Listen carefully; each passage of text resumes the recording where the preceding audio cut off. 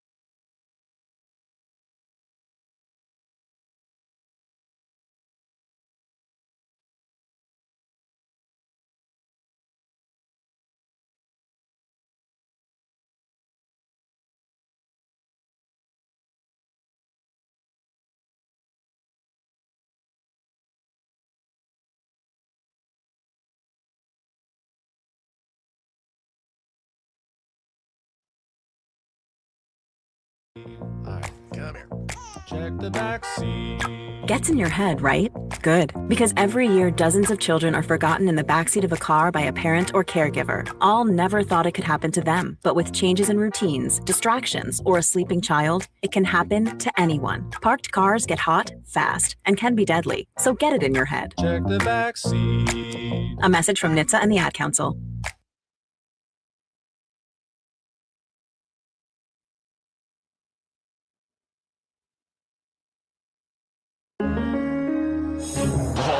Crossover. Oh, killer crossover. Just crossover. It just crossed him over. Next to another victim to the crossovers. Cross him up and sit him down. The crossover is powered by Everlevel Concrete Repair in Omaha at everlevelconcrete.com. Hey guys, how are we? This What's crossover up? is going to be so Gen Z pilled. Why? This crossover is brought to you by the Dab. Bring it back. Whoa, bang. I speak how deep- Panther. Thank you, Cam How Newton. deep are we course. going? We want to go as deep as Are you can. inverse dabbing on that one, Nick? I always dab. I don't know. this You were way. kind of going the Give me incorrect a motion dab. there. All right, Josh, give Come us on, a dab. come Come on. on. Bang! Bang! Oh, it is like 2016 It all is over again. Did you guys see that Wow. tweet? Are you saying this R.I.P. because of Harambe. the one that was making the rounds last night No, from the no, I Broncos swear to- Panthers? Not to bring up. Why are you I'm bringing sorry. this up? Are you bringing up the So- Haley Yes. Steinfeld? So the Is Haley it Stein or Stein? Steinfeld. Stein. The Haley Steinfeld. There was a tweet from the Super Bowl. Oh yeah, she's up. She said, "Go Broncos," and so it was Yeah. starting to get retweeted last night, and she was doing the dab. I know. I And hated then- that. And then I was like, whoa. Okay, speaking of 10 years ago, I got super triggered yesterday because I was scrolling on Instagram and somebody that I follow was like, here's my life 10 years ago. And I was like, look at the first photo was a little blurry. And I was like, man, 2000 and whatever. And I was like, that's so long ago. And then I was like, wait a second. These are 2016. Oh, no. And I got really mad. I actually had that moment on the show today because they were like, yeah, the Cubs convention is like a big deal in Chicago. And today is like the day before it. So it starts tomorrow. They're having the 10-year anniversary of the 2016 World Series team. Oh my And gosh. I read that and I go, oh my God. Yeah. Like that was like, because the meme is that I make everybody have the, oh my God, I'm old feeling a lot. Mm. That is one of the very rare times where I go, holy crap, I'm 10 years has passed by, has flown by. I graduated high school 10 years ago. Oh my God. Insane. Oh, Yeah. so you're my brother's age. Thank you. Yeah. Yeah, that's you like- nice. Thank you. Do you like League of Legends? Were you a League of Legends? No, guy? I do not. What Okay. is League of He Legends? has a Oh, life. wow. Does he look like he has? Wow, you're making fun Yeah, of my come on, brother? man. I was playing Nick Pokemon His emulators. brother will whoop your ass, You Nick. look like a League of Legends player. I would Nick never play League of Legends. That's You I- play Dota. I'm sorry, you play chess. I'm sorry. I You're do saying play- You're words so I don't understand. He's a sophisticated. D&D guy, if I You're remember. a Dungeons. Wait, yeah. so whoa. You're making fun of League of Legends It's like the players. even pot though you calling play the kettle Dungeons black. and Dragons. Whoa! Yes. Are you kidding me? Yes. Pot ever thought about being a little racist?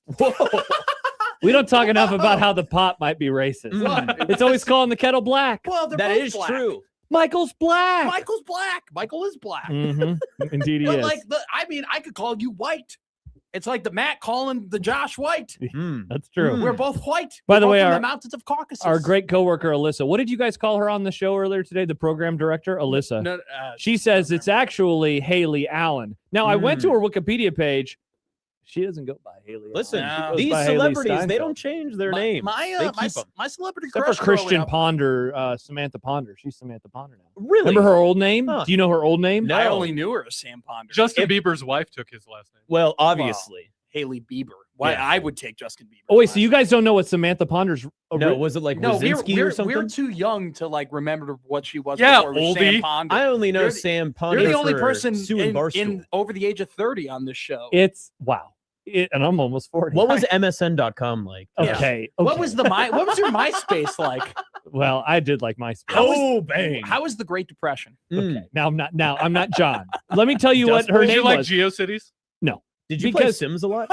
My wife This does is getting and does. great. Just Just keep interrupting. so him. because her name there, whenever I hear it, I think that's not the industry I figured that she would have worked in. I Her don't like real name is Samantha Steele, Oh, That's which a industry cool are ass you name. talking about? actor. The actor? actress. Yeah. Yeah. Samantha Steele. Mm. Yeah. With an E at the end? Was that an E at her, the end. was Yeah, that that's- her real that's- last name It's though? her maiden name. It's a PS. Really? Yep. Steele. Yeah. What a Was good it? one. So they would say Samantha Ponder, nay, Steele. Nay. Well, now Jordy Ball isn't Jordy Ball anymore. Yeah, I don't like that. I don't Well, like that. okay. She's Me Jordy Ball to me. neither. All right. Well, Listen, first off, Jordy Ball was an awesome softball player's last name. what is That she was now? sick. Like Framer? Frommer? Jordy Fromm? Fromm. Hate Don't that. disrespect her Every husband. see, here's the problem: is every article that mentions it's like, Jordy Ball or Jordy Fromm, comma. yeah, it's like Ball. on the website X, formerly known as Twitter. Like Bang. we're gonna be just doing that forever, Hey, aren't listen, we? Journalism School 101. You got to keep that on there. Yeah, you know what I That's how call it? goes. I call it Twitter. It is Twitter. I I don't still stop tweet. it. I don't post. Yeah, I what are we tweet. talking I thought those people who were hardos where they're like on X, formerly just call it Twitter. I'm always going to call it. Or just Twitter. put x.com. It's always going to be the San Diego Chargers, and it's always going to be. I recognize you the mojo. Miller Park, and In it's the always South. going to be U.S. Cellular Field. Mhm. You know. Yeah. There are people who call. You know. They is still there call any- it was there- Rosenblatt. Yeah, it's called the Blatt. Kenneth writes, "Oh, look at me! I'm Josh Allen. I have a rocket arm. I run over the best athletes in the world. I'm engaged to Haley Steinfeld. Married. I'm the king of the city. Screw you!" And she's pregnant. wow, congratulations. Yeah, that's Wow, crazy. congrats on the sex. He- job. Yeah, does Josh Allen just have like the best life? Yeah, and I he's think funny. I People think like Justin him. Herbert is having a pretty good life. too. No, he is lost, not. and he got annihilated. Yeah, he that gets one day. murdered behind every offensive line. Yeah, but like it's not like Josh Allen's winning a bunch of. Maybe that's Josh Allen. way Allen's more Super than he Bowls. has. That's Saying. Josh Allen's curse, though, is that you don't get to win big games. You get to go to some games. Exactly. And But- then your wife gets spit on in a movie. It's like they spit into. Oh, It's- true. It's, Forgot. it's like oh, no, this. she No, spits into. she spits on a guy. See, because here's the In a guy. oh yeah, she spits in the sky. So here's the Thank you, Nick. Here's the thing though. So the trade-off is this: That was you good. can be the best quarterback in the league, you win lots of Super Bowls, but your voice sounds like Kermit the Frog. Mm. Like, what would you rather have? The Josh Allen life, where you are Josh Allen. so I great, would so much but rather be just Josh Allen. but just not great enough, or Patrick Mahomes. Or you're Tom Brady and your life is great during your playing career, and then immediately after, it all goes downhill. It And did. then you're it an gets- owner of the Raiders, the worst franchise in the league. Yeah, Brady's fine though. He's probably got a clone of himself still cooking. Is that the I still firmly believe that. I Is think that the Brady ju- has a clone of himself. is that the jujitsu artist that is currently like making his ex-wife pregnant? yes. Nice. Well, apparently he's rumored to be with Alex Earl. That is which- true. Who's You Alex got- Earl? My name is Earl. Alex. Does Alex- anybody get that Alex- reference? I Well, love My Name Is Earl. Did you not know Braxton Berrios or Berrios? Yeah, Yeah. Barry- Wait, yeah, he's I know. with one of the people from. Is she from Call Her Daddy? No, No. that's Oh, okay. Alexander. Oh. That is Alex- the oldest sentence Alex ever said. Spade spelled ALIX. Did Yeah. you not watch Dancing with the Stars this past season? So She was an absolutely. Instagram. Alex No, right? Ashley TikTok, yes, Earl. TikTok. This is the craziest name I've ever So- seen. so here's I the miss thing. Barrios. More than Dolphins. Samantha Steele? Alex Earl is one of those people who became popular because she's hot and was on TikTok. Ah, Okay? nice. My name is Yeah, Earl. nice. She's very good looking and she was on TikTok and she was like, "Girl, get ready with me. I'm That's wearing right. my makeup. I'm Vertical going, screen. I'm List going- territory. I'm going. Boo. I'm going Dang. to Miami Hurricanes tailgate. Oh my God, I'm so happy about it. Here, I put on my Tucker and lip balm, Man, Thuckatash. you And I sound put like on you're my found- anti-Cavender twin the way my you keep talking. foundation and all that type of stuff. And like, oh my God, we're gonna be at Vogue, whatever. And her name is spelled ALIX. And then she went ahead and was on Dancing with the Stars and actually was good on Dancing. Yeah, I with the think she Stars. finished top 3, didn't she? top 2. Alex and Lincoln writes, Alex is a horrible look for all Alexes. Mm. Alex. Yeah.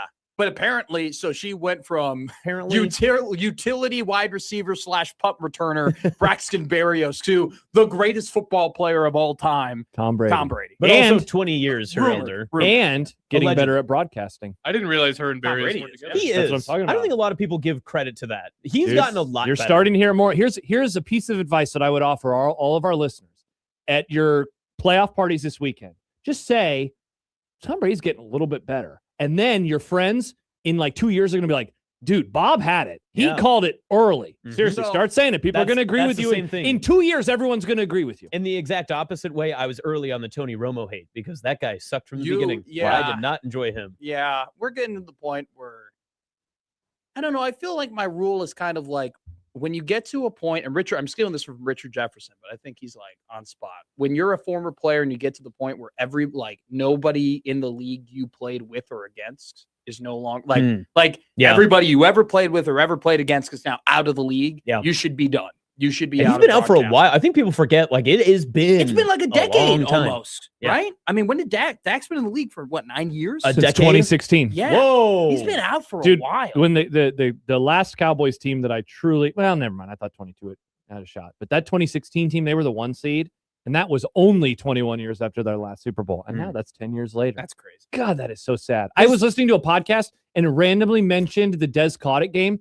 And then I got really sad for a good 5 minutes driving. Really? I got sad because, first of all, he did catch it. He did. Second of all, maybe you should have run the ball, picked up the first down, and tried to tick some time off the clock. They probably would have lost. People anyway. forget in that game that was it that game where Julius Peppers stripped DeMarco Murray and like if he did not make that play, DeMarco Murray was in the end zone and it would have completely changed the That complexion is of that actually game. one of the most mid-2010s NFL sentences you could possibly say. DeMarco Murray was That awesome that year. Julius Peppers on the Packers. Yes, it on was the a different, Packers. not the Panthers. Or the Bears. or the Bears. No, the but that Bears. is like Oh, wow, one of forgot about the Bears. I think that Julius Peppers play is one of the most like looked over, underrated playoff plays in the 2010s. I would pull it up, but I have no desire I to. love a looked over play. Like That- the Russell 100%. the Russell Wilson interception, the Malcolm Butler interception Super Bowl, the play right before The when Kurtz insane catches catch? It. Yeah, Yeah. people, no one remembers Well, the do you Kurtz know what? catch. Do you know what people don't forget is That's a fun topic. Or Things the Alamo? people don't forget. well, no, what people sorry. What people do- remember. Hey, what about COVID? Yeah, No, no. people remember. What people What about forget- Harambe? What people forget about Remember. before the Malcolm Butler plays this. The Alamo house. Chance? The guy, Oh, the run. The the defensive tackle for the Patriots. Will Fork. No, he's got a weird name. It's not DeBerkashaw Ferguson, but it was Wow. Wow, problematic. yeah, no, but it was like it was a really really good defensive tackle with an awesome name. Okay, where's the He story going? like goes ahead and he bench presses one of the Seattle Seahawks like offensive guards and stops Lynch like right at the goal line. And like No, that's how that play happened. Was it? Lynch was running and they caught him from behind. But they went in. But I'm saying that guy made that play before Oh, that. That I'm gonna play is pull it up. underrated because Lynch looked like he was going to walk into the end zone, and that play was made, and then it made them throw the ball and get Also, intercepted. here's another one too. Super Bowl one. Okay. Larry Fitzgerald's post route touchdown. My first favorite football player. It is one of. I remember exactly. Like I think I was a Love sixth it. grader, and I watched it happen, and I just went, "Oh my god, football is the best, There was incredible sport." I do be saying that though. I know Mhm. this is like Bears pilled again, but like when Brian Urlacher picked off Aaron Rodgers in 2010, like Urlacher was going to go to the end zone, and then Rodgers tripped him up, and he tackled him. Yeah. He doesn't tackle him. Best play of the game. Bears. Yeah, that's an overlooked one. I think that like that entire like 2000 14. it would have been no. But that like those Carson Palmer, Larry Fitzgerald, David Johnson. Oh, they were good teams. Oh yeah, They were real with Patrick Peterson in his prime. David Johnson made a lot of money. Made it that to the year. NFC title game the year Yep. they played That- the Panthers that and got is- absolutely rocked. That Oh. team, those teams don't really like. We don't We don't never talk really- about those Cardinals. We teams. don't talk about those Cardinals. Yeah, I wonder why Well, here's the biggest didn't issue. win. they didn't do. So nothing. the Yeah. the Well, they best went to an one was NFC that championship game. the 2015 when they made the NFC title game, they got destroyed. They also had really good teams around that, but they always got hurt. Yes. Like I think the year before in 2014, I'm going to pull it up. They made it to the playoffs. They lost to they lost to the Panthers there too. Yep. But at one point they That were was- nine so and they that were was a 9 John and 1. Skelton game, if you can remember. Wow. The John Skelton era. Where were No. you? People forget the John Skelton. Probably era. looking at mock drafts. Yeah. Yeah, that was the year that I think Arizona started 12 or 13-0, and then Which Palmer year? got hurt. The year that they lost with John Skelton in the playoffs. Okay. And then they lost their last 3 games because Palmer and their backup quarterback all got hurt. And then they had nobody else to throw the football. All right, here's a terrible take. Awesome. I kind of like Brock Osweiler. Now that is a terrible take. I kind of That guy, Matt, I'm very low with you. Very on the low. You're gonna cautiously subscribe. I'm a closet Osweiler is what I am. I kind of like him. I think he needs a little refining. Like he needs to get better. But I'm not saying he's the best or anything. Like I don't think he's like a top broadcaster or anything. But I kind of like Brock's on a game, and I'm like I kind of mess with it. I mess with it. By the way, who would have thought Tom Brady, greatest quarterback of all time, who's all he's ever done in his career is get better and better and better, picks up this thing and improves as he continues. Didn't see that coming. Yeah, I didn't see literally one of the guys with the greatest work ethics in sports history is going to say, hey, I'm going to keep working at this, and shocker, I'm going to get better. Yeah, he's going to be on the call for the night game on Saturday. He's going to do a pretty good job. He's right. I love his little thing where he's holding the football. That was that was sick. I was already like, yeah, you know what? Brady's getting better. That thing completely won me over. I love how you're telling people like to get in early on good takes to make yourself look good. That is such a Josh Peterson sentence of like, hey guys, here's a take I have. I give out future bets. I give out future you takes. Get future takes. It's going to age really well. Seriously. This is your future take. You're right though. The people who were early on Tony Romo sucking, I will never forget them. The person in my life is actually filling in tomorrow. Mike Stips. He was so out on him immediately. He was like, he's not very good. He's not very good. He's a one-trick pony. I'm gonna be. And guess what? One-trick pony. Yeah. Because if he didn't have the shtick of guessing the calls, which was really cool. It was. Yeah, but now, did you see the open that they did for the Bills-Jaguars game? It was brutal. They played it on Chick and Nick this week. The underdog, the overdog. It's terrible. Really? It is absolutely awful. He's like, yeah, the underdog might win. Well, actually, the Jaguars aren't the underdog. And I mean, it's just like, bro, what are you talking about? And they record those. Like, that's at the very least, they practice them. That's tough. Yeah. They do practice them. Mm-hmm. Yeah, that's the one thing about, and I'm going to sound like such a, people are going to hate when I say this. Awesome. Like, that's the nice thing about rooting for a historic franchise that's got a lot of really good B-roll, and a lot of really like great players and Hall of Famers. I just know that like my video packages and pregame packages are just going to be sick. They're just going to fire me up. Oh yeah, same. Because every time Cowboys play the 49ers, it's like, hey, remember some guys? No offense to Panthers fans or like Jaguars fans, but like there's just not that many like Hall of Famers or great moments where you can just you didn't see the 2004 team come out and keep pounding drum against the Rams. We almost won that. The Rams almost left right there. They should have. Dude, if Josh and I were texting during that game of like, holy crap. Because I said to him, Panthers beat the Rams and then the Niners beat the Eagles. I was like, whoa, we're bro. hosting a home game to get and you're going to the NFC title game. I was like, you guys are going to the NFC Championship game. And because people are afraid of Bryce Young. People are. They're talking to the streets. They're worried. Is that what they're saying? They're worried about Bryce Young. People said there was I would listen to podcasts and they'd be like, well, I don't bet on the Panthers. Like the Panthers is like, they're a no bet team. I actually made a lot of money on the Panthers because if the Panthers had a good week, I would bet against them the next week. And if they had a bad week, I would bet on them to have a good week the next time. People remember that they won and lost. Yes. They traded that for the last two. Except for the last two. They lost the last two. The ones that were very important to them. They decided to lose. Well, here's that's funny a bummer. though. I bet on the Panthers on the Rams game one because I was like, I know they're going to come out and they're going to play very well against it. Like, there's no way that you could convince me. They were like a 10.5-point dog. And you know what's odd about that? They didn't get off to a great start. No. The Rams did. I was like, it was noticeably a very bad start. I was feeling awesome because I had the Rams in predictions. I didn't bet on it, but I was like, sweet, there's a point. And then they just played with their food the rest of the way. Yeah. No, so. I was getting very excited for the fact that I might have a chance to be a playoff winner. But you know what? Vibes are very high. Nothing could bring us down. You have the guy. We're in the perfect spot right now as Carolina Panther fans. Me and Happer just hanging out by ourselves here in Omaha doing our thing. We're like, it would have been great to win, but man, look at the future. The future is just all these Super Bowls. We can see them lining up. This was the start of our DVD for our dynasty.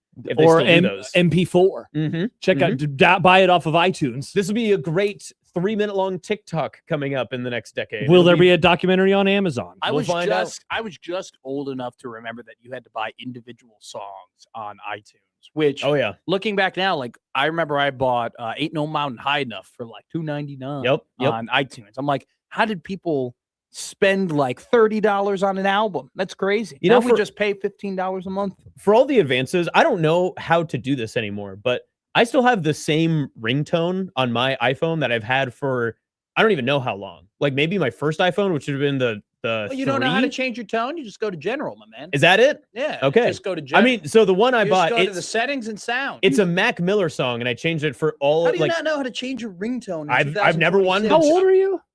28. Yeah, I've never wanted to change it. I've never wanted to change it. But I don't know how to. I have different ringtones for different people. Oh, that's great. It's wild that you have ringtones. Well, yeah. Well, I keep my phone on you silent don't change your ringtones?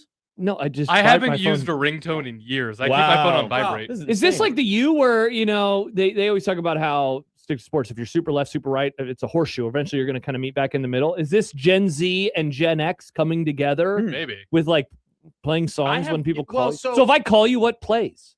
The Game of Thrones theme. Nice. Incredible. If my mom were to call me, it would be the Darth Vader song. Be the Emperor's March. That's very funny. Tough. Yeah. I met your mom virtually, and this is how you treat her. Well, yeah, because I know I'm like, I know it's my mom. So your mom only calls when you're in trouble? No, but I'm like, my ears are perked. I'm like on my best behavior. You know? Okay, good to know. Where it's just like if it's because I know immediately I got to pick this thing up. Hodson says my phone hasn't made a sound since 2007. Well, that's almost 20 years. So like I have my phone on silent too. Like so, I'll turn it on here. See, silent is crazy. Matt has his on do not. Well, mine's on silent. I keep mine on vibrate. I keep mine's I only on get D&D. I only get vibrations for phone calls. Mine's on D&D, and it rings only when Dr. Fiance calls. That's it. So. His is always Matt's always on do not disturb because every time I text him, it's like delivered quietly. Yeah, I know. Yeah. Yeah. I'm and always then on. Matt, I don't want to be disturbed. Matt I come to I will talk to you when I want to talk to you. Matt's also a chronic. Hey, I'll Interesting. text you back 8 hours from now. By the way. You know what? I feel like I that. must have ingratiated myself well because as slow of a texter as he is, which he is, I feel like I get a pretty solid response rate, though. It's because he's afraid of you. That's why. Whoa, do I get Darth Vader? Are you intimidated? Darth Vader remix for me? I would say that Josh is definitely Hip-hop more. version. Josh is definitely more important than Austin in terms of my response rate. Wow, that's fair. Awesome. I would say that. Now, Austin Jacobson. Granted, I've hurt you in the past, so that is fair, man. I don't trust you as far as I can throw you. But Austin Jacobson is going to be on Middays with Matt every single Friday. Whoa, that is a Huge. great Friday guest. It's a huge. Like the vibes are high, and you hear Austin's voice. And so, the interview, I plan on our interview being about 12 minutes. 12 milliminutes. 12 milliminutes. Hey, good to talk to you. Peace out. Austin Jacobson, here from Here and out. Sports. Austin, how you doing? Doing great, Matt. All right, we'll see you later. Phone call, or is this going to be a video? Whatever. It should be a video. Want. Do video. You want me Do to do video. video? What if I'm on the road? All right, director of video. What if I'm traveling out to like Shelby or Shelby Rising? I mean, then don't do video. Use common sense. I don't have to You be your video, let's do babysitter. video. It's going to be 4 minutes. Of But if us you can do video, making do fun of video. each other. All right. What time of day is he joining you? What time did I tell you? 1. See, this is the thing is that he doesn't even remember. Yeah, so it's been fun this week learning the new regulars on the shows because I found out today Max Olson is a regular on Me too. Happer and Schaefer. Like that's a hell of a really? get. Yeah. Wow. I didn't realize that Max had enough time to be a regular. It's so The guy's early. busy. I too. never would have thought to ask him because I figured he'd be like, no. I figured he would just ignore it because he didn't want to make me feel bad by saying no. Does he live in Central Time? Huh? Does he live in He Central? lives in Lincoln, Yeah, look which at is that. Central Time.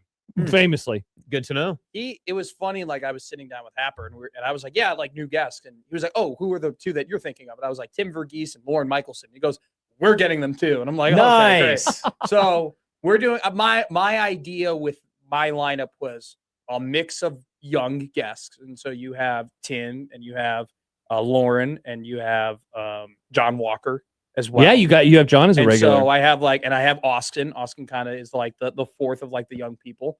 And then Young folk. You're a jack of all but trades. You then- can talk about anything. But literally. then I wanted to mix it with like veterans that people know. So Mhm. then I have Robin and I'll get Sam on. I'll have, Oh, nice.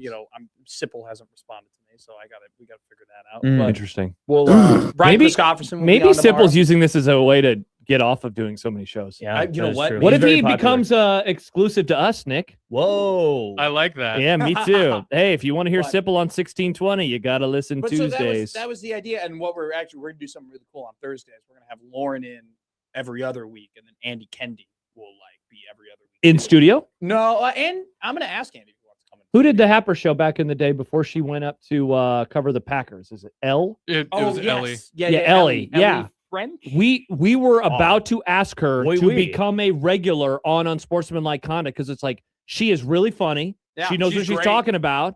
And then she was like, see, everybody, I'm moving. And now I have a lot more Packers tweets on my timeline. Hate that. Fred- We're talking about this. Get him off You there. got to mute. She was so smart, and then I was pissed. I was Was? like, of course. I was like, she is. I was like, She was so smart, and I was pissed. Well, she's a dummy for going out to cover the Packers.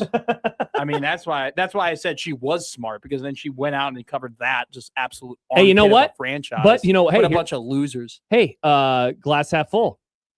It's the off season. She already gets to be done covering. I hope Ellie's enjoying looking at her mock drafts and what wide receiver they're going to end up absolutely tripping over themselves. What do these teams have in common? Are you right? I'm just going to name some teams randomly. Let's see what they have in common. I know exactly what you're doing. Right. Panthers. Stop it. Knock it off. Saints. Knock it off.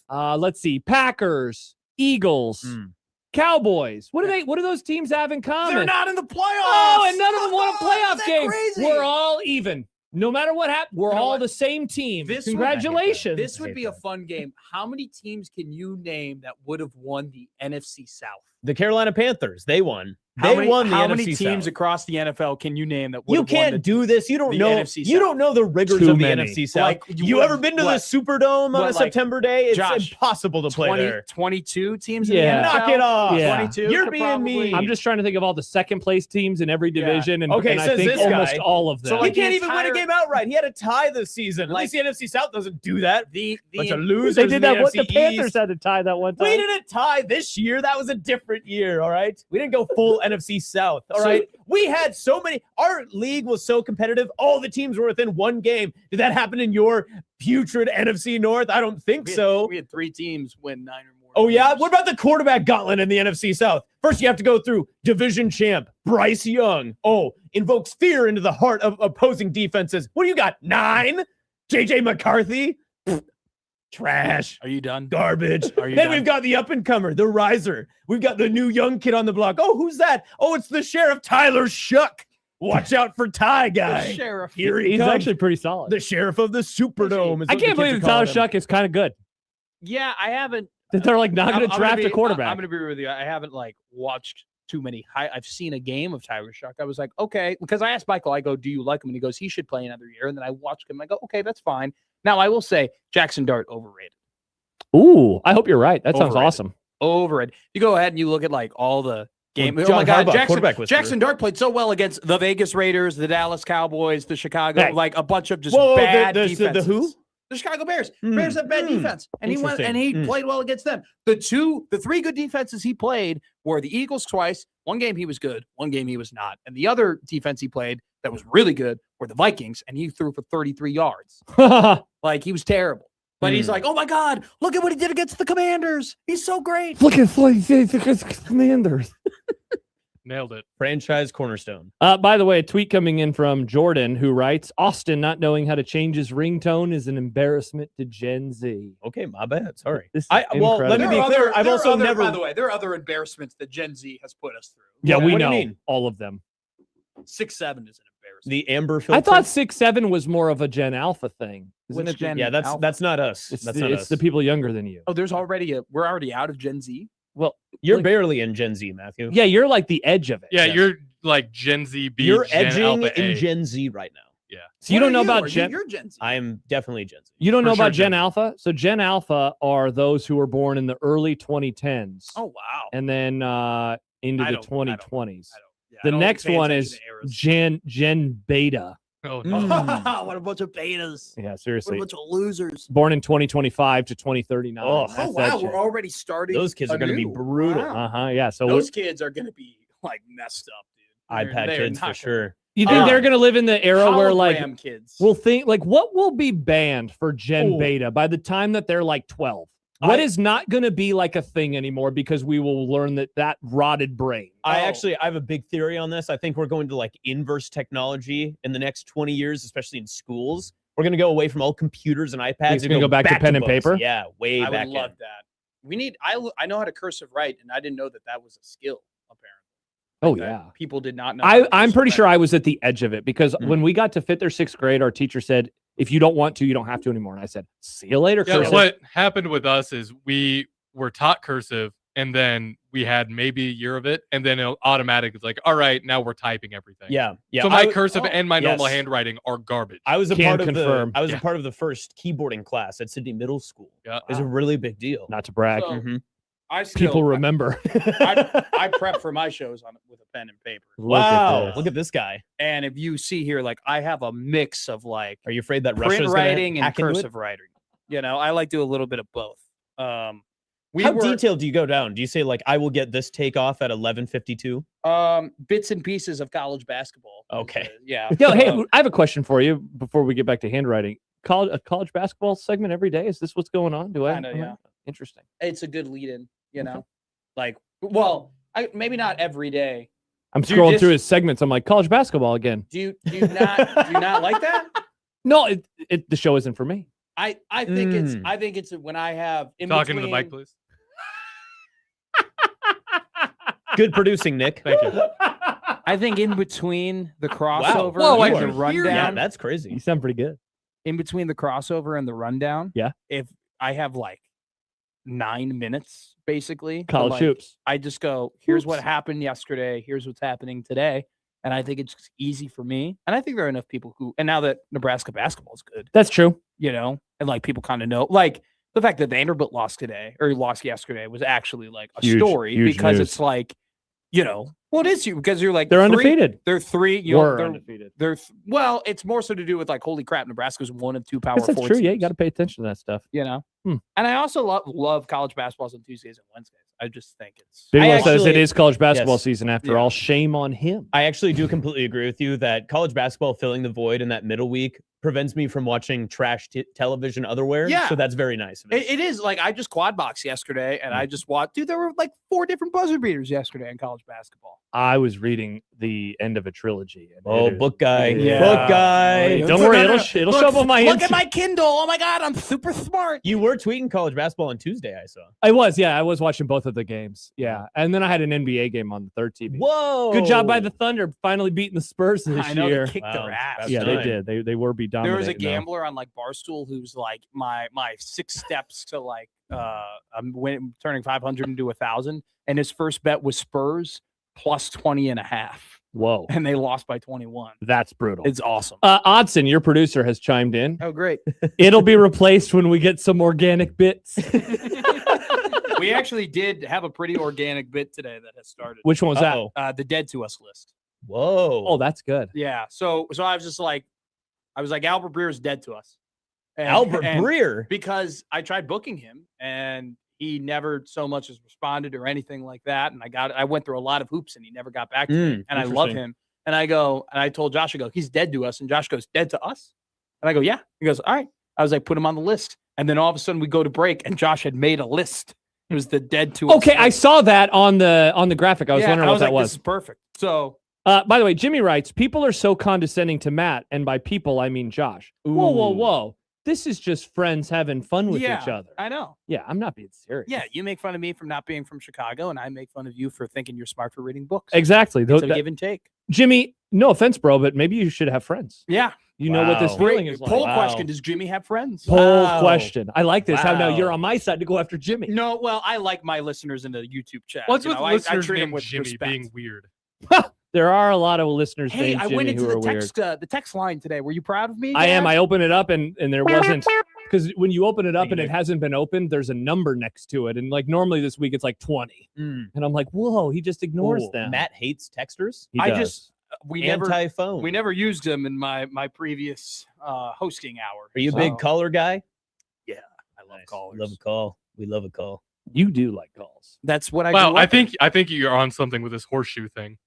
Yeah, seriously. See? The Gen X and Gen Z. See, mine was ringtones. Yours is phone calls. Well, no, I love. Well, first off, I love. If I need you, I'm going to call you. Are you a speakerphone in public guy? Hell no, I'm not a Gen. No, you I'm feel, not a you baby feel boomer. like Are you a No. music in public guy? Like You if you're fe- listening to music, we just Yeah. have it on your speaker. No, God. you feel like Okay. a speakerphone in public guy. You kind of do. I'm you feel like I'm it. on Instagram. I scroll on Instagram silently, but if I need to hear it, I'll put it up to my ear in public eye to hear it. What Is this happened to earbuds? Why don't people use I earbuds just- anymore? but They I do. don't- They're I called Cause AirPods. cancer. Haven't you heard? Oh, is this true? Well, yeah. the That's why you have to go with wireless- the wired ones. The Yeah, wireless ones, they wireless. send a feed through your brain. it turns it into pudding. And you know who told me the that? way you delivered that was great. Thank you. Yeah, I'm gonna do a little B on the StreamYard so I can cut that out later. Marker created at 34:53. Turns it into pudding. Pudding. And that is, you sounded like you were in a movie there. Hey, Odson, you can use that for his open. Couple comments. Who farted writes is calling him Matt McFarster something a friend would do, which I say yes. By the way, started that. Joey leans into it way harder than I do. He He's does. like, "Well, you want me to hang out with McStink Boy?" He's just mad that his poverty franchise of a football team can't figure out a Tough way luck. to beat Caleb Williams. That's Also, all. Patrick writes, Old Man Doug and Random Mike took up an entire hour calling today. Is this That's true? not true. Are they the new co-hosts? Why would you let him talk that Middays long? with Matt and Old Man Doug and First Random off, Mike? You can just hang up. Here's the thing. Random Mike Random Mike actually he was like fired up by some of my takes. Like he was like, man, you're on it. Like this, like he Wow. was so happy. So he got to 10 call. words in a minute? That's Yeah. insane. he got 3.5 minutes. I let Doug go 3 minutes. Odson says it was one segment. I let Doug go for 3 minutes. And then I kind of threw it back to Doug thinking it would be a quick see you later, you know? You threw it back to Doug and you said, all right, and- what's coming up Again, next? this sounds like John, Nick. And He Doug was like, hey, we're going to say goodbye, but let me ask Mitch Holtis one more question. See you in 5 minutes, Yeah. everybody. Well, so Doug took an inch. I gave Doug an inch and he took a mile. Whoa. He went on his own. He started hosting the show. Doug started hosting the show. For the Hey, next coming 3 up minutes. next, we're going to go back into college basketball again. Yeah, Lauren Michelson's coming up. If he ever wants you to watch something called Beastmaster, say no. Dude, apparently I called Lauren Michelson Lauren Michaels on X. Nice. The Saturday Night Live creator? Yeah. Nice. And how It was did like- that go? I go Lauren Michaels and like I think I guess I forgot the son. And Skips goes, oh my God, Matt booked Lauren Michaels? So it was like Home Alone. Kevin? Got the son. Oh, I didn't get that. I thought that was actually pretty good. All I- right. I had a different joke I in don't my think head, you're that but I'm going to keep it to myself. Okay. All right. Well, Wow, what a long crossover today. This is pretty Killed it. normal for me, actually. Yeah, no, this is a very normal Yeah. crossover length. I know. we got a text, and so I will ask now the room. We got a text at the start from Drake. Oh, God, this is a recipe for a happy new year. The people we have in this room right now. What do we think, boys? I don't think, I don't it was- think so. it was- I don't it think was so. not a happy New And Year. it's too early. We had too many sports. It was too We sport did, filled. actually. We did. That's always my fault, Which- though, because that I don't does- have a personality outside. of sports. That does remind me, Matt. Do you know how many texts and tweets I got when the White Monster episode of the New Year rolled around? Dude, that was Had many people that was an reaching all out. timer. That was an all. that was People remember. Yeah. I was stuck out in western still can't Nebraska. I couldn't believe even get that. a signal out. It's insane. I still can't believe that Josh Odson, my now partner and co-host / producer, really like the entire time knew that I was being framed. Calls himself my work dad, like my work father, and the entire time when I was getting embarrassed and literally getting extorted for money, never ever spoke up. I was literally Matt, if it makes you feel any better, no less than 4 hours after that happened to you, then the infamous photo of me looking like I peed my pants was also put on the crossover Yes. as well. So I didn't even make it out of that day I alive. remember listening to that. That He was went awesome. into you that day. Yeah, I texted Austin that night because I thought he was like actually mad. No, I texted him too right after the crossover. I literally was like, that was hilarious radio. I thought it was very funny, but I just always go back to that clip of me yelling, "Do not put it on the internet that I peed my pants."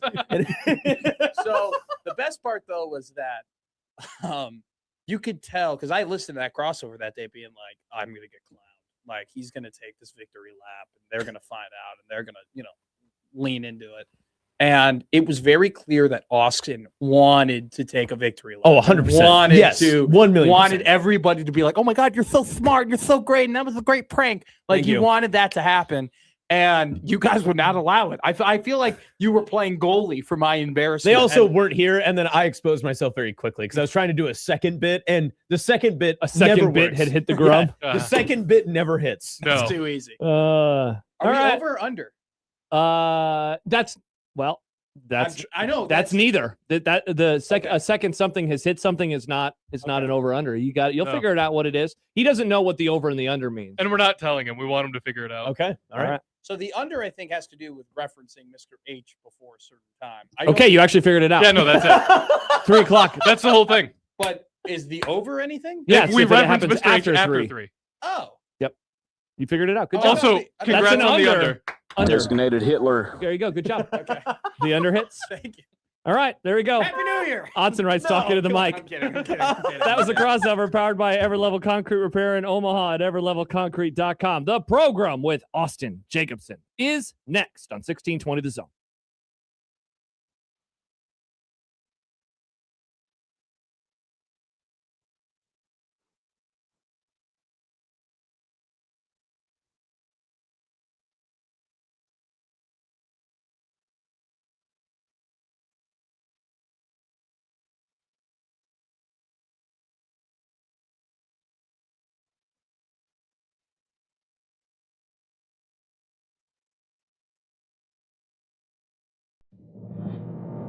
Your Omaha area forecast from KETV Newswatch 7.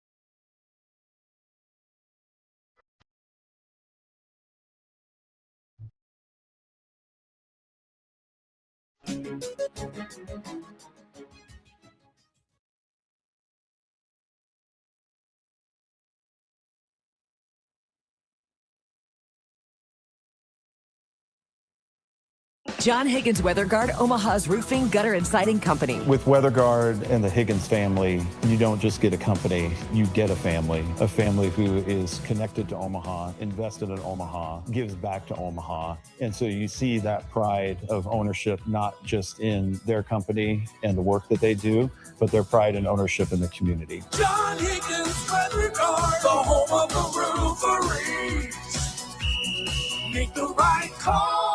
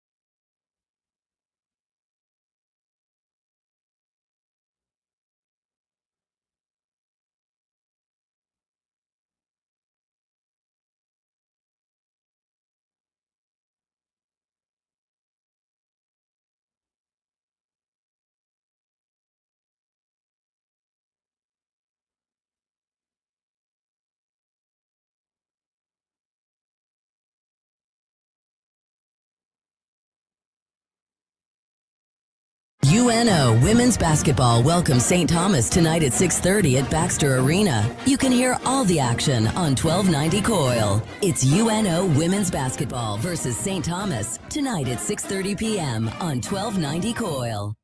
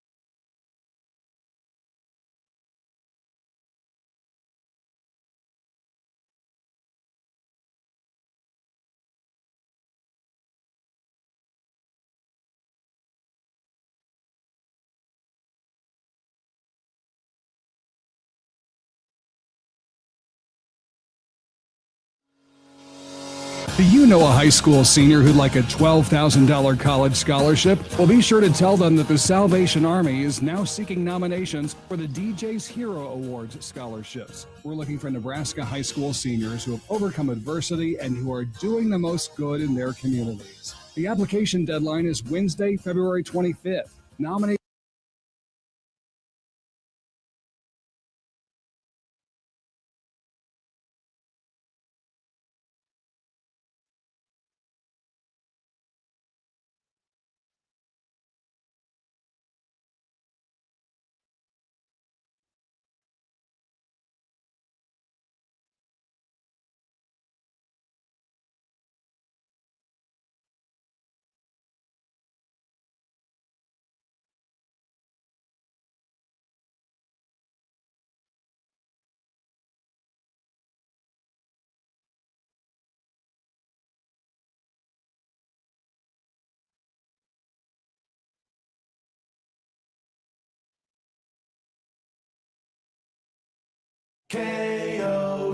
KOCN.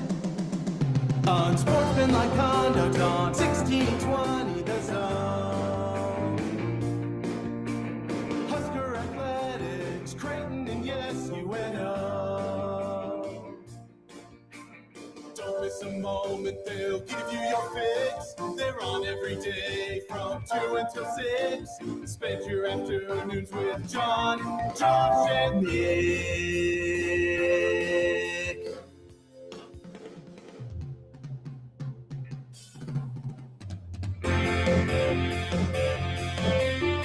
John, Josh, and Nick.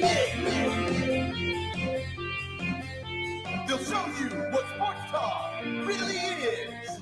We got Austin in the building. We have Nick in the building. Oops. Got to turn my mic on. Dang it! Well, the show is only going to go up from here, Austin. That is good. And I've got old takes that I was right on.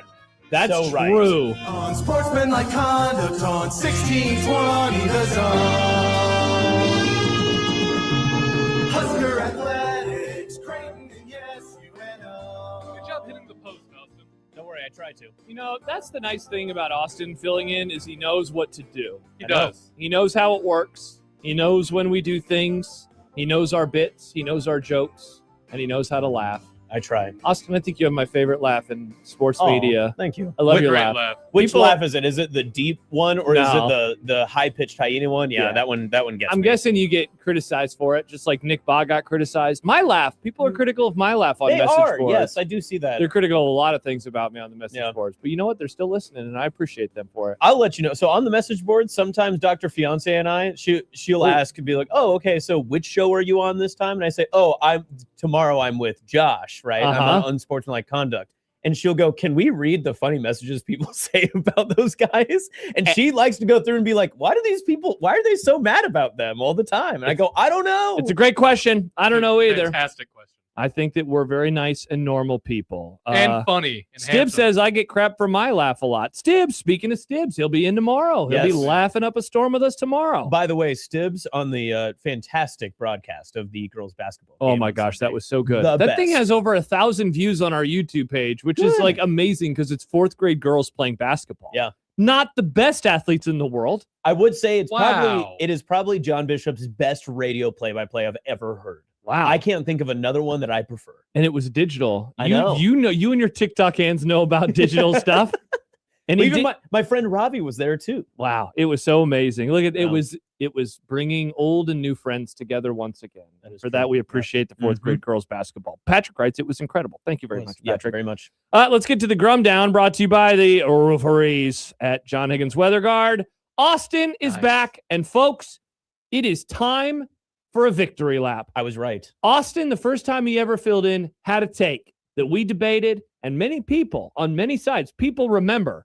Austin took a lot of heat for it. Do you know what the date was? I went back and found it. No, today. I don't. What was the date? February 28th Of 2025. Okay. Wow. So you've only been filling in with me for not even a year? Yeah, it was a Happers show fill-in in July of 24, but then I finally got my USC contract. Wow. We bumped you up. We called you up to the majors. I know, And here yeah. you are a year later. Might not be the only USC contract in news. No, I like that. Oh, hey, look at this. What would it mean if Mike Eckler went to USC? Wow, very Very nice. interesting. Dang. Folks, he's a professional. He knows how radio works. Robin Washut will join us. I always forget if Robin's a 3:15 guy or a 3:30 guy. Have you tried looking at the board? People remember he's a 3:30 guy. Robin will join us in about an hour. We will talk about Nebraska. Austin, did you know they're undefeated? What? Yeah. This is news to me. Yeah. Have you given anyone there a big game, Shane? Oh, actually, well, I have called a couple of the games of some of the players. On Frager? Frager and one Cale Jacobson. No relation. Wow. Yeah. Oh, I thought you were going to say Frager and Jacobson. I was like, yeah, duh. I Yeah. see what you're talking because you're Austin Jacobson. I am. He's Cale. Did you see this coming from Frager? Everybody that I hear is always like, I had no idea he was going to be this good. And I watched him in high school. He was not the best player on his team. How did in this high school. happen? He had all the traits. He just needed some guys to push him in the right direction. He got it all figured out. But Wow. yeah, when I was doing radio in Kearney and we would travel out, or Lincoln Southwest would come to Kearney and he was playing, he was never the leading scorer in those games. That is nuts. I know. And I see Now him he's knocking in huge threes. I cannot reiterate this enough. He does not look like the same person. Not even like player archetype, like any of that stuff. he is a different person now than he was 2 years ago. Wow. Which you should be. I mean, you go to college, you grow up, right? You do. You discover yourself. You learn some new things. And then you make posts on Instagram you have to take down. Oh, man. We all have to do that. Am I right, folks? Indiana, Miami, they're playing for the Natty on Monday. People remember. We're going to talk about them, lessons from this college football season. Austin is here, which means we have a bit, and he usually sucks at them. Yes. Let's see what he delivers for I Don't Care later It is not on. the hot take I market. don't care. I hate the hot take market. The annoying thing is, earlier that day, you had a great hot take. I know.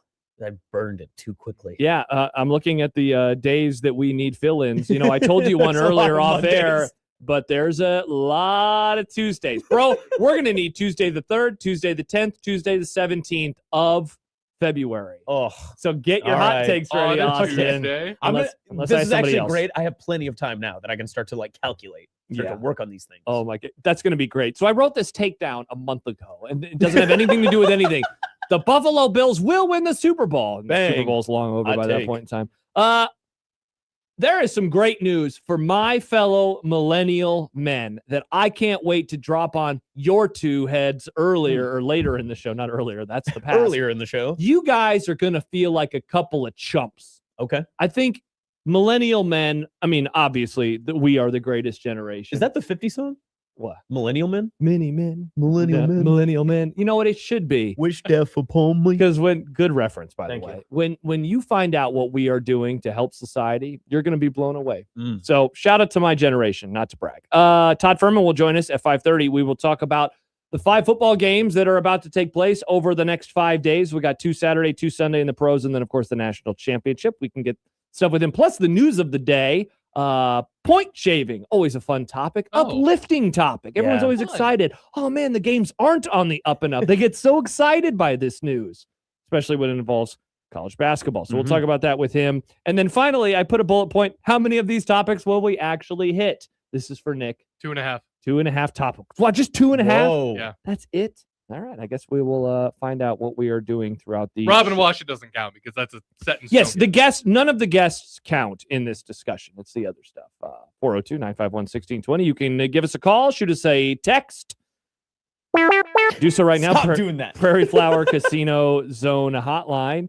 A text from the 402. Wow, this is an interesting one. The main thing that makes Josh tolerable is how annoying Nick is. Oh, you're welcome, Josh. That is actually the first time I've heard Nick slander. I don't it happens frequently. Really? You've never heard a Interesting. single... People hate me. No. I heard there was a text or a tweet last year on the JTech Construction Zone Twitter feed that said, I liked Josh before Nick Grimm joined the show. Oh. And I thought, wow, that's interesting because they said Nick brought something out in me. I was like, what is that? What has he done to change me? He's been here for almost 5 years now as That's our producer. Gosh, that's crazy. Wow, Nick. Jeez, you've done a residency here. Yeah, I know. That's crazy. Dude, I'm 10 years at the company. Oh, yeah. This year. Pit episode back Whoa. tonight. We can talk about that. I forget. You do or don't watch The Pit. You guys watch The Pit? Oh, no. So watch the first episode. Yeah. And then, of course, talk to your fiance is like, well, I don't know if that's how that goes. And Oh, then, really? But then I have to reiterate to her. I was like, well, this is also It's like a TV show. It's a TV show, one, and also they're working in kind of a different place than you're working. Oh, so wow. That too, but, This is the bigger city, Yeah. dear. They're in Pittsburgh. so that caused a fight. I've not watched it since. So the first episode of the whole show? Yes. Man, I I think we got 20, because they're what, 40 minutes, 60 minutes? some are an hour. So Yeah. mostly it's like 45. I think we got 20 minutes in the first one. We turned it off, and I have not went back. I want to. I will go back. I'll yeah, go back. because I don't know like what's a resident and what's a thingamajig. I don't know any of the jobs. And Oh yeah. different colored outfits apparently means something. Yes. Who Yep. knew? Mhm. Yeah, you've never watched Scrubs? Oh, that's right. You haven't watched Scrubs. No, You I haven't have watched watched Scrubs? No, I've watched Scrubs. I just think Oh. it's mid as hell, and the only reason that You're emo wrong. boys like Nick like it is because it's funny, but it also is serious. It's edgy. That's a fair reason to like something. yeah, but Mm. it's got to be good to It like. is good. That's the Community thing was about funny. I'm not going to watch a bad show. Community was funny, but also serious. Arrested Development Yeah, was funny another and good stupid. show. You guys Yeah. are just naming good shows. Yeah, not Scrubs though. Scrubs for sure. I by the end of my time, I watched way too many Scrubs episodes for someone that didn't really like it that much. And eventually I was just like, why am I doing this to myself? I hate this show. Am I putting myself on an island if I feel that way about South Park? Like, I think South Park is funny, but I've seen so many South Park episodes. Like, there's no part of it that like I'm gonna sit down and watch an hour of South Park. It's just on. I mean, there's I'm like good with it. 300 episodes. Like, Yeah. you know, at a certain point, it is what it is. Right, I really yeah. liked South Park at one point in time. I don't watch it anymore. I found that South Park has really come in waves. I recently I tried to do a rewatch of the whole series. I got to season 6, and it really picks up its stride in season 4. But it gets kind of like a bell curve. You know, it's like, oh, really cool. And I feel that way with like Rick and Morty too. Like, I don't care for Rick and Morty. Rick and Morty sucked in season 4. I stopped watching Rick and Morty. I didn't even know it went to a season 4. I think I finished at season 2, and I was like, Let us know what shows you hate or stopped watching. Yes. A follow from the 402 texter. Josh doesn't seem as bad once Nick showed up. Wow. Again, thank you. I guess this is a backhanded compliment and an outright backhand to Nick Grimm. Thanks. Fascinating. So let's see. Said the email, said the phone number. No, I didn't say the email. Josh at 1620thezone.com or Nick at 1620thezone.com or Austin's personal email, if you can guess it. You can find him there at probably gmail.com, something like that. Or at Yahoo. I do have at Hotmail. I have a what is it?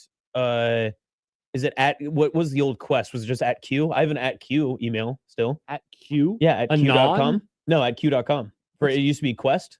Wow, that's you don't know that?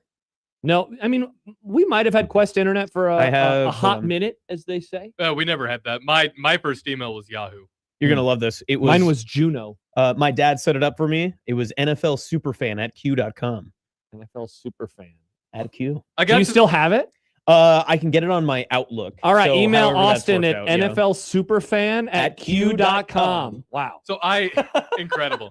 I a few years ago hit that stage where I tell people my email, and then they're younger than me, and they're like, "What? It's a Hotmail." I have a Hotmail, and they're like, "You have a Hotmail? You old? You're so old because you have a Hotmail." My parents still have an MSN email, which is insane to me. I don't know how that works. I don't know, like, where does it go? MSN is still a thing. MSN still a thing? Yeah. People have MSN? Yeah, my dad has it as his homepage still. That's so I have like every browser downloaded because I use them for different things. Microsoft Edge, which I use for one StreamYard that I use. You're an edger. Indeed, when you open it up, it goes, here's all the MSN garbage. Wow, look at that. Only on the edge. Not MSM, though, folks. That's the mainstream media. All right, so those are the... wow, Stibbs writes he'll be checking his email in the basement of an amazing pizza machine. Excellent reference, Stibbs. Incredible reference. Remember QAnon, folks? Yeah, remember Pizzagate? When we return, we're on the 10-year anniversary of Pizzagate. Oh, God. Wow. Incredible. All right, let's talk Mike Eckler. We're going to give Austin his flowers in a few minutes. But before that, we're going to talk Mike Eckler. It seems like he's leaving. It seems that way. Yeah. But I'm covering my bases by saying it seems like. Well, it's not your story to tell. It's not. It's never my story to tell. But we'll try to tell some stories when we return. Josh Peterson, Austin Jacobson, and Nick Grimm with you on this Thursday, January 15th on 1620 The Zone.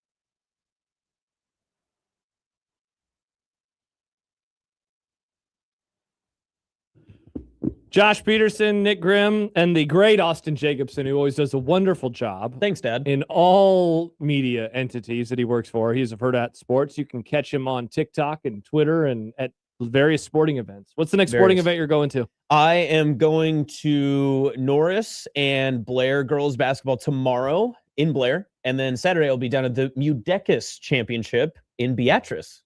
Mudecas? Mudecas. It's sport? Well, it's a basketball conference tournament. Oh, okay. Did you ask if Mudecas was a sport? Well, he said it so confidently. What sport would Mudecas be? Great Would that question. be a stick and ball sport? It's a great question. I didn't know what like the way Mudecas that was phrased. Mudecas. So that's what would Mudecas be? Those are the questions that we're trying to figure out. But not the ones we want answered. We need different questions answered. We do need different questions answered, like the one that asks, what's happening with Mike Eckler? So, as we have discussed at various points over the last couple of days on all of the shows here on 1620 The Zone, a lot of scuttlebutt about Mike Eckler and his future and where that future is going to go. 2 days ago, we discussed the report from the USC 24/7 website, which certainly made it out to be that a conversation was being had and that it's in part because Mike Eckler wants to coach something more than special teams. Not that he doesn't want to coach special teams anymore, but he wants more responsibilities. Sounds like linebackers, the chatter there. Yes. Yesterday, of course, we had multiple Matt Rule. We played, I guess, the same audio, but one of the instances of the Matt Rule audio was an extended clip of a show that he went on yesterday, again, to talk about the future of special teams. And he very much, Austin, talked about it in the past tense. Yes. Right? Like that. I think that's a good way to describe what happened. I mean, everything he talked about was, we offered him an extension in the middle of the season. And it was everything about what had happened beforehand, but nothing that was happening in the current system. And that was new information, was it not? No. I don't think that had been out there. I don't even know if that had been like scuttlebutt under the I think it was under the radar. I think it was presumed, but when he said that out loud, it was one of those things that I had thought to myself, I don't know why it wasn't clamored for more to start the offseason. Like, Mike Eckler should be given an extension, should he not? Like, was it not like with how well they played? Right? Yeah. And it wasn't.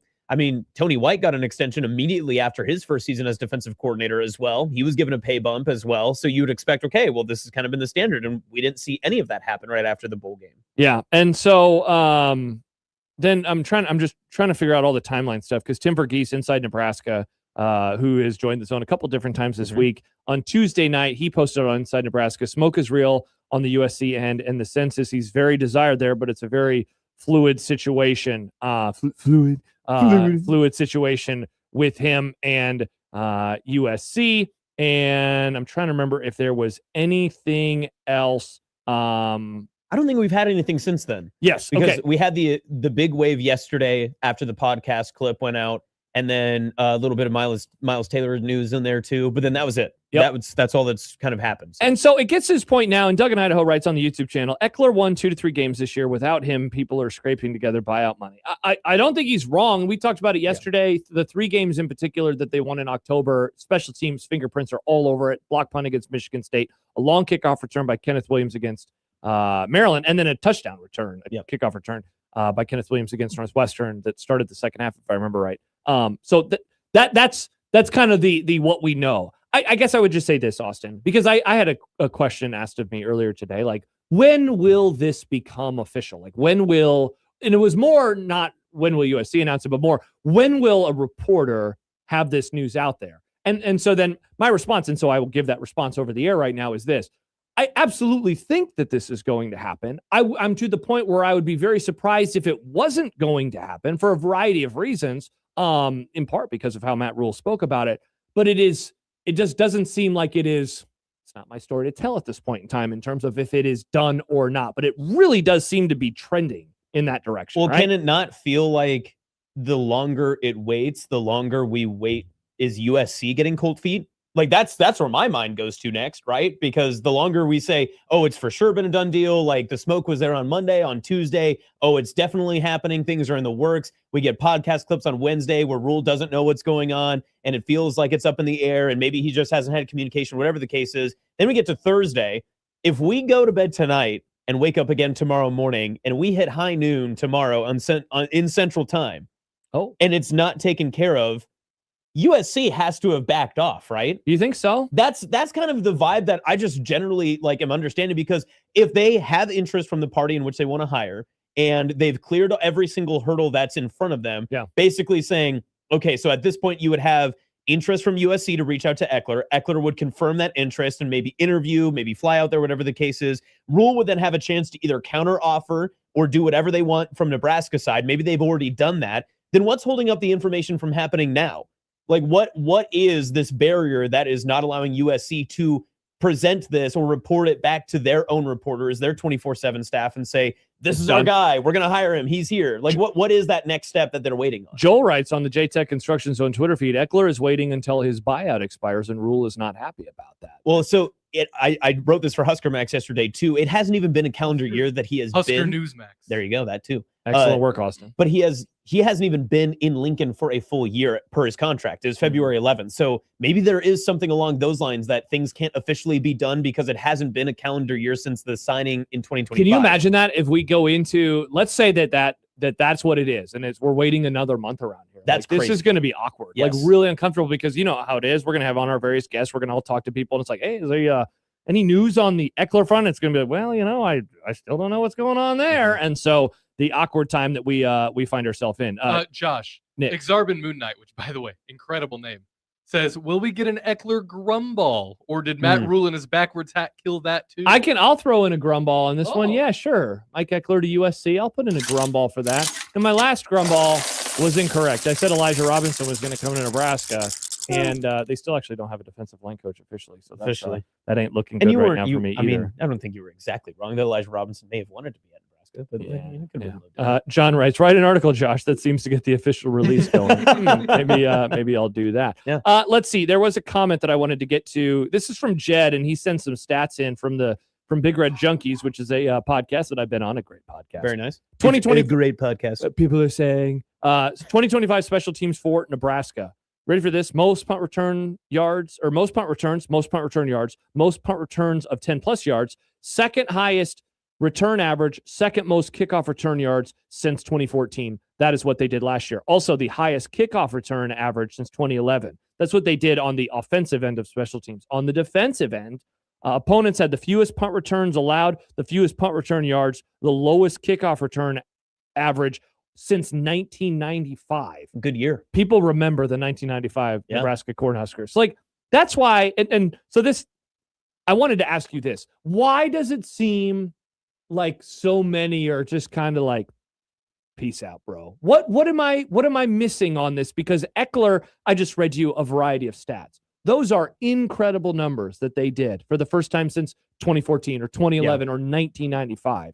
And there's just kind of this deuces. Why? I think so. When the podcast clip and everything came out, the first time you hear the commentary from Rule, you can't help but kind of have the emotional reaction, especially when you hear the phrasing of, oh, I don't know, or I'm unsure, or I haven't, I'm getting my information from social media, like that sort of stuff, because it seems jarring, right? It seems like, how are you not aware of what's happening? I think that there's actually a different part of this that Rule has clearly, and it's not just an Eckler thing. I think that this is almost a clear, I'm drawing a line in the sand if I'm Matt Rule. And the two sides of it are the guys that are loyal to me and I'm loyal to them, and the guys who want to be on the opposite side of that. Mm-hmm. And maybe Mike Eckler is on that opposite side because there was an agreement or conversation. And I don't think it was the defensive coordinator. I don't think that No, was I don't position. either. Yeah, people keep asking, did he want the DC job? I don't think he hasn't been. I find that to be ridiculous. He hasn't been a DC, a co-DC since, what was it, 2012 with Indiana? Or yes. was it one of the other years along the way? But it's been a while either way. And there would have been plenty of other opportunities for him to be a DC at various levels had he wanted to leave either Tennessee or even Nebraska so far this offseason. But I think that whether it was a position coach, whether it was a different type of offer, maybe it was something that happened throughout the season, whatever it is, I just have this feeling from the way that those comments were presented that Rule said, listen, I offered you the most money you could possibly make as our special teams coordinator. I want you to be the special teams coordinator. But if you want to do something else and you want to move out, this is what I can give you. This is what you can do. And I can do it without you because I have my guys who can do this. Yeah. And that has been a hindrance of him through 3 years so far at Nebraska. Sure. But it's also been consistent because he's kept Marcus Satterfield on staff. He has kept Ed Foley on staff. Even people that he has removed that have been his guys from the beginning. He didn't beginning. fire them. They just got reassigned. Yeah. Move to somewhere else. Yeah, and you can't move Mike Eckler to somewhere else. And you know what? That's you bring up a great point. This is so different because if you are throwing out an offer of that magnitude and he's still leaving, like there is this part, it's like, okay, I can't force you. Yeah. I'm not allowed to arrest you and force you to be our. This isn't Space Jam where they tie, the big thing to his leg and he just can't move around at all. And if Rule is truthful in what he's saying, and I don't think that he is lying by any means, that they may have offered him an extensive contract, right? That said, this is going to be, the first or second highest paid special teams coordinator in the country, Big Ten, whatever the case is. I find that probably to be true, because why else would he say that, right? Because Eckler could then just come out and be like, never heard that, whatever. But if it's not about money, then what is it? Mm-hmm. And isn't that the other follow? That's right. It's kind of a scary question. What is it? And maybe it is just more power and more responsibility. Yeah. But man, that would just seem like, wow, that's quite the thing. Because if he goes to USC, because I've seen this brought up a whole lot, like, good luck with the pay cut, bro, because you're going to have to deal with taxes out in LA. And like, that's true.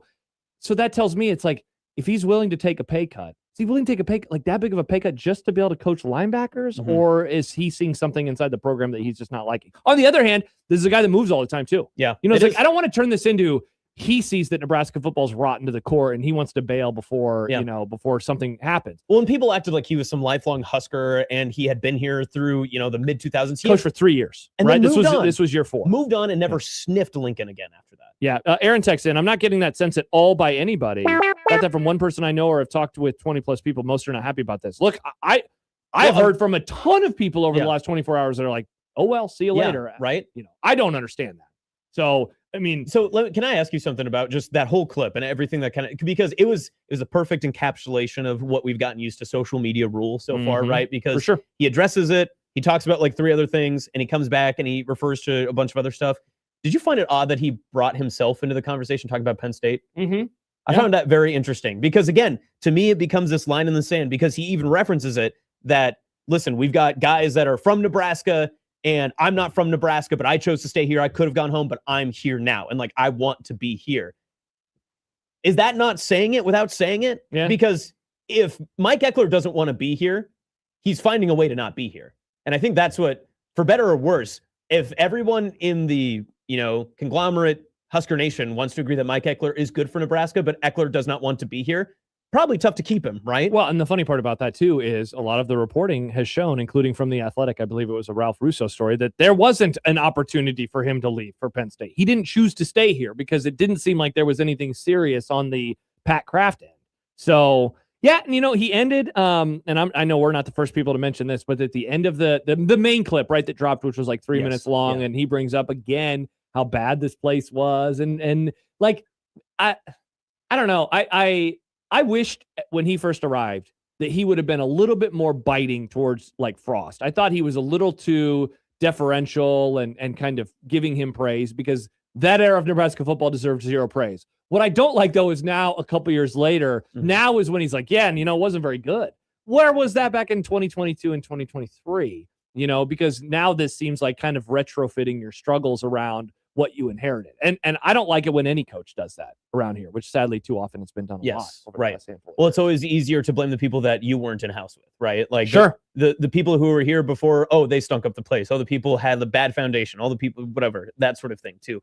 But I can't get over this just feeling that it is an us versus them mentality that it's becoming. And if you are not on the side, which rightfully so, I'll back Rule on this side, because what type of organization can function for better or worse if you have the leader and the people that are underneath him, like working, trying to find success for whatever his leadership says, if they're not rowing the boat in the same direction, you're not going to have any success. No, for sure. Yeah, you got to move on. And even if Eckler is a great special teams coach, which we can recognize, the stats back it up, they dramatically improved by over 90 positions in basically any type of ranking position that you want to say in special teams.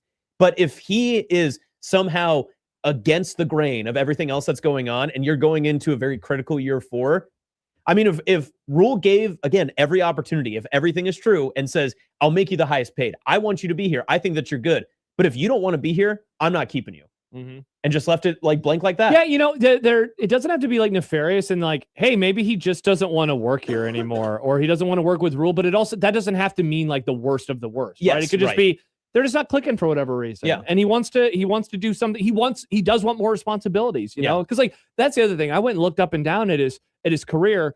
he has done that more often than not when he's been a special teams coordinator. Yeah. Like, very rarely is he just a coordinator and nothing else. And so I think he can certainly handle the load. I think that this is also a good comment from Sean in the YouTube chat. Oh, well, see you later is the only way to stay sane while watching what college football has become. Yeah. And, I mean, if we're going to do the same thing with players, sometimes they just leave. And it doesn't have to be nefarious, right? I don't know. Maybe you have a better idea about this too, but a lot of rule assistants traditionally through the Nebraska program and before have been high-level recruiters. Does Eckler go out and recruit? That's a great question. I don't know because I don't really know who does and doesn't recruit on the staff anymore. Because it's so different than it used to be. Clearly, Dana does not. Yes. We know that Barthelo's out on the road. We know that Teasley's been really big. Like recently, we know Philip Simpson. He's out in Duval County right now. Yeah. We know that those are really big and important. Was that, if you're looking for points of contention, was that one of the points of contention? Yeah. That Eckler may or may not have been a recruiting tool or may not have wanted to be one. Well, I mean, if that's the case, I mean, they were so good on the field. Like, I'm almost like, figure it out. You know, do like this is in terms of like the actual on-field versus off-the-field coaching responsibilities, portal aside, I would make an argument that it's like never been better because if you are just a hardcore coach, like Chip Kelly's coming back to college football, right? To go to Northwestern, he's probably going to have a blast. Now, hopefully for his sake, the groceries are really good that they shop for, and they bring them in. And on the other hand, like I heard somebody say who covers college football, like he might have more fun there than he's had in a while because it's going to be a bunch of nerds, you have to get into Northwestern to play football for Northwestern.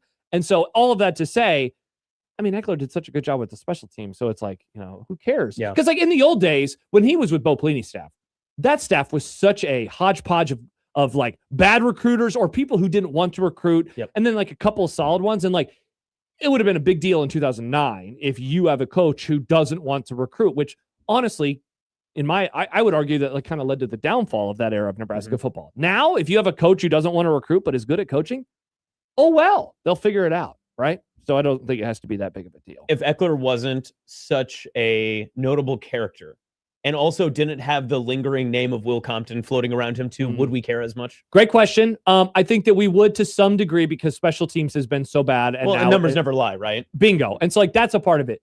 But you are absolutely correct that the Will Compton of it all is playing a big part in this too. I mean, how many times have you seen on your own timeline Husker aggregate accounts that tweet at Will Compton being like, what's happening with Eckler? Dude, I tweeted about the story when the video first dropped yesterday. I said something and half of the mentions at first were, hey, Will. Yeah. I muted anybody who now I didn't mute the person. I muted at _ Will Compton so I wouldn't see people tagging him in my mentions anymore. Yeah. So like a lot of people are like, please, Will, save us. So you're right. Like that's a big part of this story too, is that, and I mean, you go all the way back to the initial quote from Rule about this. He was told, hey, you should hire this kid. He's like, no, I don't want to hire that guy.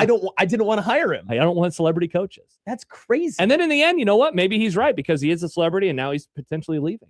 So that's, I think, where we're at. You're right. Like in the end, 24 hours later, not really a whole lot of new information. I have, I guess, heard over the last 24 hours. It's just very much seems to be trending in that direction. Right. But I'm not reporting anything. Yeah. So, but for as fast as I won't get off this until it goes one way or another. But if it happens to last as long all the way to February 11th or whatever the case is, that would sound terrible. That's crazy, right? Because how fast college football moves and how quickly everything is going about. Who's waiting on who? What are we waiting on? Charles writes, if Mike Eckler was from Virginia Beach, Virginia, we would miss him as a coach, but the temper tantrums wouldn't exist. But since Eckler is from David City, we catch feelings. Again, like I think that there is something to that and the Will Compton stuff. I also, me personally, I don't care about where a guy is from. No. I just want good coaches and I want good players. I don't catch the feelings that a lot of other people do, unless it's an Omaha North Viking V-up, not to brag. But I wanted him to be back next year because Nebraska special teams was lost in the wilderness for a decade. And if it was as easy to fix as people are making it out to be over the last 24 hours, they would have done it 3 years ago, 5 years ago, 10 years ago. Like if it was that easy, why has it not shown itself on the football field? I like the thought too that, hey, you taught us all the right stuff. We have people in-house that we trust to do it now, but that was the same fallacy that got you into a special teams hellhole in the first place. Yep. So bingo. I remember one of the first shows that I did after the opener with McMaster. He told me, he's like, you know what? Watching the special teams play this well honestly makes me mad because why haven't they been able to fix it before? If it was all that it took easy, was getting a good coach. And I want people to remember how they felt in October when special teams was winning games. Yep. Just think back to that moment. And so for you to say, they'll be fine. I don't know. Yeah. I don't know if they'll be fine. We've had a couple of coaches that have said special teams is, we'll be okay. Text from the 402. I'm proud to have Josh represent us millennials. And then adds Nick's gimmick is getting better. Nick's gimmick of being Gen Z. The gimmick? What gimmick? I don't know. I'm Beanie Boy. I'm me. Mm-hmm. I'm Nick. Hello. Shout out to me. We'll celebrate millennials a little bit more at the end of the show. I can't wait. Stay tuned for that one. When we return, speaking of celebrations, Kind of sad that you feel like you have to pat yourself on the back because you don't feel like other people do it. no, they did. Studies have pat us on the back. I just want to deliver that news to you, Nick, and others. So we'll have that when we return. Speaking of patting on the back, Austin Jacobson deserves his flowers. Let's go. Why does he deserve his flowers, you ask? Right. He was right about something that people said he was wrong about. People were mad about it. That's the best time to be correct about something, when people called you an idiot and you weren't an idiot. You've had that a few times. A couple. It's happened once or twice. Once or twice. So we'll celebrate Austin when we return. Also, this is a sports topic too. So people are like, oh, what are you going to say? A hamburger is good? No, that wasn't Austin's take. No. Great take, though, Austin. Thank you. Do you like hamburgers? I do like hamburgers. I forget. I thought you were a vegetarian. No, what? Okay. For some reason, I What thought did you that come ate about? vegetables only. No. I don't know how it works in your household. We'll celebrate Austin about a sports opinion. Yeah. Next on 1620 The Zone.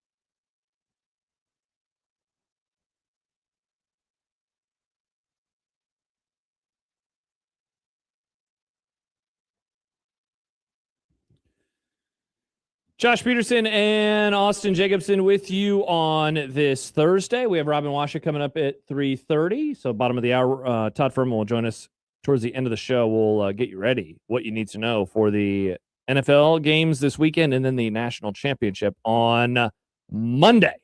All to come here on 1620 The Zone. All right. Austin Jacobson filled in for the first time on what day? February 28th, 2025. The last day of February last year. And now, 10 and a half months later, Austin is back, and he'll be back many more times, of course, moving forward. But I got a text that day when you were filling in last year that said, "Who is this guy?" That's the tone that I read the text in. Yeah. Who is this guy? Maybe they were genuine. Who is this guy? No, I know this person. I know their tone and tenor. Oh, it was a severe. very much surprise. He knows who you are. No, he pretends he doesn't. That's right. I That's forgot his bit. about that bit. Just like Schaefer's old bit when he was with 24/7 was pretending that he's never had Matt on his show before, which was a very funny bit. Hey, Matt's never been on the podcast before. Can't wait to have him on for the first time. So I don't remember why that led you immediately to like, I'm Austin. I have an opinion. Because I think maybe I asked you, like, do you have any takes? Yeah. And you immediately said, I think the Baltimore Ravens need to move on from John Harbaugh. And people were like, what? Right away. Bro, they're good. And meanwhile, you were like, no, they're good. Yes. That turned into a whole segment that wasn't supposed to be a segment. Yeah, that is classic 1620 the zone. Am I right, Nick? By the way, we are behind the clocks. We're 2 for 2 on the segments that I had planned, Nick. So the overs are looking mighty tasty right now. It's a minus 8,000 favorite that the overs are going to hit today. First time for everything. But anyway, so like you were like, yeah, they should fire. I think you said that they should fire him. It wasn't even like you didn't soft pedal it at all. You weren't, well, he maybe should get let go eventually. My argument at the time was that if you like your quarterback, one of two things were going to happen. You either needed to move on from Lamar Jackson or you needed to fire John Harbaugh because you were at the peak of both of their time together. Yes. They had never gotten past the point. They were regressing. And if they weren't going to change something, nothing was going to change. And that came to a head this year. It did indeed. Indeed it was. So the Ravens famously did not make the playoffs. They somehow did after starting 1-5. They took it all the way to week 18. They played on Sunday Night Football. And after a crazy back and forth fourth quarter, they lined up for a field goal. Mike Tirico told a great story. Friend of the Grum, Mike Tirico, I might remind folks. Wow. Yeah, we had him on like a decade ago. Nice. And it still counts for 10 minutes. But it still absolutely counts. does. Still counts. And he sets it up. Wow, they wanted this kicker, and wow, this is amazing. And then he missed it, and their season was over. Yep. And so I had been in the opinion for a while, like, I think that they might get rid of him if they don't make it to the playoffs. And they did indeed get rid of him. Now, here is where things get interesting. So the owner, Steve Bisciotti, is it Bisciotti or Biscotti? Buscemi. No, it's not that. Good one, Nick. He had a press conference earlier this week. Yes. About all-time press conference. Now, I haven't seen the whole press conference, but I have seen a 13-second clip that we are about to play. Now, what's interesting about this clip that you are going to hear is there is a joke that he makes, Biscotti. I'm going to go with Biscotti and just stick with it the rest of this. It's spelled like the cracker. There you go. So he makes it like there's a joke because there is a rapport with the reporter. Yes. They've obviously talked to each other before. And so it's like kind of jovial. And then the question is asked, and you will notice no longer jovial anymore. Here is what happened at the press conference earlier this week with Steve Biscotti, the owner of the Baltimore Ravens. I'm surprised you didn't have a 4-part question. If they would allow me, I would. If Tyler Loop makes that field goal, is John Harbaugh still here coaching this team? For a week. Ooh, spicy. Yikes. Let's play that clip one more time. I'm surprised you didn't have a 4-part question. If they would allow me, I would. If Tyler Loop makes that field goal, is John Harbaugh still here coaching this team? For a week. So I think the question, Austin, has officially been answered of, yeah, if they would have, won that game, like, could he still have been fired? It certainly seems to be the case. Well, I don't think they were going to beat the Texans anyway. But no, they definitely would not have. So I want to say this as someone who has been proven correct before and doesn't always get the flowers. I will offer you the flowers, and I want everybody to tweet flower emojis at Austin. Thank you. Because you absolutely nailed it. Now, like, for a serious discussion for a moment, it is pretty crazy that they had a 2-time MVP who never even made it to the Super Bowl. And he only made it, Lamar Jackson, to one conference championship game, which is one more than the Cowboys have made in the last 30 years, but I digress. Pretty insane that was the case. And I know that Lamar catches strays. Like John said on the show this week when we had Michael on Monday, he said, I think Lamar Jackson is overrated. And because I don't. I think Lamar Jackson is that good. And I think he does change the math of a football field. but there is something about how they have been unable to break through. And you do have to ask why. And I am always in the boat of, if you got a quarterback that you believe in and you got a coach that, I guess, if you believe in them equally, who should you go with? I usually do think that the quarterback is going to be the answer. But that is as harsh of a sentiment as I've ever seen from an owner in a firing over a coach who, I think they sent him off with like a 5-minute Twitter video. Like they did all sorts of stuff. That almost sounded really personal. Well, I mean, he's probably pissed that he hasn't made a Super Bowl with Lamar Jackson. Well, I think, and it's another one of those things too. And I was listening to the Pardon My Take from Barstool earlier today with Andrew Whitworth, who is a former Cincinnati Bengals tackle, Los Angeles Rams tackle. When Whitworth left Cincinnati, he had been there forever, like 12 or 15 seasons or something like that. Spent his last few with LA, won a Super Bowl with them. He talked about how those last few seasons that it was you have to help me with the coach's name. The Cincinnati coach. Marvin Lewis. Yes, that they were always one and done in the playoff. They would win the AFC North every year. All the time. And they could not get past that first round. And they would usually get decimated. So he talked about how, at every single end of the season, we would just regress a little bit more. Like we wouldn't get as many wins the year before. We'd still win the division. Or we wouldn't get a home playoff game, but we'd still, make the postseason. And then eventually we didn't make the playoffs. And it came to a head with the Vontaze Burfict game where he knocked out AB, all that stuff. So right? bad. Oh my gosh, that was so bad. But he talked about how, every single time when the season ended, we get to the locker room, we would just go, what are we doing wrong? Like, what is it that we're not getting better after you peak at a certain point? Harbaugh clearly peaked with the Super Bowl win, but it's not like the Ravens were ever out of championship contention. No. They made AFC championships again. They were number 1 seeds. They would lose to underrated underdogs, whether it was the Tennessee Titans or an up-and-coming whatever, program that would come up. But they were always tight in the playoffs, too. That was the other thing. But then you would almost argue that very first season that Lamar was the number 1 seed, and then Derrick Henry ran over them with Tennessee. 2019, yep. That was the best that it got, right? I don't know if it got any better from there. I mean, it was either that year or the year where they did actually make it to the AFC title game in 2023, and they ran into the Chiefs, and then they just had this most perplexing game plan of all time. Right. Remember, they just threw the ball around a ton instead of running the ball, and then when they finally got things going in the second half, Zay Flowers had the fumble at the goal line, and of course, they lost that game. But you are spot on. I mean, that 2019 team was a freaking wagon. Yeah. They were dominating. And not only could they score points in bunches, but their defense was like competitive. I think it was like the plus-minus turnover was insane that year too. And the only reason I want to bring all of this up too is that, exactly to your point, in the NFL, if you believe you have an NFL Super Bowl winning quarterback, if you as a front office, a head coach, whatever, if you believe your quarterback can win a Super Bowl, everything goes around him.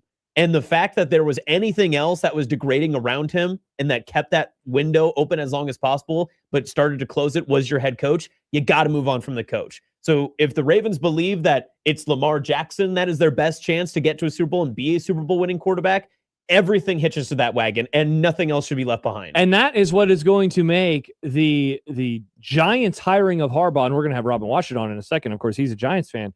Pretty fascinating because I mean, he's obviously a floor raiser. Like, I don't think a Giants fan, and they're not going to, should be disappointed by this move. No. But at a certain point, you do wonder, just like Mike McCarthy for me, great floor raiser. Like, he got the Cowboys to a level of consistency in the regular season that I have literally never seen as a fan of them since 1996. And yet at a certain point, it's like, God, but I want more. Yeah. I don't want just 12 wins. I want success in the postseason. And obviously the Ravens fans had reached that point too, where they were like, at a certain point, your success almost becomes to the detriment of everything because you're so good, but you're not good enough. Yeah. You get to a level that is really, really high that a Browns fan would kill for. And yet you can't get that next step, which is what the Eagles or the Chiefs have done. And I know Bills fans are going through that as something similar right if now. Dabo Swinney won all of his national championships in the 70s, he would be the greatest coach and could have ridden out a contract for the next 30 years and wouldn't have to do anything more. But it's a completely different time. It's the same in the NFL, right? I mean, Harbaugh was the longest tenured coach available. It was it was him and Tomlin. Yeah, and so now you circle the wagons back, and we have coaches that were hired in 2019 that are now some of the longest tenured coaches. I mean, pretty wild. It's crazy. And it's poetic that it was him and Tomlin to go out at the exact same time, but you had two degrading franchises at very different levels, right? Tomlin's, I think, was just trying to keep it as close to floating above the surface as possible. And I think that they overshot their ability to do it many, many times. They were much worse than their final records were every single year. Yeah. Where I don't know if Harbaugh was keeping, like you said, if the ceiling was always where Harbaugh's level was, or if he was able to keep the floor where it was. And I don't know where the Ravens fit in there. That's what I'm concerned about next if I'm like a Ravens fan, is where was our team actually, and how good was Harbaugh either keeping us afloat or bringing the standard down? Were we much better without him being the head coach, or are we basically needing him back to be able to get back to that standard that we are searching for? Well, it's interesting that they lose their defensive coordinator after the great 2023 season. They take a huge step back on that side of the ball, and now that coach is the number 1 seed of the NFC Seattle Seahawks. Yes. And he is, 2 wins away from making it to the Super Bowl. But they're going to lose to the 49ers this weekend. Anyway, that shout out to you, Austin. What a great take. And Harbaugh is now going to be the coach of the New York Giants. Speaking of the Giants, as I just mentioned, Robin Washut will join us. Did you know Nebraska basketball has not lost a game since early March of 2025? What? You were just a new fill-in with me at that point in time. Just a pup back then. We barely knew each other. I knew you as the Mall of America. I guess you hadn't even had that take yet. I don't think so, no. That was pre-Crown, pre-Mall. Wow. Who knew? What a time to be alive. Robin joins us next. We'll talk some ball on 1620 The Zone.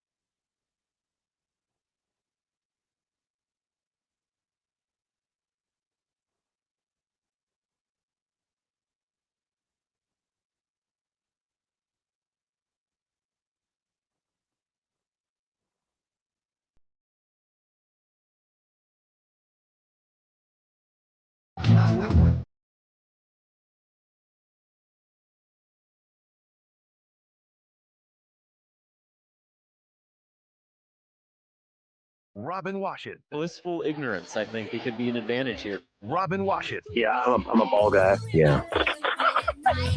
Yeah, it's going to be absolutely huge. The hot take.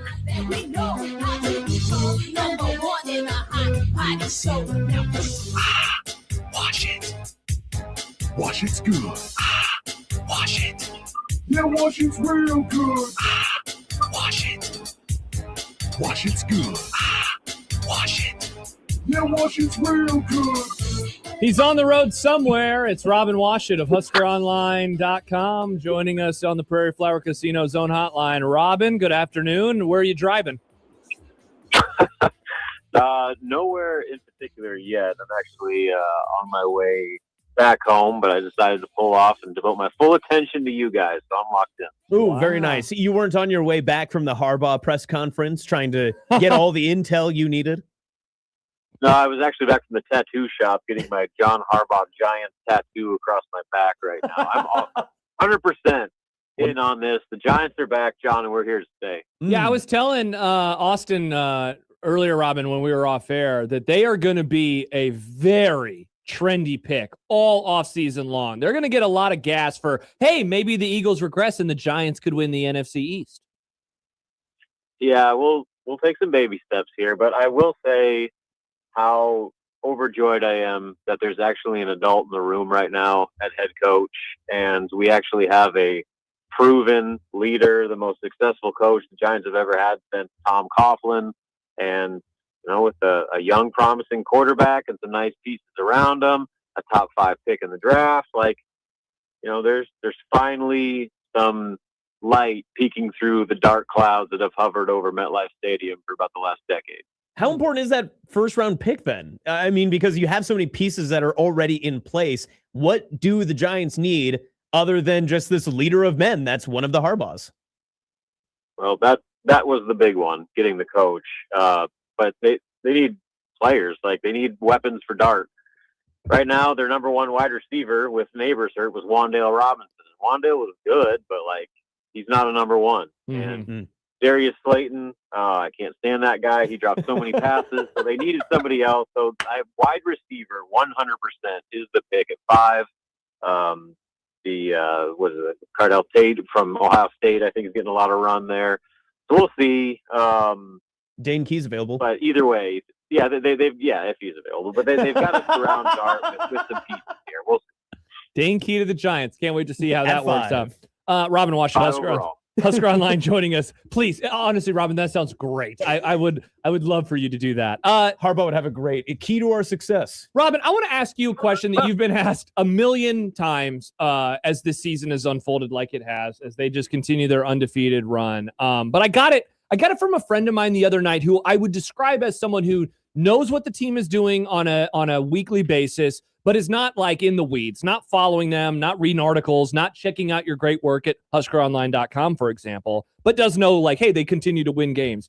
And this friend asked me, so why is Nebraska as good as they are? And I just loved it for its simplicity, because we've been talking about them now for 2.5 months with you, as they continue doing this. But to be this good and to win like they did against Oregon and to go on that run at the end of the first half, I thought that simple question warranted an answer from you. When you get asked that question from people, how do you answer it now as they just continue this run?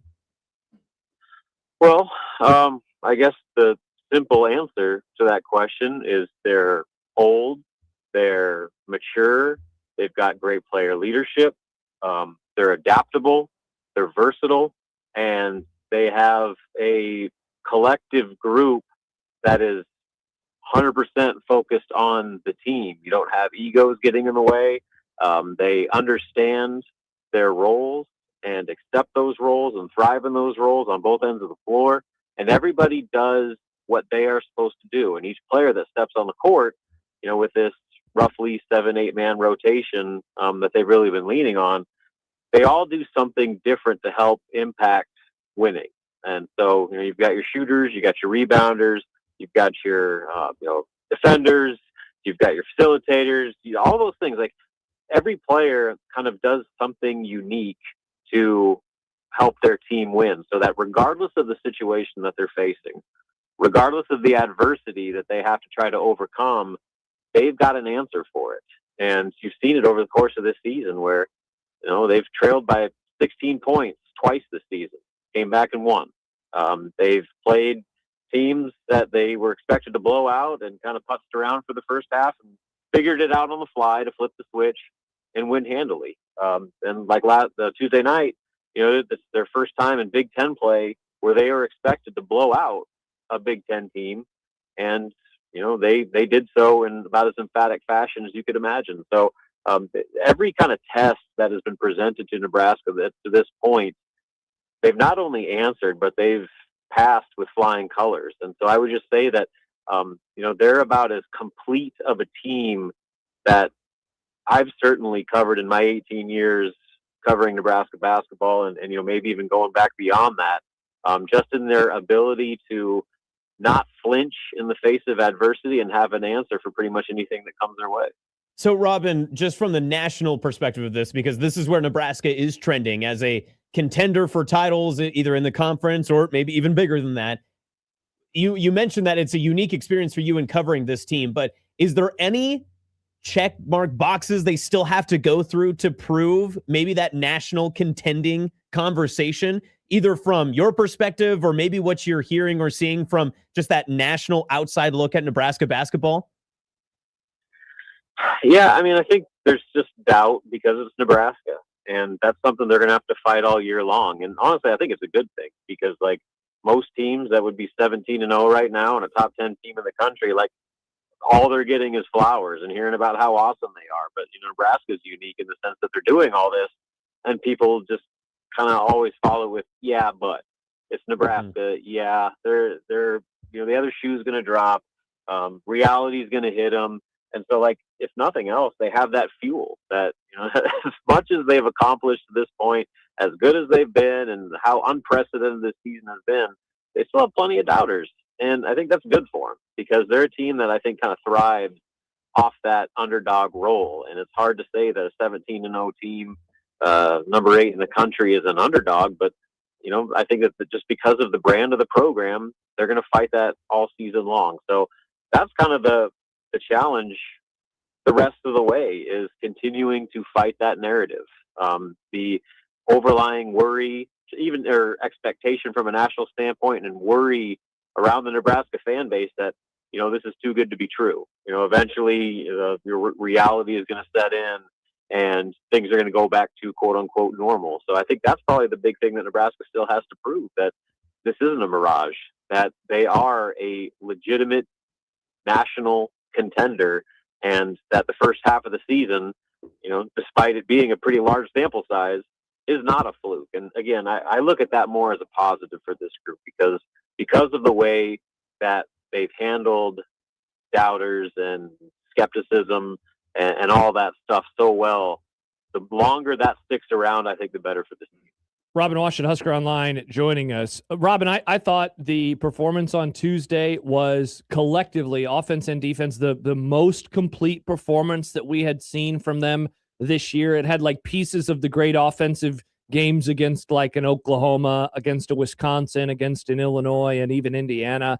But it matched that defensive level of play that we saw also against Wisconsin, against Creighton and others. Would you agree? Was that the best collectively that they have looked in 25-26? Yeah, I would say so. And again, that was a game that they, for the first time in Big Ten play, that was what they were supposed to do. Yep. Like, Oregon was struggling. They were without arguably their best player. You could say Nate Biddle, but Jackson Shellstat is one of the best guards in the Big Ten Conference, and he does so much for that team. So not having them was a crippling blow for the Ducks. And so they were kind of running on fumes to begin with. But what jumped out to me was, going into the year, the big question was, how was Nebraska going to combat big, athletic, star-powered front courts? Well, there's not a bigger, more athletic, longer front court than Oregon. They start 3 McDonald's All-Americans. Like, they, from a talent standpoint, are as daunting as any set of bigs that the conference has to offer. And they're one of the best offensive rebounding teams, not only in the Big Ten, but in the country. They did not get a offensive rebound. They did not, or they were limited on their offensive rebounds. They did not block a shot. They were half of their season average on the offensive glass, and they're a really good shot blocking team, and they did not block a shot on Nebraska. So, like, the two biggest things Nebraska had to do, they passed with flying colors, and then on the other end of the floor, they shot lights out, hit a season high 17 3-pointers, Braden Frager and Bryce Sanford were unconscious. And so, like, really all the things Nebraska needed to do to meet the expectation of blowing out an inferior opponent, they did it. And, I think that's a credit to, once again, facing a unique challenge and adapting and meeting that challenge head on to where Oregon's biggest strengths really were non-issues in that game from start to finish. Robin, if the team continues its success, which, I mean, it looks like it will be going forward, I'm curious about what postseason recognition may look like for this Husker team, because you mentioned it too, that there's the slights from the national media, and as well as even in the Big Ten Conference, I'm sure people would recognize Nebraska's success, but on individual accolades, could a player like Bryce Sanford, maybe it's a Braden Frager if he continues his hot start, who do you think has a chance at maybe the highest, whether it's a first-team All-American or maybe a Big Ten Player of the Year? Do you see any of those guys trending in that direction?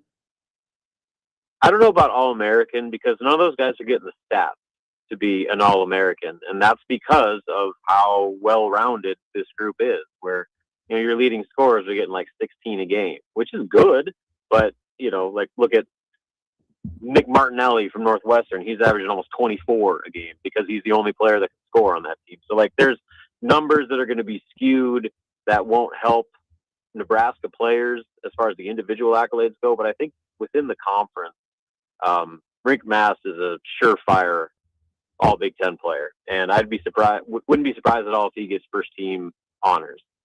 Bryce Sanford is a surefire all Big Ten player. And I don't know about first team, but certainly second and definitely third team are well within the realm of possibility. Braden Frager has already established himself as one of the best freshmen in the conference. I think he's a surefire all Big Ten freshman team and is going to contend for Freshman of the Year honors. He's probably a little bit behind in that race right now, but with games like he had against Oregon, he's going to keep himself in that conversation. So I'd probably put those three. And then if you break it down even further to like all defensive teams, Sam Hoiberg, I don't know how you leave him off any defensive team, both within the conference and maybe even nationally with what he's doing. So you just go down the list. There's so many guys that are deserving of recognition for what this season has been. It's not just like last year where it was all Bryce Williams and Juwan Gary with maybe a couple guys helping out here and there. Like they are a legitimate 7 to 8 deep where every player makes an impact that changes games. And while that might take away from some of the individual stats that could hurt them as far as like the All-American conversations, I think people that watch Nebraska, especially within this conference, fully understand how good each one of those pieces are and will probably reward them accordingly when it comes to all conference accolades. So, Robin, the Eagles go down on Sunday. Who, now that you don't have to worry, preach, brother. Now that we don't have to worry about them winning another one, who are we rooting for in the NFL playoffs? Well, you probably won't like this too much, but I play in this Dynasty Fantasy Football League, right? Okay. And our playoffs coincide with the actual NFL playoffs. So, like, it's kind of like a battle of attrition where, like, you latch on to teams and hope that, you pick the right horse that goes all the way to the Super Bowl to get you the most total points. Well, my team is the Rams. I've got Stafford, Kyron Williams, and Devontae Adams, and Tyler Higbee. So I'm all in on the Rams. And so John Bishop and I are going to go wear our blue and gold and ram up all the way to the Super Bowl. Yeah, I don't like that. I told him I don't want him to get sports happiness. He's had too much since I've met him. I'm anti-Ram currently. I'm not rooting for that, but I do like when my friends win. So I guess, Robin, congrats to you if that is to happen. Well, I haven't won anything yet. We got a long way to go. That's just like true. Nebraska. That's absolutely true. Robin Wash at HuskerOnline.com. He will be covering, of course, the game on Saturday against the Wildcats. Robin, appreciate it. Thank you so much. We'll talk to you next week. Sounds good, guys. See you later. Thanks, Robin. Is Robin Washit joining us here on 1620 The Zone.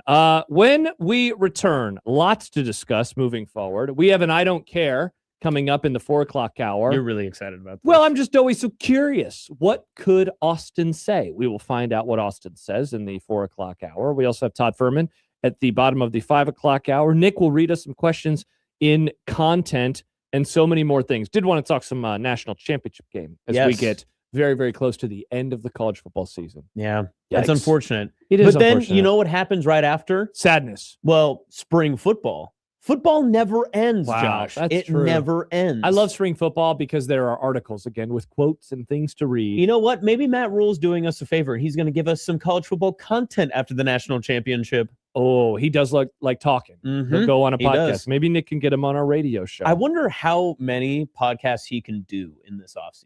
Wow. And especially with guys that have less than like 15,000 followers. Challenge It's accepted. impressive. Challenge It's impressive. accepted, says Matt Rule.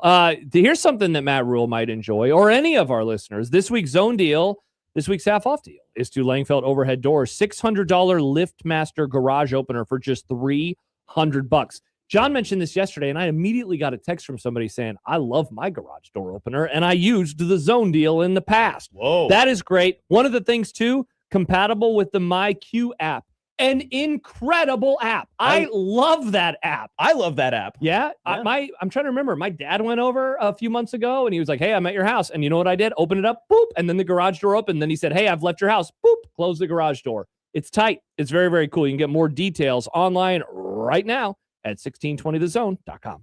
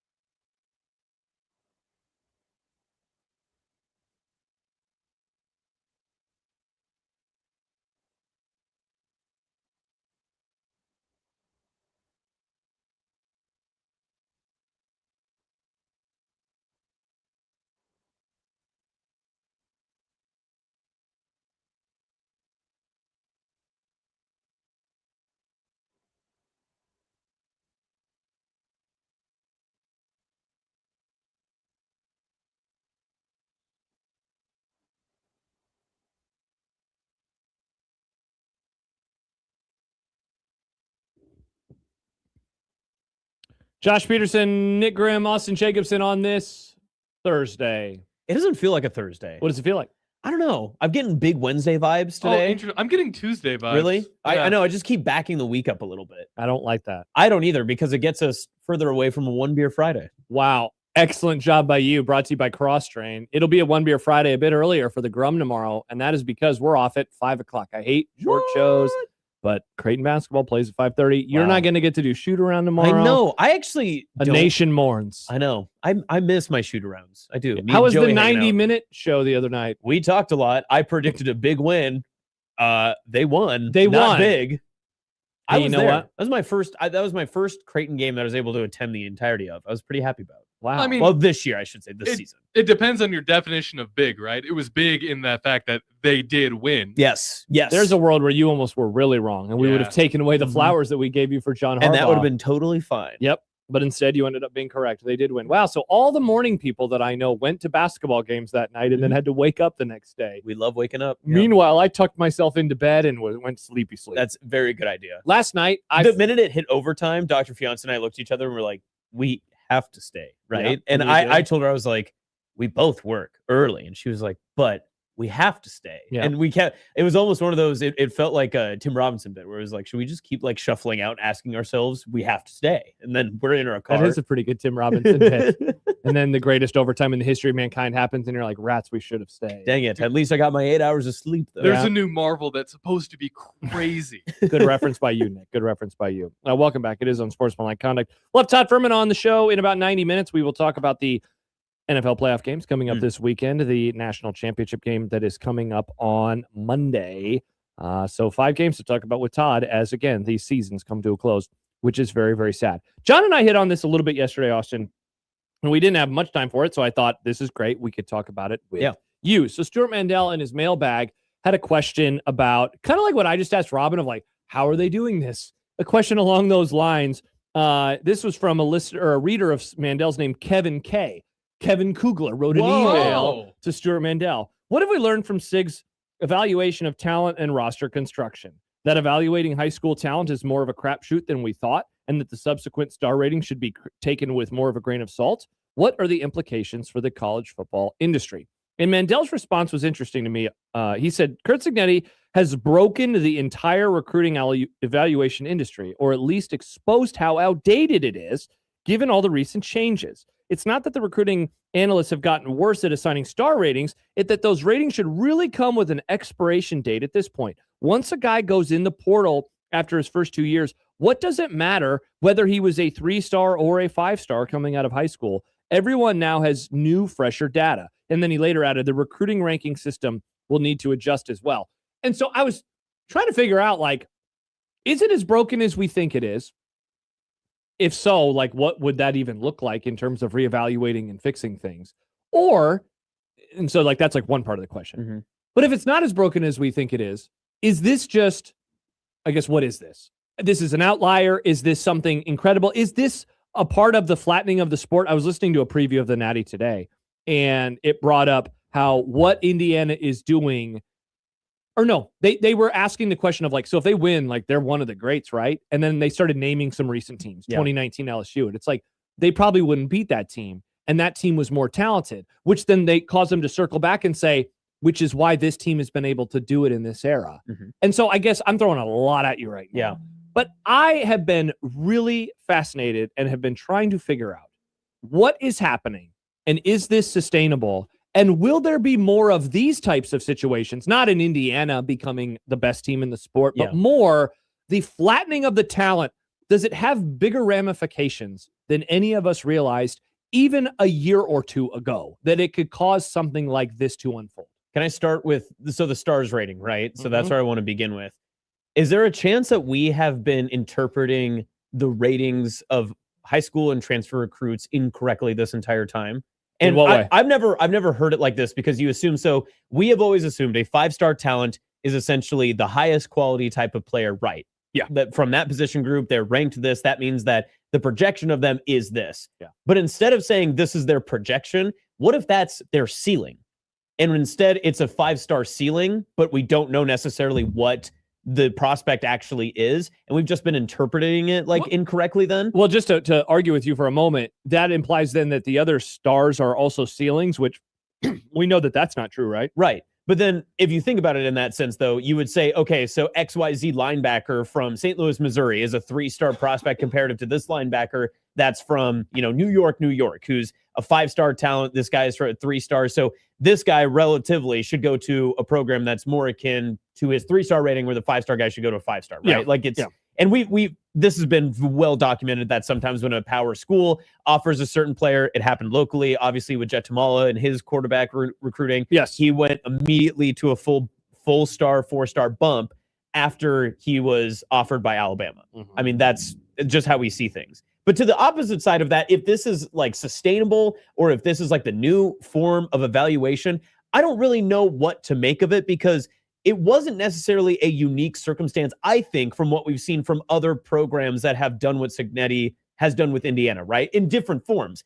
When Jonathan Smith left Oregon State, a lot of that Oregon State team went with him to Michigan State, including the quarterback. Now, the quarterback didn't necessarily leave from James Madison and come with Cignetti, but was just the talent evaluation better at James Madison, and then they made the portal move? Because then they didn't even have to fill in a lot of pieces. I think that's another part of this that we sometimes forget about how this season has went for Indiana. What's that? It's not necessarily a complete talent overhaul from what they were a year ago.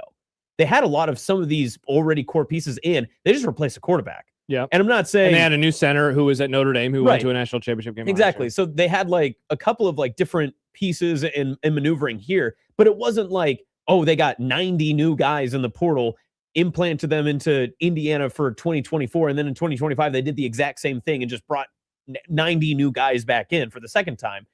I don't know. I think, to me, I feel like what Cignetti has done more than anything is bucked the trend of people being and saying that, well, you have to have guys that know X, Y, or Z, or know how to do this, or there's a way that it has to be traditional and it has to tie into our values and it has to tie into what we've done before.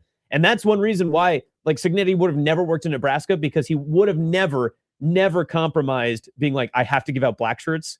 Oh, okay, sure. I'm not going to do that. This place, there's like something about this place and a lot of other big schools like this, where the things that he has been able to do in a way early on under the radar, there's this kind of carte blanche. Like, here's an example. Matt Rule has talked repeatedly about wanting grass, right? Yes. And like, that is a story around here, which is stupid in my opinion. If the head coach wants grass, I think that he should be able to get it, you know? And then if the next guy doesn't, and then you just, and then I guess you change it. But if, let's say Curt Cignetti gets there and it's like, I want to have grass fields, and they're like, all right, sounds good. Yep. And they would have done that, you know, because I've seen them do over the last 2 years. He wants blank, they give him blank. And there was no person at Indiana that's really told him no, and it's always worked out in their favor. Yeah. There's many circumstances where that happened and it didn't work out, but they were with higher profile names. I mean, many times we had seen that over where Les Miles goes to Kansas. I'm sure he was told no very rarely. He probably got pretty much anything that he could have wanted to the circumstances of what Kansas could allow, right? Yeah. Because he was Les Miles. He was coming from the program at LSU. He was a national championship winning coach. But yet he shows up and he's nowhere near the profit that was promised, right? Yeah. But instead, Cignetti comes across, and anything that he asked for, Indiana just said, yeah, this guy wins. And then they're getting their return on the investment. Exactly. So the question that I guess I just keep coming back to is this just him, or is this the era? Like, is what is happening right now something that we will look back on and say, no, it wasn't that it was the beginning of something new where you could be a team that does not have more than half your roster with 5 and 4 stars? Or is it, because like, the alternative is like, wow, things are about to get really wacky in college football in a way that none of us foresaw coming. The other side is Curt Cignetti is maybe the greatest coach in the history of college football, which I know that is such like an outlandish statement to say about a guy who has only been at the I think on its surface it is. I think there are people who are like, that's ridiculous. He's never even won a national championship. How many coaches that have won a national championship are coaching right now? That are coaching right now? Good question. So you got Kirby. You have Dabo, you have Ryan Day. Is that it? Because Mac Brown's out, Jimbo Fisher is out. Right? That's it. Yeah. That's 3. I'm just trying to remember if there's and I guess you can else. count Belichick in Super Bowls, but he has not won a college football championship. Yeah. So and no matter what happens on Monday, a 4th will be added to that list. It'll either Mario Cristobal or Curt Cignetti. I'm with you. I don't think it's that crazy. I mean, like, to say the best ever, I mean, resume wise, nobody will touch like a Nick Saban. Yeah. But this, like, I don't know. This is so out of left field still. And I have such an appreciation. I can't get enough of this story. Every time I see like, hey, and then something SIGs, I'm like, I want to read it. I want to read what happened. I want to read how they are doing this. I want to know if this is something that could happen elsewhere. The answer is, I think the answer is yes and no. I think the answer is yes in that I think the sport has flattened. I think you look at the Georgia teams from a few years ago and the Alabama teams from the decade and a half before that. And the thing that they had that is, in my opinion, done now, you cannot do it, is having the line play too deep on both sides of the ball that will always be there. Yes. That is done in college football. And so if that is done, those spots, offensive and defensive lines, are so hard to get good. It is so, like that is such a barrier to entry. We saw it with Nebraska. You literally just see it locally right now. Yeah, we see it right now. They just replaced 4 of 5. They can't stop the run. They have a 2,000-yard almost all-purpose back, and they went 7-6 with the bowl game. Like, because they didn't have good line play or adequate line play or better line play, whatever it is. So I think that part is done. And thus, that opens up for a lot of possibilities around the country. What he is doing, though, like if you're a fan, like here's the question. Should a Nebraska fan look at what's happening in Indiana and say, we are actually way closer than I realized? Or should they look at Indiana and say, our coach is nowhere near that guy, so we're actually not anywhere closer than we are today versus, where we were a year ago? Well, Nebraska's unwilling to compromise the process and unwilling to compromise how things should be done, right? And as a fan base, as an administration, as whatever, this actually isn't an indictment on the current coaching staff. This is an indictment on just Nebraska as just a whole, is that there's a certain way that we want to build the program as the collective, as the fan base, as the state, as the whole, right? We want to be able to say, well, we worked the right way and we worked hard for it, because that's being a Nebraskan, right? That's the old, we're shucking corn, we're detasseling, we're doing all that stuff. I just want them to be a winner. I know, you V up with your Omaha North boys. Hell yeah, baby. Yeah. You didn't learn detasseling like I did. I didn't. I was a city slicker. But in that same sense, if you look at everywhere else in college football, and even in the own Big Ten conference, Indiana immediately made their deal with the devil, and they're winning for it, right? Because they said, we don't need a process. We're going to do whatever it takes, whatever this guy says to win, and we're going to do it. Yeah, but that implies that they're doing something unseemly. I don't think that it does. No, okay. I don't think that it does, because they're using every construct of the rules that they possibly can to be able to bring in their talent, to do what they need to do, to pay guys. However, I don't know what the NIL situation looks like at Indiana. I don't know if they're convincing guys to have to pay. We know Mendoza's getting paid pretty well. I mean, he's openly said it. I talked about it earlier in the season because I am pretty tight with some people in Indiana that their roster this year, all in from the various ways, $28 million was what I was told, which is a lot of money, but it's not the most in college football. No, it's nowhere close. Well, and we got a text from Happer's Meme Guy that hits on it. And people remember some things, but people do forget that Cignetti worked at Alabama under Saban, but he adds, Cignetti's thing has always been talent eval. That's what he did for Saban at Bama, was the recruiting coordinator for 3 years, recruited a Heisman Trophy winner, coached Julio Jones. There's a part of me that says, we just missed that he was there. He was in the belly of the beast and saw it. That said, whenever I see Nick Saban talk about him, he comes off as surprised. I don't think Nick Saban is surprised that Kirby Smart has become the head coach that he is. I don't think that that's a shock to anybody. I think he's like, whoa, I missed it with this guy.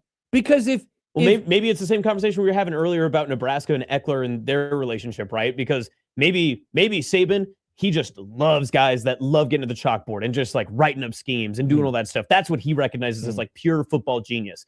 But Cignetti's superpower, if it is talent evaluation and roster management and that sort of stuff, that is so much more important now in college football than being the schematic guy and winning games with super talented players that you just recruit based off of star ratings, right? Sure, but because then on the opposite side, Cignetti can just go, listen, I'm going to get every single player you could get. I'm going to do it cheaper than you, and they're going to be better than some of the guys that you have. But the other thing that he has that I think Saban just appreciates up the wazoo is his team is so level. They are, I mean, it's only been lately that we have really seen this kind of celebration from the team about the accomplishments that they have, right? Where otherwise you could turn on a game, and I feel this way about Nebraska too in basketball. You turn on a game watching Nebraska, they always look the same. And seriously, you could watch the Indiana game over the weekend. They're down by 16.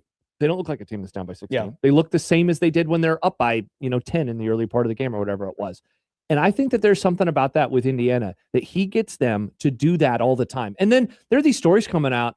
I didn't realize this until the last couple of weeks. They barely practice. Have you seen this? Have you heard about this? I heard a little bit. They're mainly like a film room, classroom type discussion, which, one of the things that I think has stood out to me late in the year is how fast they seem. Yes. They were hitting the crap out of Bama, and they were mauling Oregon. I mean, the first play of the game on the kickoff, one of their own guys got hurt because he got slammed to him by his teammate because they flew down on that kickoff return, and they tackled him. And then the first play of from scrimmage, interception the other way. In the past 2 years, what significant injury have they had?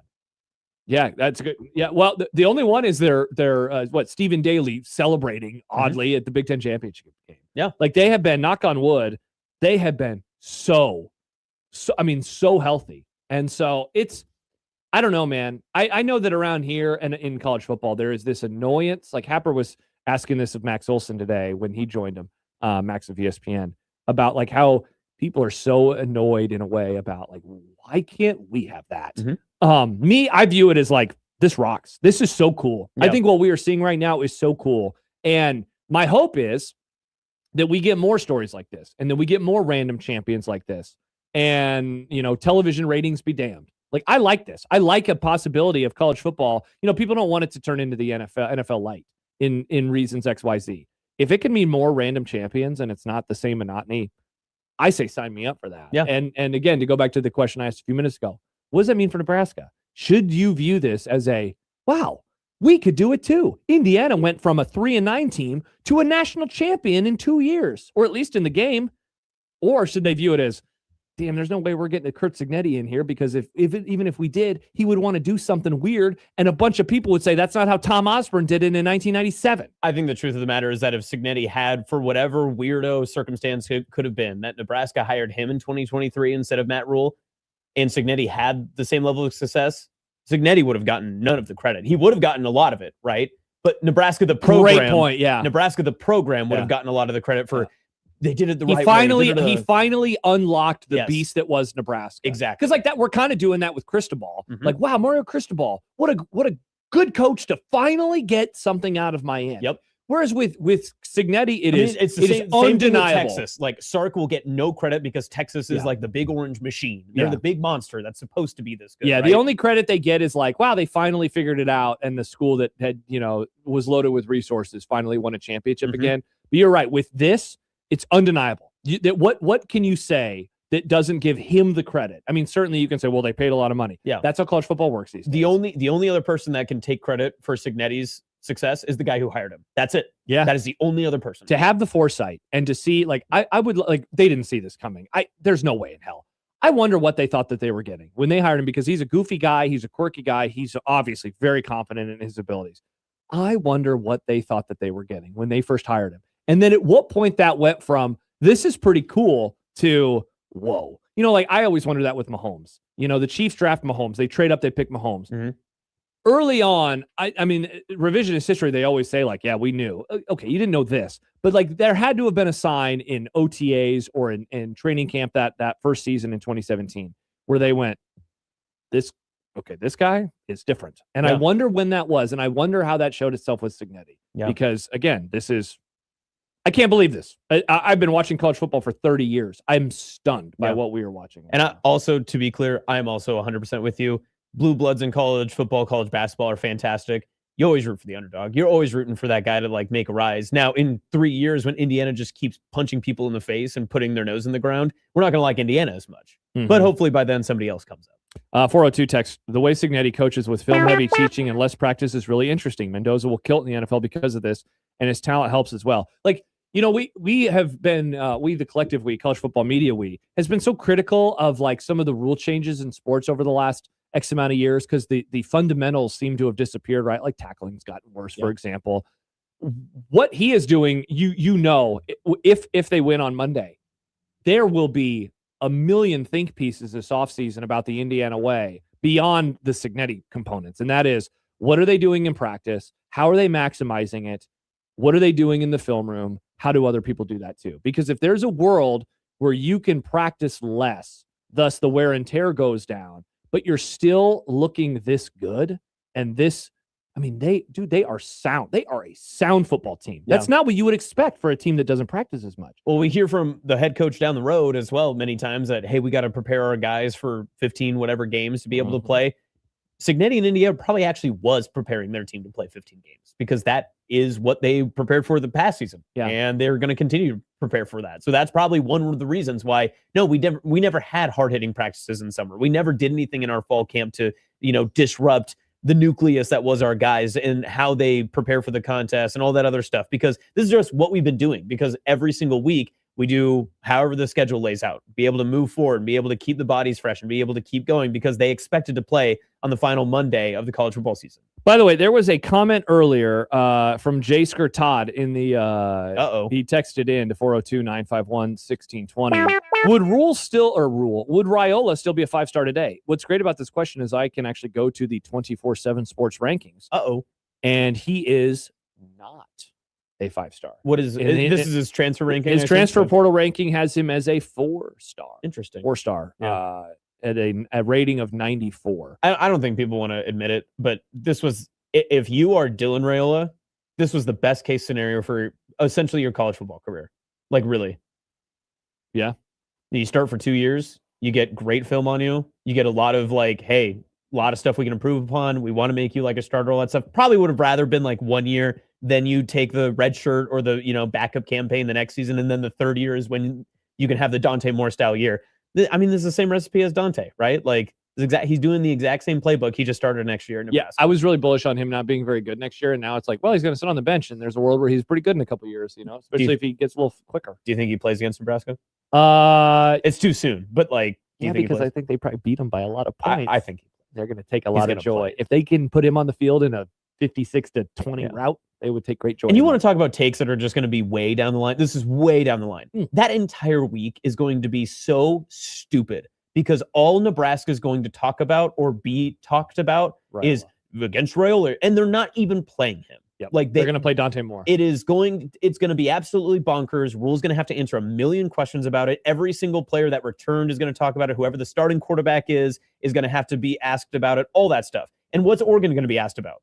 Nothing. Yeah. Because Raiola is not even going to have availability that week. Excellent point. Wow, that's a good point. Also, I like that as a bid idea. Faraway takes. That is my faraway take. Yes. One more comment before we go to break. Sam writes in on the JTech Construction Zone Twitter feed talking about if Signetti came here and won a natty like this, it would also have made Frost look like the worst coach in history instead of the worst coach in Nebraska history. Wow. Anything to make that guy look like a joke of a coach is absolutely good with me. All right. Tell you the last Indiana coach. Not off the top of my head. When we return, we will get to I don't care. Tom Allen's the answer to that question. There we go. By the way. A reminder, 1620 The Zone wants to send you to the upcoming Omaha Mavericks men's basketball game. It's coming up on Wednesday, the 21st at Baxter Arena, 7 o'clock. The Coyotes. Man, Austin always calls them the Coyotes, and I have to correct him. That is not true. It's the South Dakota Coyotes. How dare you? Just kidding. Austin knows how to say words. Very mad about that. Listen all week to Middays with Matt for your chance to win your way into the game. All right. When we return, I don't care. We will get to that next on 1620 The Zone.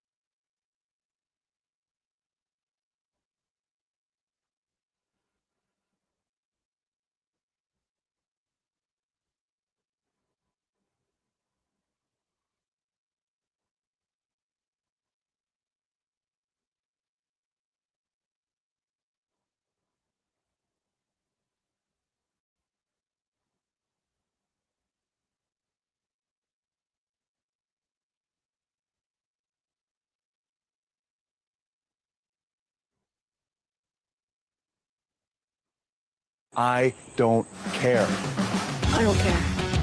I don't care. I don't care. I don't care. I don't care. I don't care. I don't care. I don't care. It's that time of the week where we let you know about things we don't care about. It's a time where Austin is here and we're doing a bit. We love bits. If you know anything about Austin, you know that he is great at bits. Or is it a gimmick? Ooh, great question, Nick. Good question. Austin, do you want to start? You know what? Why not? Let's just rip this Band-Aid off, right? All right. Are you nervous for me? Are you nervous? Just a little bit. I don't care that you're nervous for me. Is that your I don't care? No, I got a better one. I got a better one. Pretty good. So, Nick, this one's probably a little bit more generated towards our generation. Okay. Have you heard of the show Euphoria? Oh, yeah. This broke the internet yesterday. Did you see this, Josh? Have you heard of this? Is it because of the Sydney Sweeney? Sydney Sweeney's an OnlyFans model in the newest season of Euphoria. I've heard about this. What's Sydney Sweeney best known for? Boobs. Boobs. But now she gets to show those boobs on the internet and via streaming platforms on HBO. Also, if you still have cable. I guess, yeah, if people still watch it that Channel way. 15 on Cox. Do you know what I don't care about any of this with? Cable.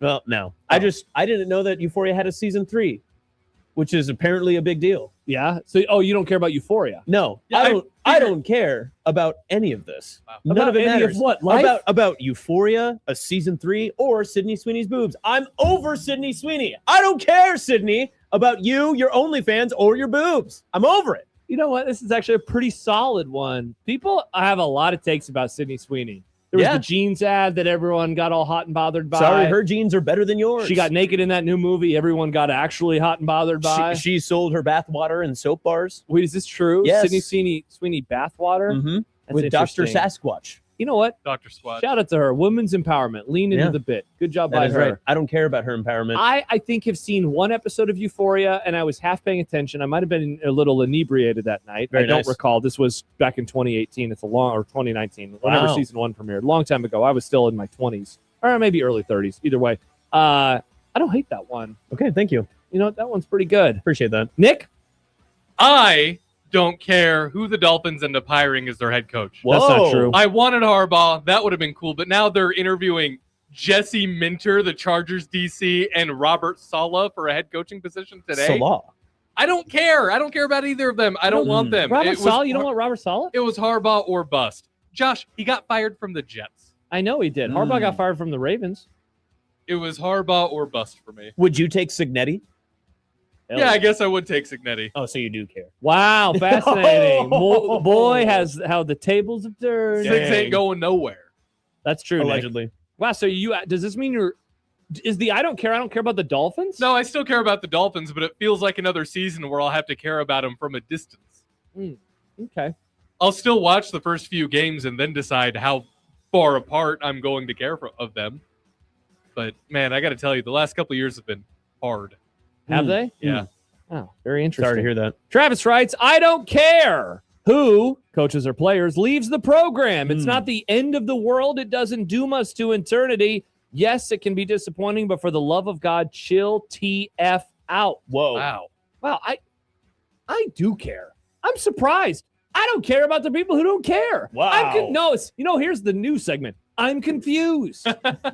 Okay. Doesn't have as good of a ring to it. No. No, I kind of like it. I'm confused. I don't understand some of these hand waving away. And it's the old Eckler was good. It's the Nebraska of it all. If you're not with us, you're against us. Wow. We don't never need you in the first place. I am really confused. Sometimes I don't care is actually about things we do care about. So that's what my I don't care is about today. And it's these weird YouTube comments that we keep getting. Look, I know that some changes have been made and maybe everybody is on edge a little bit. But we've had multiple comments today. One from that Nortec idiot who was like, whoa, did everybody hear what Josh just said? He said Austin's going to be in a little bit more moving forward. What could that mean? And then Bigley goes, where's John? You idiots. It's basketball season. John's gone all the time. He's in Rhode Island. John has been the voice of the Creighton Blue Jays since 2013. Forever. This is not new. Yeah. Every basketball season, John leaves the day before the game, and then if the game is early the next day, he's not on the show. So guess what, everybody? Mike Stibbs will be in tomorrow. Going to be a little scary when it's not John again. Everything is fine. I do care. Stop being idiots. God. Such morons. And of all the morons, those two in particular, it's probably the same guy. Probably. I don't think Bigley is one of the various burners. No. Bigley, I think, is 100 years old, can barely type. Nortak is one of, 8 different burners? So we believe. How? Okay, I got another one. Oh. I don't care. I'm trying to figure out what I don't care about here. Why do you have burners? Yeah. It's weird. And you be a normal human being. YouTube burners of all things. Yeah. YouTube burners. You're talking to yourself? Is that weird? There's other forms of self-pleasure that you could give to yourself. One of them is Sydney Sweeney. One of them involves Sydney Sweeney, perhaps. What is wrong with you people? Grow up. Become an adult. Be a normal person. Log off the internet. Yes. That said, grass. Like and subscribe while you're hanging out with us Yeah, here. hit the bell. Also, leave comments. Yeah. Wow. It all helps. You know, those are internet words. I do love all these. This is called SEO, folks. Search engine optimization. I care about internet words. I don't do. care that I have to care about them, but I do care. Those things are important. I hear you. Travis writes, all right, that's I don't care. It's not hand waving away. It's the dramatization of a thing like the world is ending. I don't want Eckler to leave out either, but come on. I hope that we are not coming across as if we think the world is ending. But I will say this. Nebraska's special team starting in 2015 until 2024 was on average terrible. Like some years it was just average. Some years it was among the worst in college football. But how many more games could they have been better every season if their special teams was not one of the worst in the country? Correct. They could have won. I mean, Matt Rule does not miss a bowl game in year one if they have better special teams. This is inarguable. This year, good special teams were the only reason that they actually made it to a bowl game, in my opinion. So, like, that's the part that I'm just a little scratching my head about. I'll meet you halfway, Travis and others who are like, I don't care about the portal because you know what? It's a pain in the ass to follow, and I totally get it. It's worse than recruiting in terms of trying to get information and trying to figure out anything about anything. I guess the one benefit is you have like college highlights or college film to go off of instead of high school, like grainy high school footage of like class C2 out in Western Nebraska. What is that supposed to mean? Hastings. Just trying to describe the grainy footage. Name one C2 school in Hastings. Hastings C2, I believe, is the name of the school. St. Cecilia. That's pretty close. Cecilia. Wow, I pretty much nailed it. But in all seriousness, like I get the coming and going and just being like, nope, tell me what the roster is, print the roster, send me the roster, I'll pay attention then. Eckler is very much a different story to me. Well, it feels just so different, too, because it's almost Portal-esque where you can hear these rumors of like, oh, this guy's just not getting paid enough. Oh, you want to know his evaluation was. He was frustrated with the coaching staff.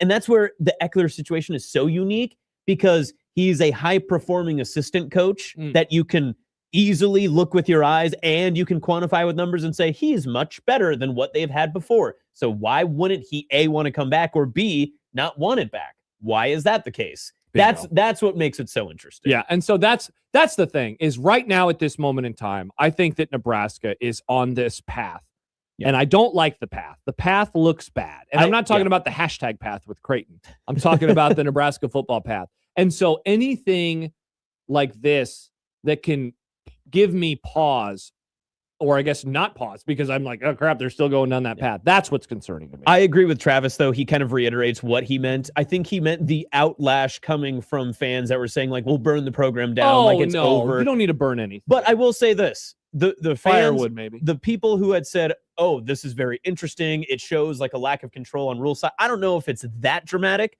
but it is something that you do take note of. This is entering the 4th season of Matt Rule as the head coach at Nebraska. He's been there for some time. You can start to notice trends. You can start to notice how things are working. These are things that you can take into account and say, that is a little odd that this has happened in different instances. For better or worse, for right or wrong, these are the sort of things that happen when you spend time at one place for long enough. Yeah, I think, look, if Rule tried to keep him and he's leaving, like there's nothing you can do about that. You make a guy the second highest paid coach. I mean, I guess there's one rung higher to go. But like if you try to make a guy the second highest paid coach and he says no, like I can't get mad at Matt Rule for that. Yeah. It's the question then of like, but that's interesting. Why did he still want to leave? Exactly. Why did that happen? Yes. Sam, our resident Packer fan. Hey, Sam. First of all, He adds, "This is wonderful radio, despite violating the not caring assignment." Thank you, thank you, Sam. He adds, "John Bishop, 1976 to 2026." It's 71, but you're pretty close there. But he adds, "Believe me, special teams can end a season." I made a joke a couple months ago. It really triggered my one of my dearest friends, who's a Packers fan. But I said, like, Joey. No, not Joey. Joey is one of my dear friends. My friend Dugan. But I said something like, I wish I could find it, but it's on my old burner account. That it was like, don't worry. If you didn't know that Packers had a bad special teams, all of their fans are about to tell you about it. There's no fan base in the NFL that loves reminding you that their special teams is bad, quite like Packer fans. And if you get the crossover Packer Huskers, I mean, you might as well mute special teams on your Twitter browser. Else it's going to be a lot of reminders of that. But it can. I mean, in all seriousness to that, special teams cost the Green Bay Packers the other day. Special teams cost Nebraska. I did the Chronicles. How many of those games that were in the top 10 did special teams cost Nebraska? It was a lot. Many. It was a lot. It got me through a lot of Mo's. I appreciate the Chronicles. Wow. Thank you. A lot of Mo's. When you said Mo's, I was like, is that Gen Z for moments? No. And then I was like, what does that mean? And then I realized, Ras. That's how it goes. All right. Bigley writes, "You're an idiot," but he used the wrong form of "your," which is just chef's kiss. Yeah. God, that is so good.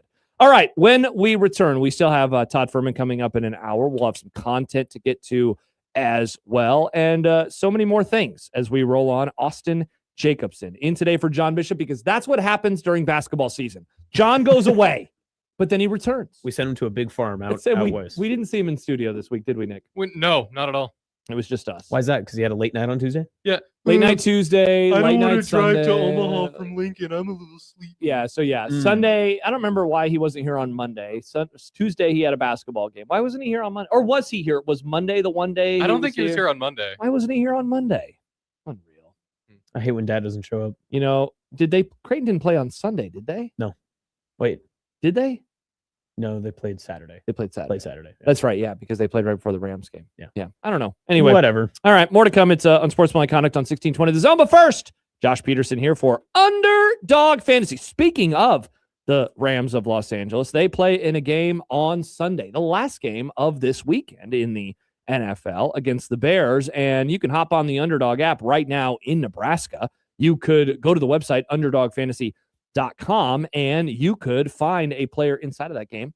And maybe you want to go higher or lower on a stat of his. Matt Stafford, you're thinking the cold, he's a little banged up. Maybe his thumb hurts. So you want to go lower. Caleb Williams, he's been throwing a bunch of frozen ropes on the football field. Maybe you want to go higher. Whatever it is, just put them together. And if you get picks right, you could win up to 5,000 times your cash. Incredibly easy to do so. Great app, very intuitive. And as always, you can use it in Nebraska. What are you waiting for? Download it today. Use our promo code 1620 The Zone and score $75 in bonus entries when you play your first $5. The promo code again is 1620 The Zone. Underdog, make picks, win money. Must be 19 plus and present in Nebraska. Terms apply. See assets.underdogfantasy.com for details. Concerned with your play? Call 1-800-GAMBLER or visit ncpgambling.org.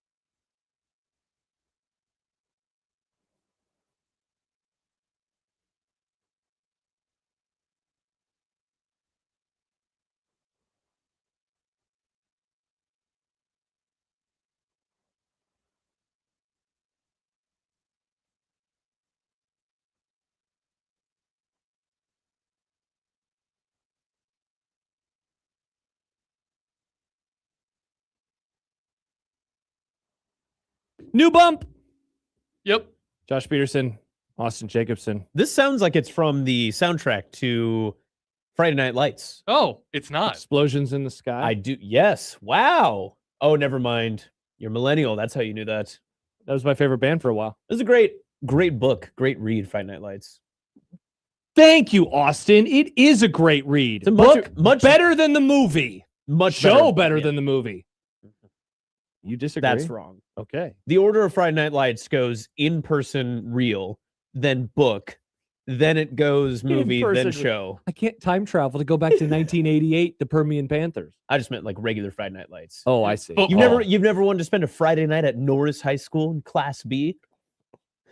Is that torture that you're describing right now, Austin? Was I arrested for something? You love going to Roncalli Catholic games. I've seen you there. I do like going to Roncalli Catholic games. God, I can't wait to get back there later this year. And Omaha North, they're going to have a new football stadium. What if they put your name on the stadium? I will attend every game. I forgot about that. When's that going to be done? I think it's this next year. I think 2026. I think so. Wow, it'll be the 20-year anniversary of my senior year football season. Wow, of which I didn't play for. What if they bring you back? They say the 20-year. I'd love to go. North never calls me and says we want to have you come talk. I'll come talk. Was 06? Was that championship year? No, their first title year was 12 or 13. Okay. The 06 team made it. They won one game in the playoffs. They're like the Dallas Cowboys, gotcha. which is was further than they'd ever gone before. Yeah. 08, they made it to the semis, which was also then the furthest that they'd ever gone to before. That was my brother's senior year team. Very nice. And then they won the state championship. Very good. Not to brag. Let's talk in high school football. Aaron texts in. My friend Aaron, who I Aaron. just described, Green Bay Packer fan Aaron. Is he the one with the pig? He is the one with the pig. It's a How good do you know pig. that he has a Yeah. pig? He tells you about it. He's Mhm. like a runner. Aaron is like a runner with everything in his life, is how I would describe him. And Aaron, that's a compliment. He says, GD. I'm not going to read those words. Thank you. Fill them in. I've been able to listen to like 20 minutes today, and I get this 5 minutes. You know what? I don't care about your radio show anymore. And then he adds, I blame Sam for this. He's talking about Packer Sam, who always reminds us that the Packers special teams has cost them. People remember that the Packers special teams has cost them.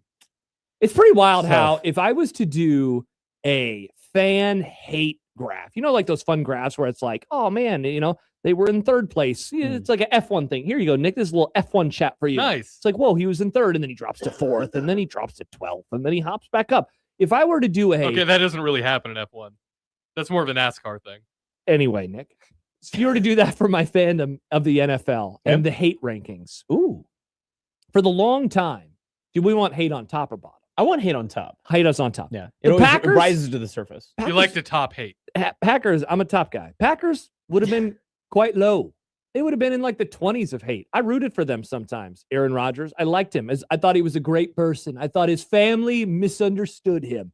And then something happened, and he started showing his bunions on the Pat McAfee show, and then they started rising up. And by the time, now this is where the Packer fans in the audience are going to start getting really mad and then like tweet, Des caught it, or the throw that Aaron Rodgers had in 2016. You can't hurt me anymore. I've already hurt myself enough.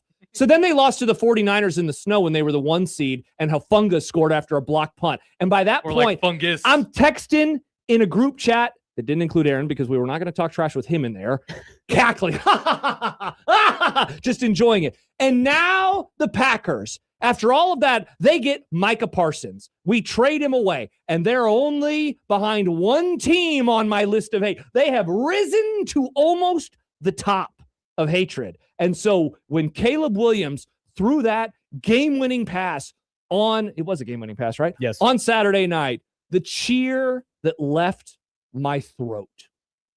It's unrivaled amongst many cheers that I have had in my life. So go Bears.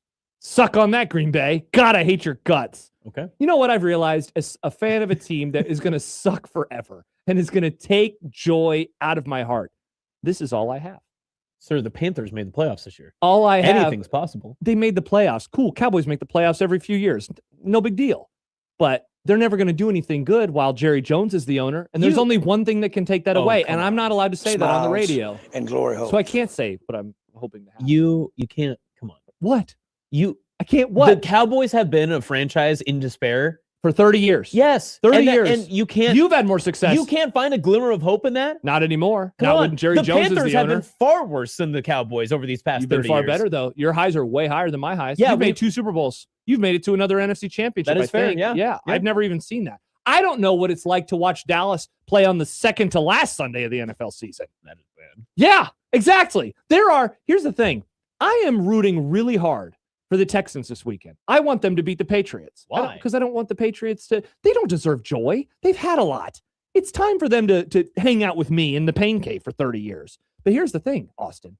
If they win, it will be their first AFC championship game that they will play in. And you know what that means? They're going to show the stupid graphic that says teams that have made the championship game since 1996. And there will be, I think it's 3 who have not made it in that time. Since when? Since 1996. Well, it sounds like this is the Dallas Cowboys for one. It's the Dallas Cowboys. It's the Cleveland Browns. And I think there's one more team, but maybe I'm wrong. I think the Dolphins have even made it in that time frame. Fins up. I don't know if there's anybody else. I don't know if the Dolphins have. Have they? I think the last time they made it was in like 2000 or 99, somewhere in there. I think they might have lost to the Titans in 1999. They might have. I could be wrong on that. I don't like it. So there you go. Again, it's about hatred for me. Wow. That said, a typical Cowboys fan, you somehow made this all about you. I do like the Packer fans that listen to the show. They're like Sam is legitimately a funny guy, and Aaron is one of my dearest friends, and I've known him for like 20 years almost. Did you know the Dolphins' last playoff win was 2000? In the year 2000. When's the last AFC championship? Let's see. Okay. Because the Jets have made it to the AFC championship. And back-to-back years, very notably. I'm trying to remember. I feel like I'm forgetting one team. But Well, it's so I'm trying to think of like the perennial losers. Like it's not the Lions because they were there just a few years ago. Who? 93. Okay, the last time they played. That's who it is. So it's 2. That was the last time they played. So if the Texans make it, the list will be 3 teams. Wow.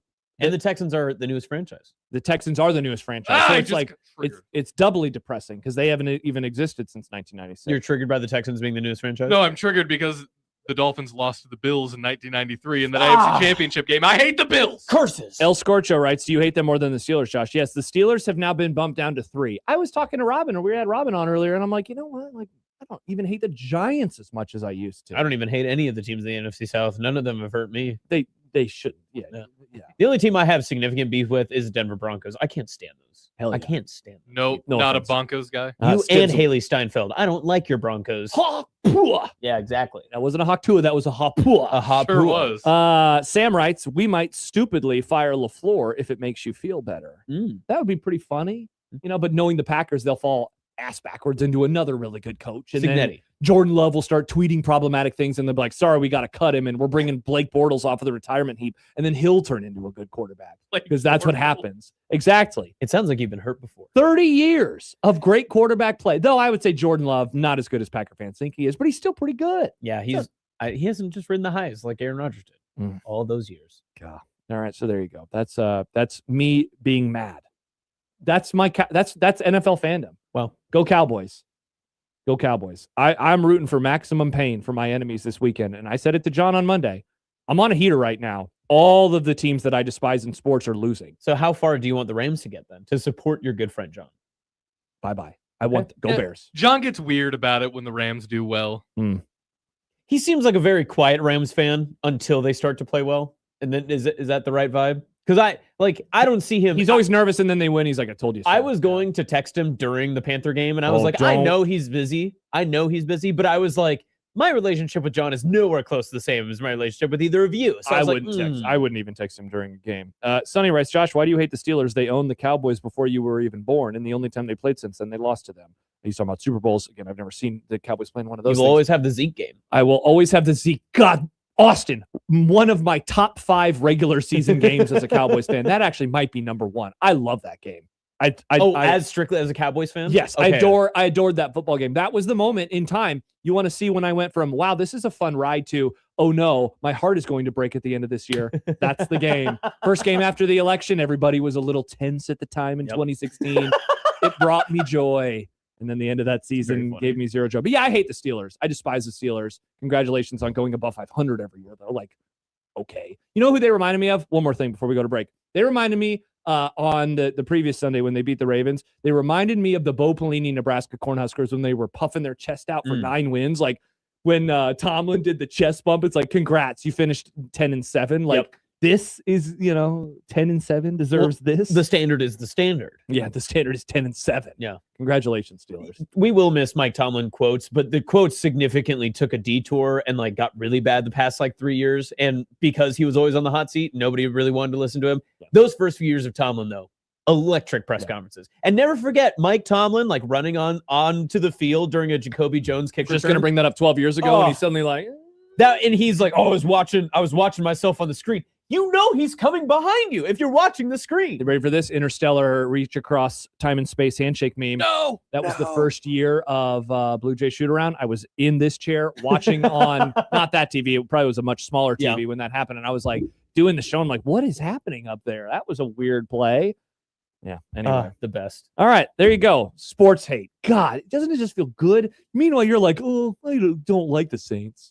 You gotta have some hate in your heart. I hate the most in your division? The Bucks. Despise them. I can't hate Baker Mayfield, though. Yeah, my hate goes back to Warren Sapp. Oh, that makes sense. 2002. Yeah, so I didn't like it when Tom Brady won a Super Bowl there. All right, there you go. That's Unsportsmanlike Conduct for this segment. When we return, it's time for the happy hour, which we will get to announce that the happy hour is on the air. Todd Furman's going to join us in about 45 minutes. We'll talk about the games this weekend, the national championship on Monday as well, and so many more. A variety of topics, Nick, that we could hit on. Who knows where we will go next? It's Unsportsmanlike Conduct with Austin Jacobson on 1620 The Zone.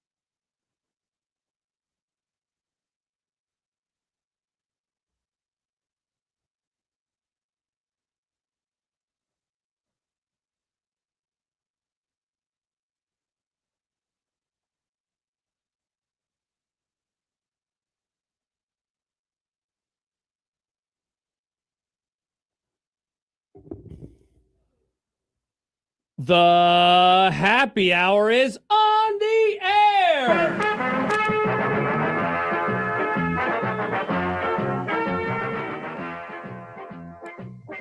Welcome back.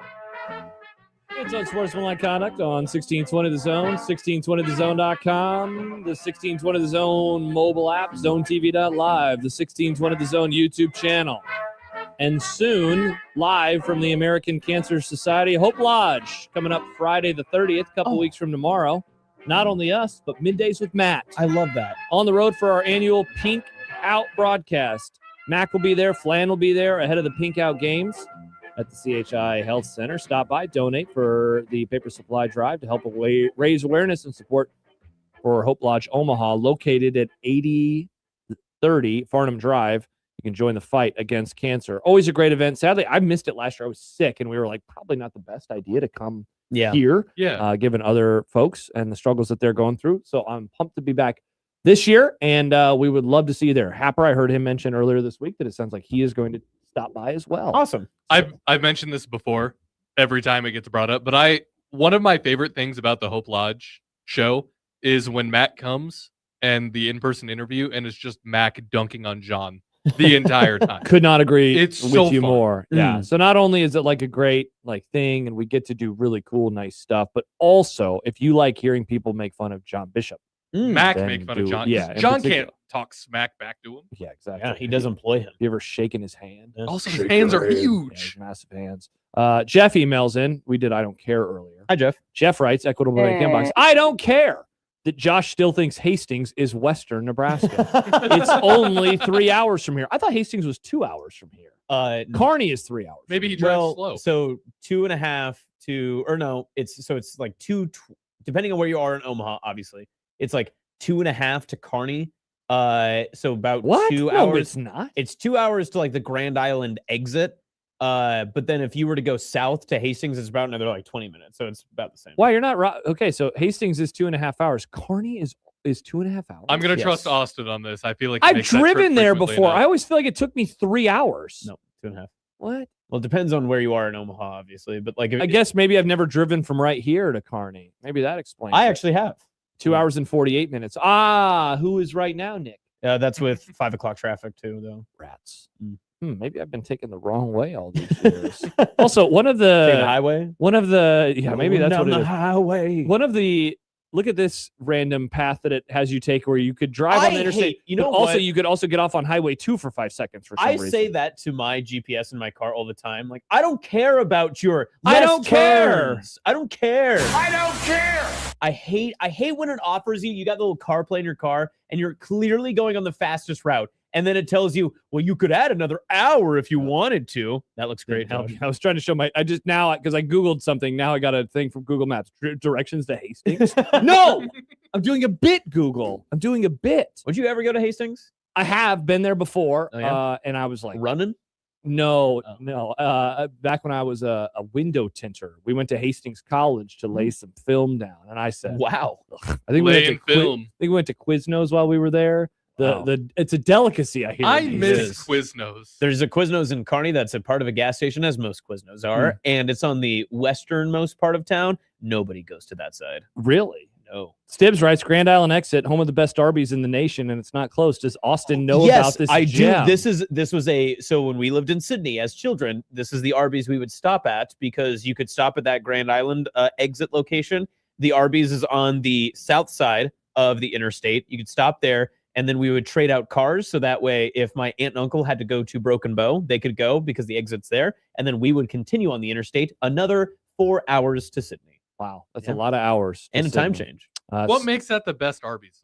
Ask Stibbs tomorrow when he joins us in person. I guess you could ask the family atmosphere. Right, is that what it is? When you're here, you're family. Yep. That's the Arby's quote for sure. David writes, I don't care that I had to drive to Western Nebraska for work today to a place called Wichita. There's a Wichita, Nebraska? No, I think he means Wichita, Kansas. Oh, Kansas? Yeah, I'm not trying to drive to Wichita, Kansas. I haven't been there in a decade. I don't want to drive to Kansas. Kansas is the worst state to drive through. Oh, here we go. Mr. Tolls. It's all toll roads. Hey, you want to get from this major city to this other major city? You got to pay. Otherwise, we're going to take you an hour and a half on sketchy ass back roads. Isn't it What's wrong with amazing? sketchy ass back roads? Oh, maybe they're you'll learn. sketchy. You can learn the history of the nation on those back roads. Isn't it amazing that lefty lib Nick is like, nah, I don't want to help pay for the roads to improve. That is true. Very Pull interesting. your bootstraps over your tires and make life a little bit better. I'm all for giving the government money to improve the roads, but if it's just some people that want to own the road just to I get think more it's the money, government. is it? I think your money, your toll money isn't just going to a random Kansas man. Are you anti-road?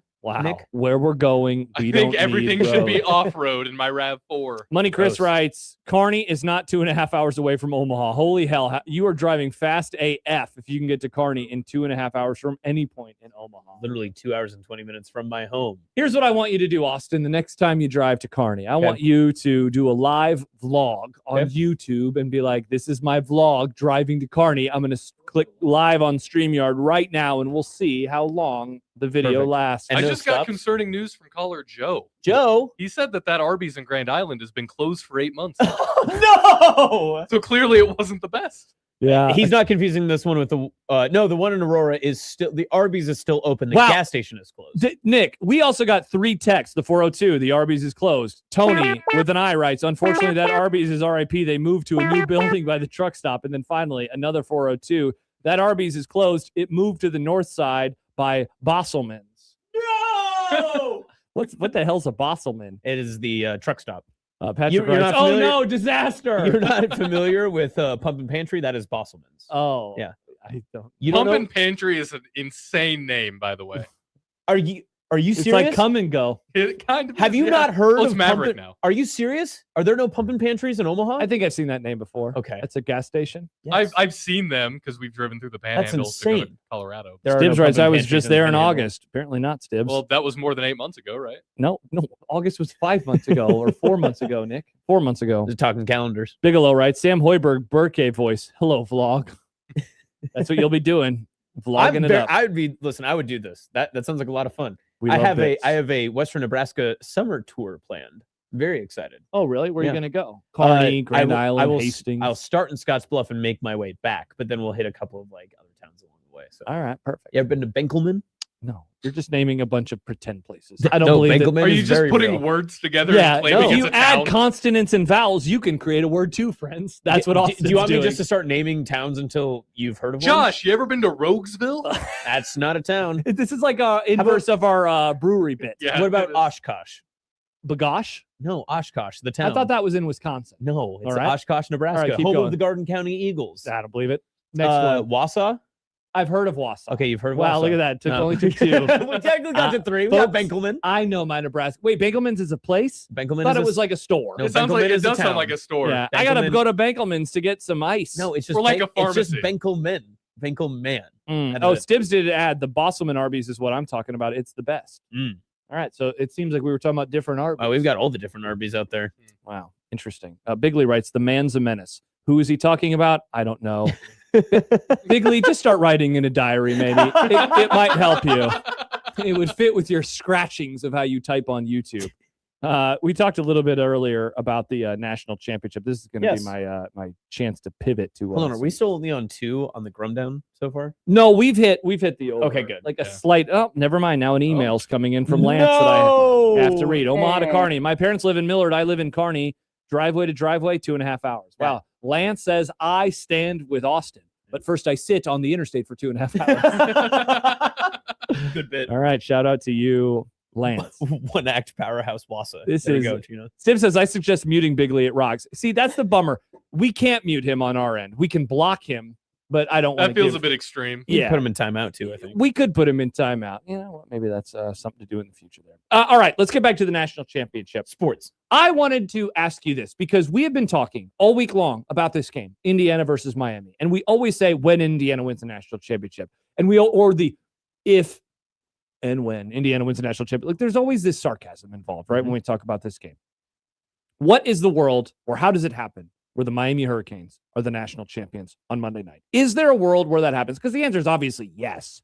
They're only 8.5-point underdogs. We have seen bigger underdogs win games this college football season and in national championships before. Yet I can't really figure out how they're going to get it done because I think that there are a lot of matchup problems in this game that are going to work against them on Monday night in Miami. Yeah, absolutely. But if the best player on the field is Ruben Bain, it still might not even be enough for Miami, right? But if Ruben Bain makes impact plays and is the best player on the field for Miami, that's the part that Indiana hasn't had to worry about, right? Like even in their games, their closest games of the season, at Penn State and at Iowa basically gave them a second chance and a second life in that. Mendoza then in the Penn State game goes all the way down the field to lead a touchdown drive.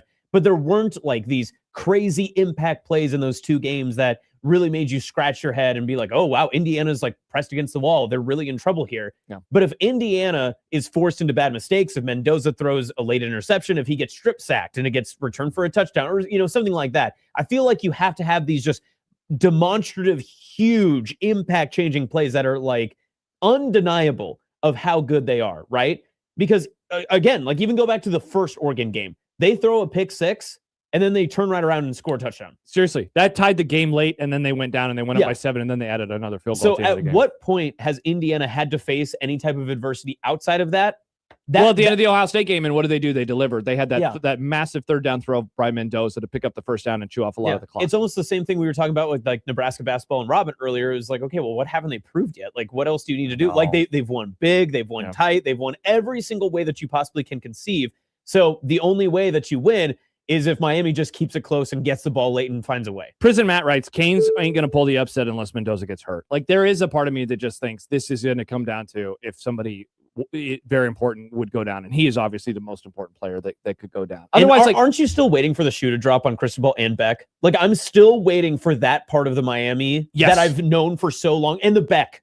Especially. That's who I was going to talk about. I've been waiting so long for that shoe to drop. What have we seen from Indiana in the last couple of games? Massive game-changing turnovers that completely flipped. I mean, the first play of the damn game against Oregon, pick six, touchdown. And I know Oregon tied it, but like that was really, really tough.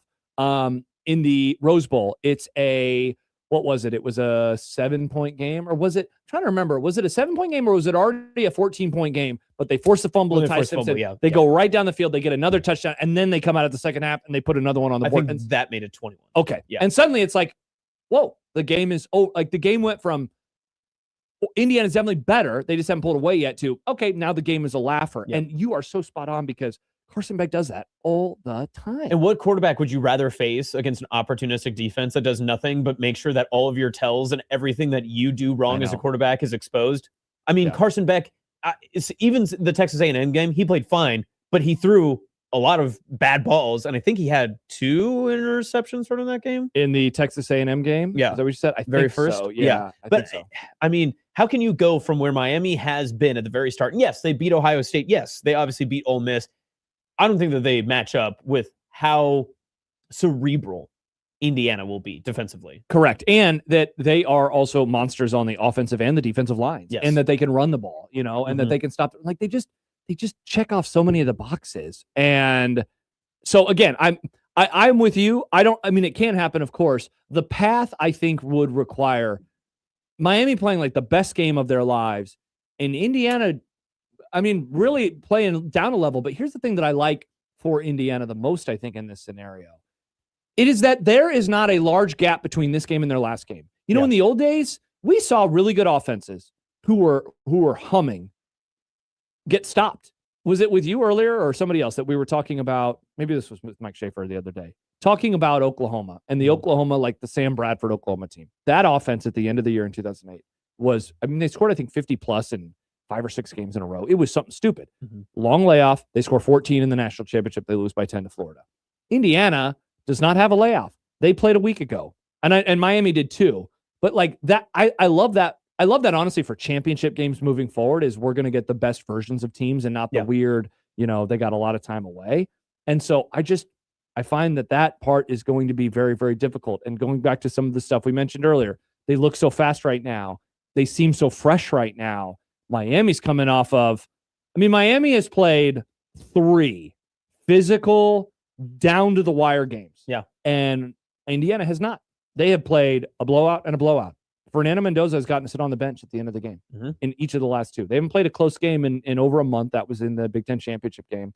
And they didn't have to play in a whole lot of those this year, whereas Miami was having to fight and claw. Yeah. Over And it's not over like and they over. won a shootout late and they just got like multiple scores up and Mendoza. Like the game was over at halftime in the past two, right? I mean, it's not even been a conversation. Yeah, well, I think was it 35-7 at the start of the second half, and then they scored again, and it was 42-7 against Oregon. Yes. And then we just mentioned, Yeah, because Dan Lanning gave the saddest halftime interview in history. Oh man, and I mean Jordan says that too. +6 is never going to take his foot off the pedal to allow Miami a chance to come back. I've said this before 100 times about Cignetti, that his ability to just say, I'm proving a point today and there's nothing you can do about it. He did it to Nebraska, obviously, in that first year. He did it to Illinois earlier this year. They don't do it every single time, but when he's ready to make a point and prove a point, they did it against Alabama. They did it against Oregon the second time. If he wants to prove a point, they will win by 35. Yeah, you know, I normally, last game of the season, can't hold anything back, Brent. This is the time that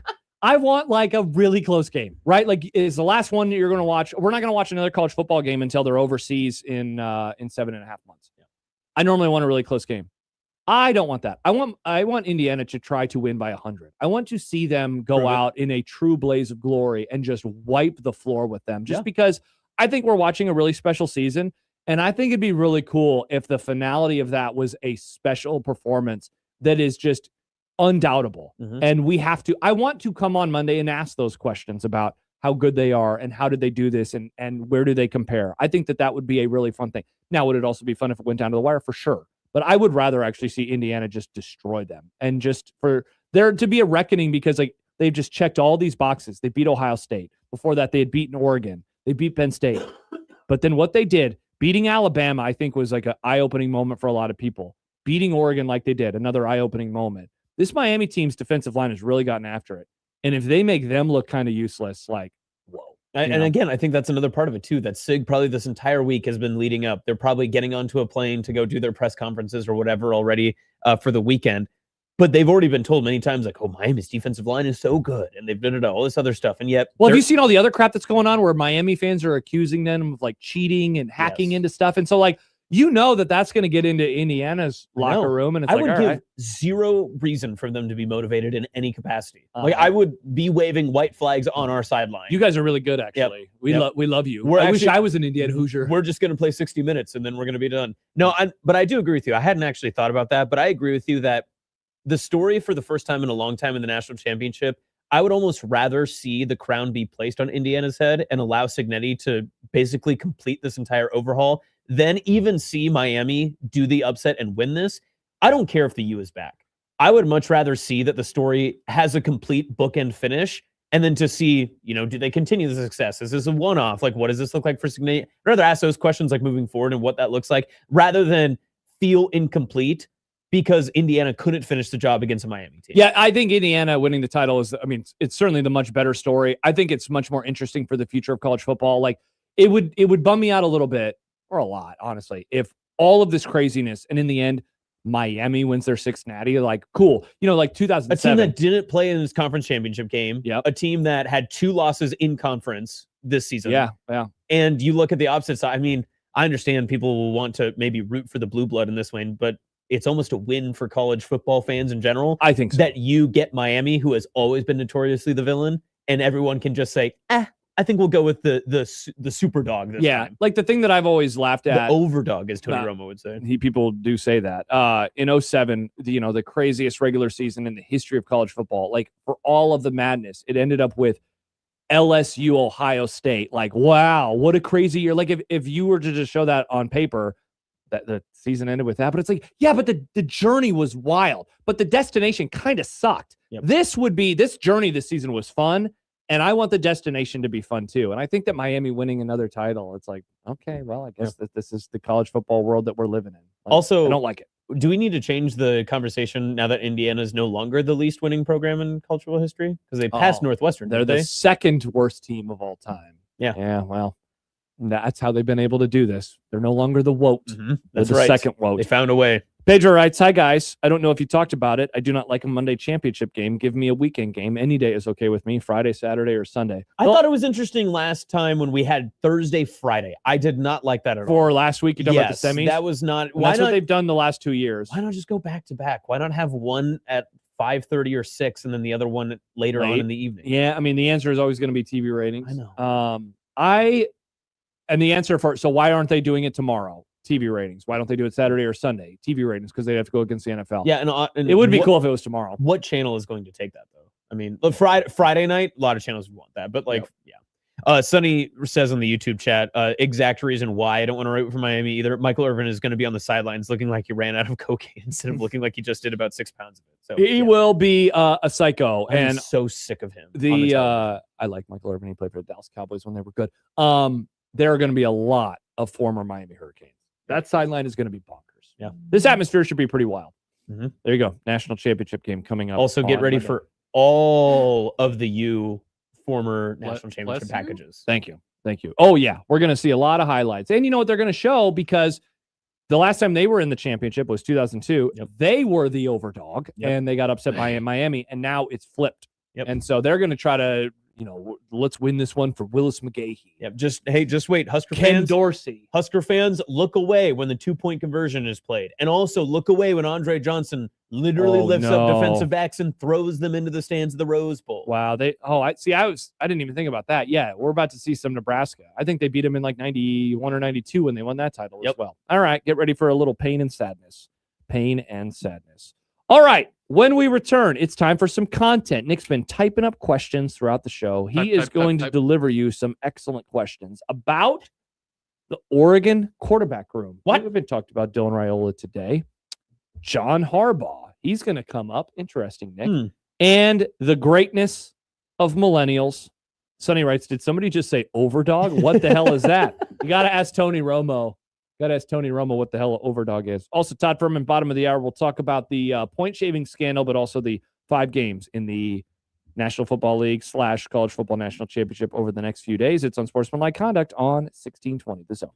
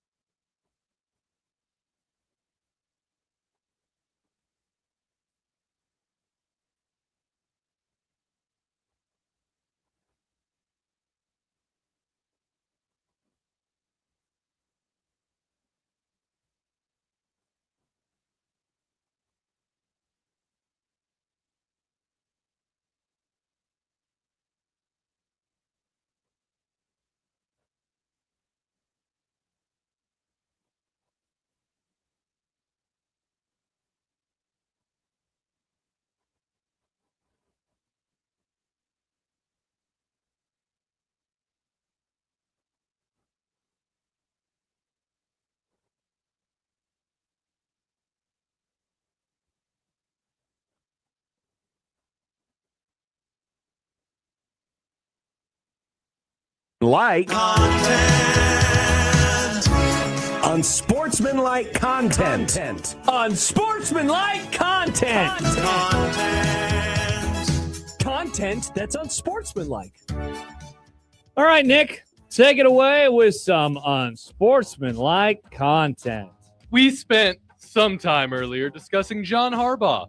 Earlier today on ESPN, Dan Orlovsky said today is the best day the Giants have had since winning the Super Bowl. There's no way he's right. Right? Turn my mic on. Whoops, my bad. My bad. Oh, my bad. I don't know, that one run that Daniel Jones had on Monday Night Football when he slipped and fell in the imaginary line when he was breaking away for like an 80-yard touchdown run, that was a pretty good day. This is funny. That's the only other day I could think of. Yeah, I mean, they did make the playoffs at one time and then went out on the boat. Yeah. Oh, the boat. Remember the boat? boat? Oh, they did have the Monday Night Football Odell catch. That was a good day in Giants Sunday Night history. Football, but yes, that was a good correct, catch. People forget, though, the Dallas Cowboys won that game. Not to brag. I don't know. I mean, he's good, but he ain't. Is he that good? Is he the prince who was promised? Is he going to lead them back to the promised land? I would be a little surprised. I would be too. I would be a little surprised. How quickly do you expect other coaching dominoes to fall now that Harbaugh is off the board? So we've been waiting, right, for like anybody to get hired. Nobody had been. So now that this has finally gone down, I'm guessing that they were waiting for this, and we're about to see some movement. The other thing is there are still 8 teams left in the playoffs. Yes. Once some of those teams start getting eliminated, then we're going to also start seeing some movings and shaking. We were talking to Nick was saying he doesn't care about who the new Dolphins head coach is. Robert Saleh came up, for example. Robert Saleh still coaching this weekend. I think he still could be coaching next weekend, if I'm being honest. But like that type of stuff is going to then allow, other hirings to be made. At least the trickle-down effect has already begun because Miami was clearly in place with Harbaugh. They wanted him, didn't get it to go. But how does that then continue on from here? And I'm interested to know if anyone wants Mike Tomlin. People like to throw his name. And does he want to be there? I don't know if anyone wants Mike Tomlin, but hey, I've been wrong many times before. I'll be wrong. You'll be wrong many times in the future too, Austin. Bleacher Report says Oregon has the best QB room in CFB going into 2026. Do you agree? I mean, here's the thing. I don't know every quarterback room, but at the very least, they have 2 guys with actual starting experience. One of them made it to the playoff. The other, looks like Mahomes sometimes. But I mean, this is a pretty experienced room. Also, there were a couple of comments in our chat earlier. Is Dayton going there? Is that now official too? He's crystal balled there. Yes, incredible. That is so funny. I mean, obvious. I think that we all expected it to happen, but that's pretty fun. Yeah. Which, I mean, does that add to their quarterback room, I suppose? I guess. There is a person in the room, another person, the room where it happened. 2 Raiolas have hit Oregon, as people are saying. Another Raiola has hit the Oregon. So it does make it interesting, though, because obviously you can look at the restocked and retooled, the higher-end quarterback rooms. Like Alabama will obviously have like a very competitive one. Ohio State will have another 2. But as you kind of keep going down the list, there are some pretty good rosters, and one of them, notably, might be LSU because they just keep adding people in there. So you kind of got to be on the lookout. Okay. Yeah. That's a good one. I would lean Oregon, but I would put LSU right up there with them. Austin. Yes. Your Panthers are gone, but not forgotten from the NFL playoffs. Thank you. Could this season be one to build off of moving forward? Is Bryce Young the Bryce future? I said this earlier about Lamar Jackson. If you don't believe as an organization your quarterback can win a Super Bowl, you need to move on from that quarterback. I actually am a Bryce stan. I love Bryce Young. Oh, this isn't unironic or ironic. This is unironic. And I think the people... I'll figure out my words. The national perspective around him, if you haven't been able to watch a lot of Panther football, and I don't blame you. He looks like a little kid with a backpack. He does, but the offense is generated around him. He has Coker, which all Coke heads must unite because he had a great game. And then obviously McMillan on the opposite side is going to win Offensive Rookie of the Year. Tet. They are, Tatoria. Come on, he doesn't go by Tet. He doesn't? Nope. People call him Tet, though. Yeah, he doesn't like that. I will not call him that anymore. Tatoria McMillan. Yeah. But I actually do think that it was a very good building block. My biggest gripe, however, is that getting all of this momentum moving forward, they will play a first-place schedule next year, and they will not play well. They are still not an overall talented roster. They need a lot of extra depth to move forward. Your coach is very handsome. Yeah, he's an odd duck. I don't mind Canales, but he's done some weird things. Like on the field or off the field? Off the field, cheated on his wife, wrote a book about it. Oh, I forgot about that. Yeah. Yeah, that's odd. Yeah. Hey, at least and they're still together, by the way. True love finds a way. At least through a book. At least your owner's not throwing stuff at fans anymore. Well, yeah. For now. Well, and he's friends with Cam Newton again, so everything is good. This is great news. The Pit is back tonight for episode 2. Let's go! You got any predictions for what's going down? Is someone going to get a foot cut off? Uh-oh. Nick, that would be amazing if that happened. I would accuse you of spoiling if that is the case. Is this not Grey's Anatomy for boys? No. It kind of seems like Grey's Anatomy for boys. This is it. Nick, you know that I only have the best of taste in television shows. I told you to watch Mad Men, and what did Mad Men turn into? Yeah, you told me to watch a show that a lot of people love and say is great. Correct. Josh was also on the hive mind saying, oh, Severance, whoa. Severance was pretty tight. I recommended that to Nick as well. I don't know why you two are trying to doubt the Pit. There's a something going on with a baby. I think we'll probably get a little more clarity. Is the baby getting its foot cut off? You are a freak, Nick. Emergency situations happen. Wow. Hey, look at the baby. Cut off its foot for some reason. Hey, look at the baby. I'll get my friends to watch it. I can't wait for somebody among you two Yahoo idiots to watch it someday and be like, whoa, this was pretty good. On Max, right? Yeah. Okay. HBO Max. They put the HBO back on. Oh, that's right. That's right. Just sneak away from Dr. I'll dive in. Dr. Fiance. Yeah, I'll dive in. Okay. Right before the Mudecus Championship. Meanwhile, on Nick's Saturday. watching Slop. What Slop are you watching this time, Nick? Doctor Who, not Slop. That's Slop. We watched the Weeping Angel episode last night. I don't know what That's that means. Awesome. Sounds like Slop. Sounds like Slop. Thank you. We live in the real world. That's why we watch The Pit. Yeah, Nick. Let's finish off by talking about millennials. Read the question as you wrote it earlier, Nick. Specifically, millennial men. According to one survey, millennial fathers are spending more time with their children and doing household chores. Now, Josh, you're not a father. Correct. But I have to imagine you're not surprised by the news that, compared to the more emotionally distant previous generations anyway, millennials are seemingly wanting to spend more time with their kids and be better partners because they're not as emotionally distant as older generations were raised to be. You know who you reminded me of there, Nick, with your delivery? You reminded me of John, where John can never just take a piece of good news and say, wow, good news. It's not that it's not. He immediately good has to news. turn it about something negative. Hey, the playoff is good. How would John take that news? The playoff was good. But the McTest probably going to change it. This isn't really news, though. It's, This if is you think great. about it for 5 seconds, it just makes sense. I want the millennial men in the chat to put 10 toes down. Have you heard this new phrase, 10 toes down? I'm putting 10 toes down because I'm saying it with full fetish Josh. No, I'm not into feet. That's one of my friends. Don't call him Tarantino for nothing. We're not shaming anybody though on this show. This is awesome. Totally unsurprising that the millennial men are here to save the day. We go to therapy. I saw my therapist earlier today. I told her all sorts of things. I talked about stuff that I would never talk about with you two because you're not mature enough and you don't watch The Pit. I'm not mature enough. You don't watch The Pit. We're engaged. We are engaged. Yeah. Get married. You're not first. engaged. Wow. Yeah, I was. I have a child multiple at home. times, not to brag, Mm. but I don't have a child. I do a lot of housework though because I'm happy to do that. You know who else does a lot of housework? Me and Austin. That's right. You're not special. I made French toast and took the dog to the vet the other day. You don't call that maturity? I did the dishes before work the other morning. I washed the baseboards on Sunday. So did I, Nick. I Do you sweep wanna- and mop. do you That's want what a I'm cookie? saying. Millennials aren't special. We're just more emotionally in tune and want to be better partners Yeah, than sorry, previous we're- generations. Sorry, You we're seem poorer than a you. little triggered. I'm We triggered are. that you think that this is some special millennial thing. Yeah, why are you always trying to separate us? Why can't we just be men together? Yeah. Travis writes, millennials greater than every other generation. There you go. That sounds a really big pick-me attitude from the millennials. Yeah. I bet Travis is a millennial. Oh, can I get a participation ribbon, Oh, please? can you acknowledge me? I did this good thing, and I Oh want my everyone to gosh. know about it. Gen X Everyone invented should know. participation You can trophies. just do something good and not have to get patted on the back for it. I do. That's what I do literally every day. Oh, but you it's- just talked about millennials and No, how you good did. you are. were the one who asked the question. Oh, Got 'em. interesting. Yep. All right. Interesting. When we return, speaking of interesting, our dear friend Todd Furman will join us. Hey, Todd. We'll talk about the NFL playoff games on Saturday and on Sunday and the College Football National Championship. We'll begin though with the news that we haven't had a chance to talk about yet today: the point shaving scandal in college basketball. Get Todd's thoughts on this, so we will do that when we return. Looking forward to talking to Todd here on Unsportsmanlike Conduct and 1620 The Zone.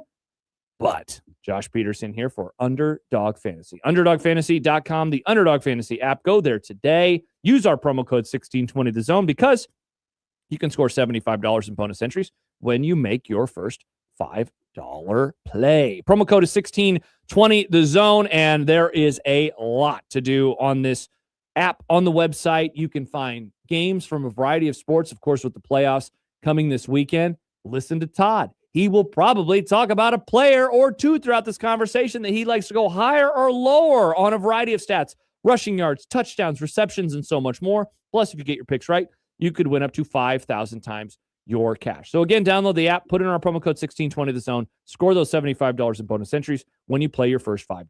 Must be 19 plus and present in Nebraska. Terms apply. See assets.underdogfantasy.com for details. Concerned with your play? Call 1-800-GAMBLER or visit ncpgambling.org.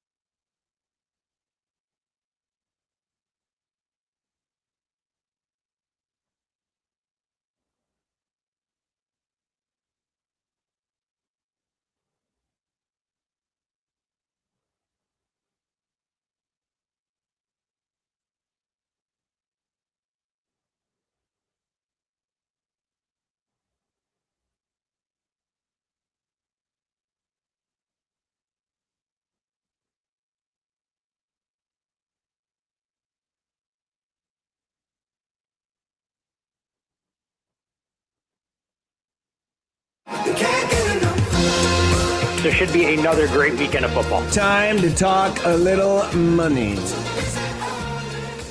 People fall in love with teams on the way they look at a non-conference schedule. I don't think there is enough wiggle room for me to get involved with this game going under the total early. And remember, it's a marathon, not a sprint. Welcoming in our dear friend Todd Furman of CBS Sports as we get ready for 4 games in the NFL this weekend, the national championship on Monday. Todd, good afternoon. How are things in the desert?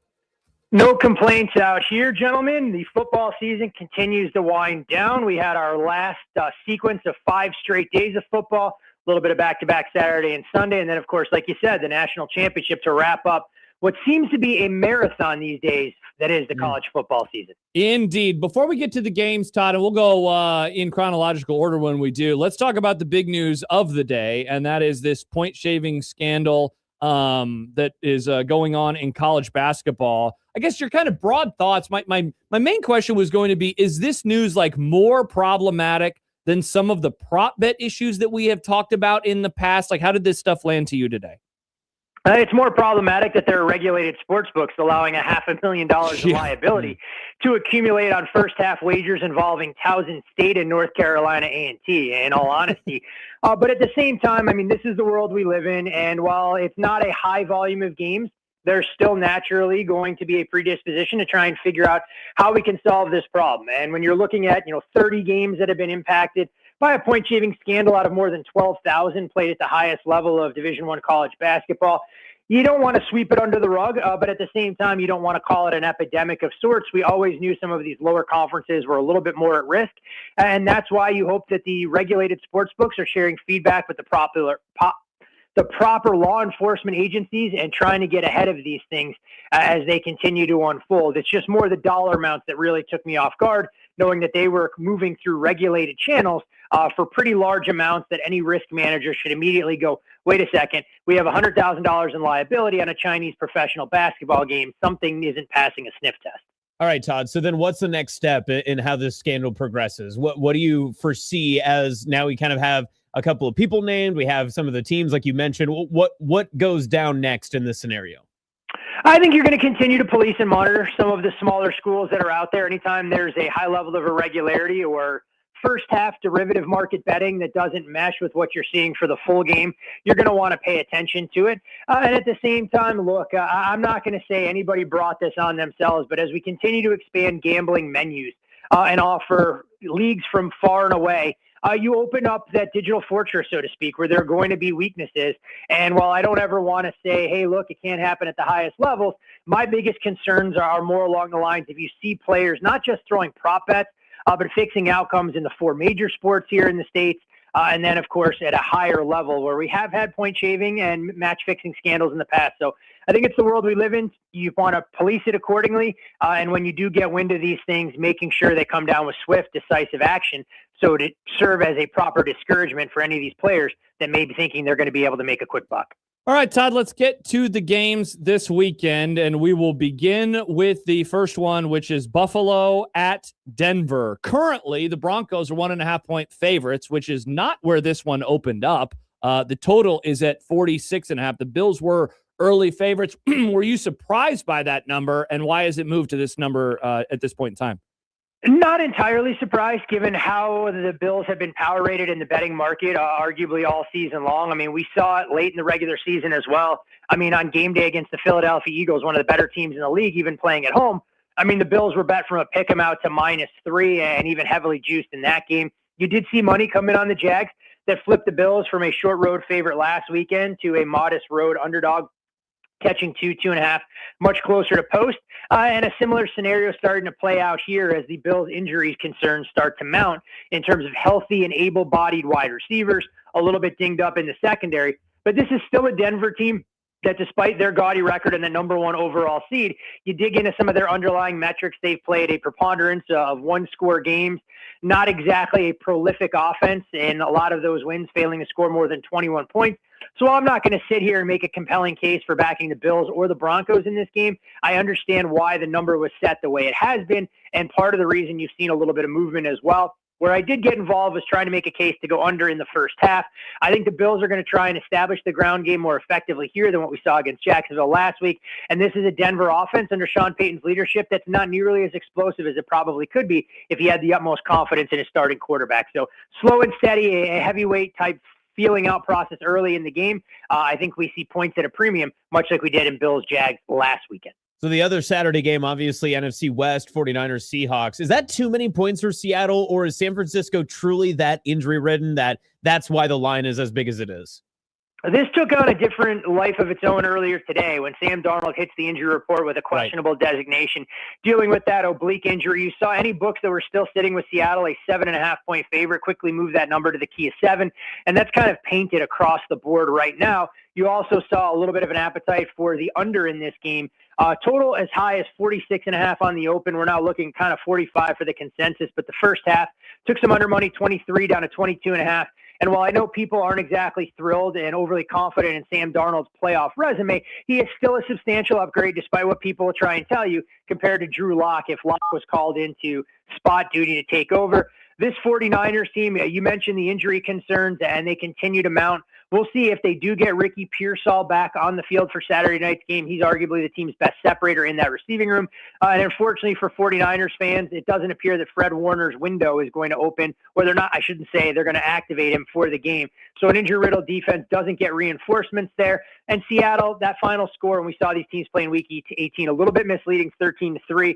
That felt more like a 28-3, 35-3 type game. So Seattle, a rightful favorite here, but I can also understand why people see Kyle Shanahan catching all these points and think it is an extremely attractive proposition to back the 49ers and hope they can do this week what they did last week on the road to Philadelphia. Todd Furman joining us as we talk NFL playoffs. Quickie, real fast, Todd, before I ask you about the next AFC game, and that is the fact that this one is being played so soon after we saw them in Week 18. Do you have a lean on who that benefits more, whether it's Seattle or San Francisco? Obviously, Seattle's going to have the benefit of the time off and home game, but in terms of playing it so fast together. Do you always think that the team that lost the first meeting is going to make better adjustments and have themselves prepared for a rematch that comes in pretty short succession? During the regular season, we don't have a massive sample size, but we do have a little bit. The team that loses the first game is typically the play-on team in the second of those meetings. Now, unfortunately for the 49ers, very short week, traveling across the country to get home and then traveling the Pacific Northwest. Some of those intangibles work against them, and I don't think the Seahawks will kind of rest in their laurels. Given the magnitude of this game, it's just a question of who can make those minor tweaks, or in the case of Seattle, maybe go out there and execute a little bit more effectively, especially in the red zone. So let's get to the next AFC game, and that one is on Sunday. Houston at New England. The Pats are a 3-point favorite. The total is at 40.5. We saw Houston really play with their food, Todd, throughout much of the game on Monday against Pittsburgh, but the defense turned on the Jets, especially in the fourth quarter. But man, CJ Stroud really did struggle. They have never made it to an AFC championship game. How is your view of this one? And CJ is going to have to be significantly better than what we saw on Monday night against the Pittsburgh Steelers. While he couldn't handle the snaps, had some very questionable judgment when it came to throwing into tight windows. The New England Patriots are going to throw defensive looks at him that CJ hasn't seen. Their coverage unit gets a boost with Christian Gonzalez most likely clearing concussion protocol, but we're not exactly sure how he's going to be deployed, knowing that the Houston Texans won't have their alpha in the receiving room in Nico Collins, and I don't think anybody else on the roster really warrants that shadow coverage. For Houston, they're going to try and run the football, but Woody Marks won't find nearly as much easy sledding as he did against the Steelers. And on the flip side for the Texans, look, this defense is as good as advertised. They're going to have to make sure that they get home, they keep their rush integrity against Drake May, and don't allow him to use his legs to extend plays. I can understand why this game saw money come in on the favorite. I would lean towards Houston as the numbers approaching 3.5 across the board, but where I did make a bet was going under the total in the first half at 20.5. I still show a little bit of value at 20, although the forecast calling for a little bit of snow with no wind could be a bit problematic, knowing that a slick track often favors the offense unless they're completely slowed down. Oh, and you mentioned some of the weather concerns. That's Rams at Bears. It feels like that's going to be a big factor in that contest. Do you ride with that over because of the way you saw the offenses play in the wild card games, or do you get more pause because of what the weather situation could be in Chicago? The weather definitely typically won't help a total this high, especially if the game time forecasts are accurate and we see single degree weather. It'll be the coldest such environment for Matthew Stafford to play in during his illustrious career, including his time with the Detroit Lions. But it's also being reflected in the market that did open 51 on the total, and we're now looking at 48.5. If you flip the venue here and we were playing in a climate-controlled SoFi, you'd be looking at a total for me more in that 52.5, 53 range. The other concern is Matthew Stafford and that finger. I know the x-rays came back negative, but we still don't know the severity of the sprain. Look, he's a gamer. He's going to go out there and give it everything he can. But in the cold weather, does that potentially impact his accuracy, especially if they want to test a Bears secondary that leaves an awful lot to be desired? Ben Johnson has come out and said they want to run the football more effectively. I'm not sure if that's a little bit of, hey, we're telling you what we're going to do and daring you to stop it, because the Rams' strength defensively has been against the run, where they're more vulnerable against the pass. This is a game, guys, that I don't have a position on either side or total. One of the tougher handicaps for me. Should be a hell of a matchup. We know it'll be an electric atmosphere in Chicago, but the Rams, in my opinion, are still the team to beat in the NFC, despite needing to win 2 more road games to represent the conference in Santa Clara. Well, Todd, speaking of incredible atmospheres, let's go to the national championship on Monday. I mean, I don't know if we've seen one like this in the playoff era of the college football national championship game where you're going to, I mean, certainly what's the closest to it? I guess LSU playing in the Superdome, but Miami playing in their home stadium, 8.5-point dogs against Indiana. The total is 47.5. We didn't have a chance to talk to you before the semis, or the quarters rather, but I know that there was a lot of chatter about Bama and the number in that game, and if Indiana was a name brand, it would have been a lot bigger than 7. I wonder if we could apply the same rhetoric to this one, or do you think that this is a good power-rated number with what we have seen from Miami winning 3 games in the playoff and the Hoosiers, winning 2 and obviously 15 straight this year?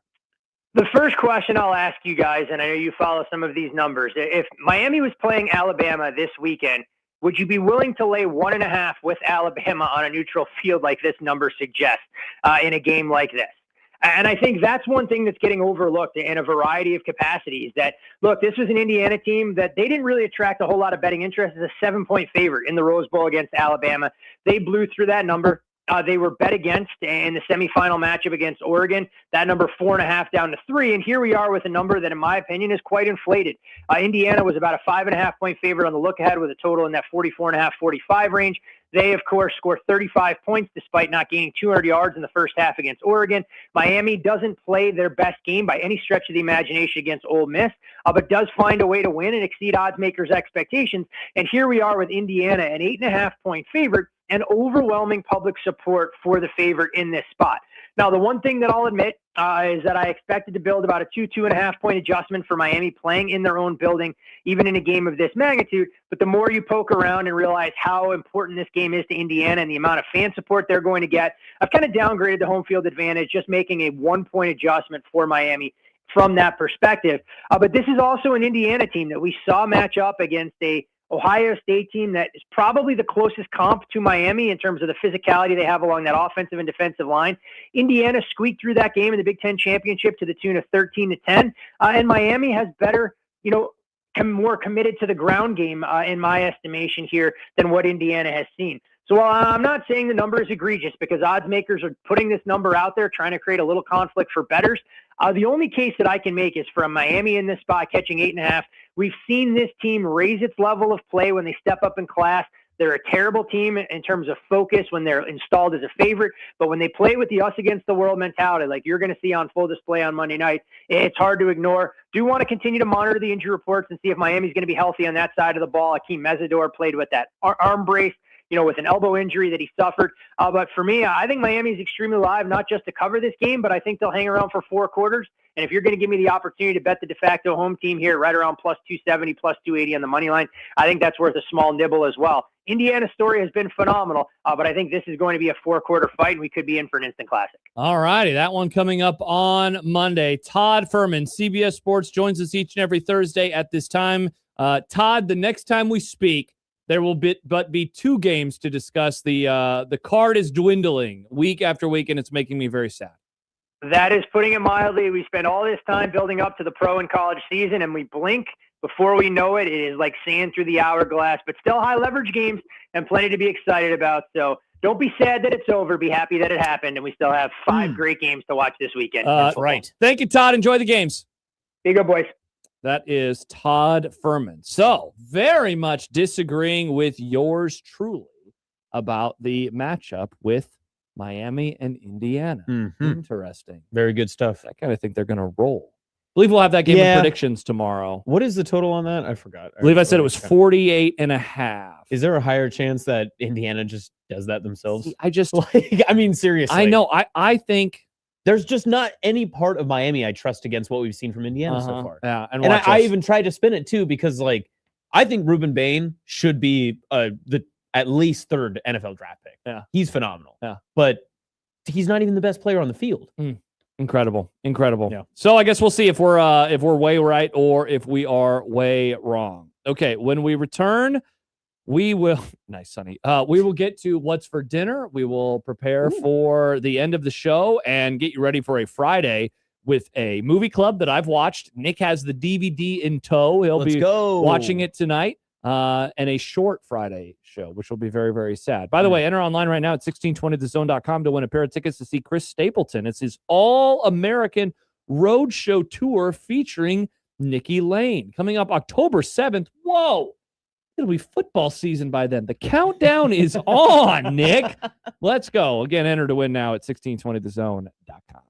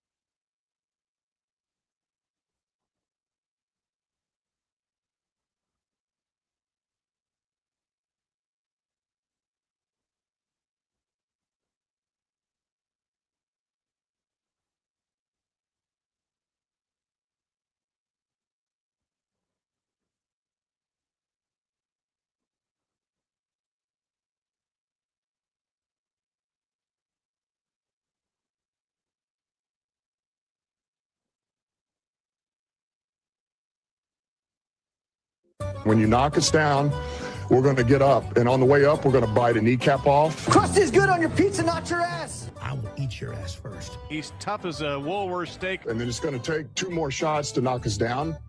All right. And on the way up, we're going to take your other kneecap. I'm ready to hang them up, gut them, and skin them, and chop them up. You know what? I'm ready. My daughters aren't starving to death.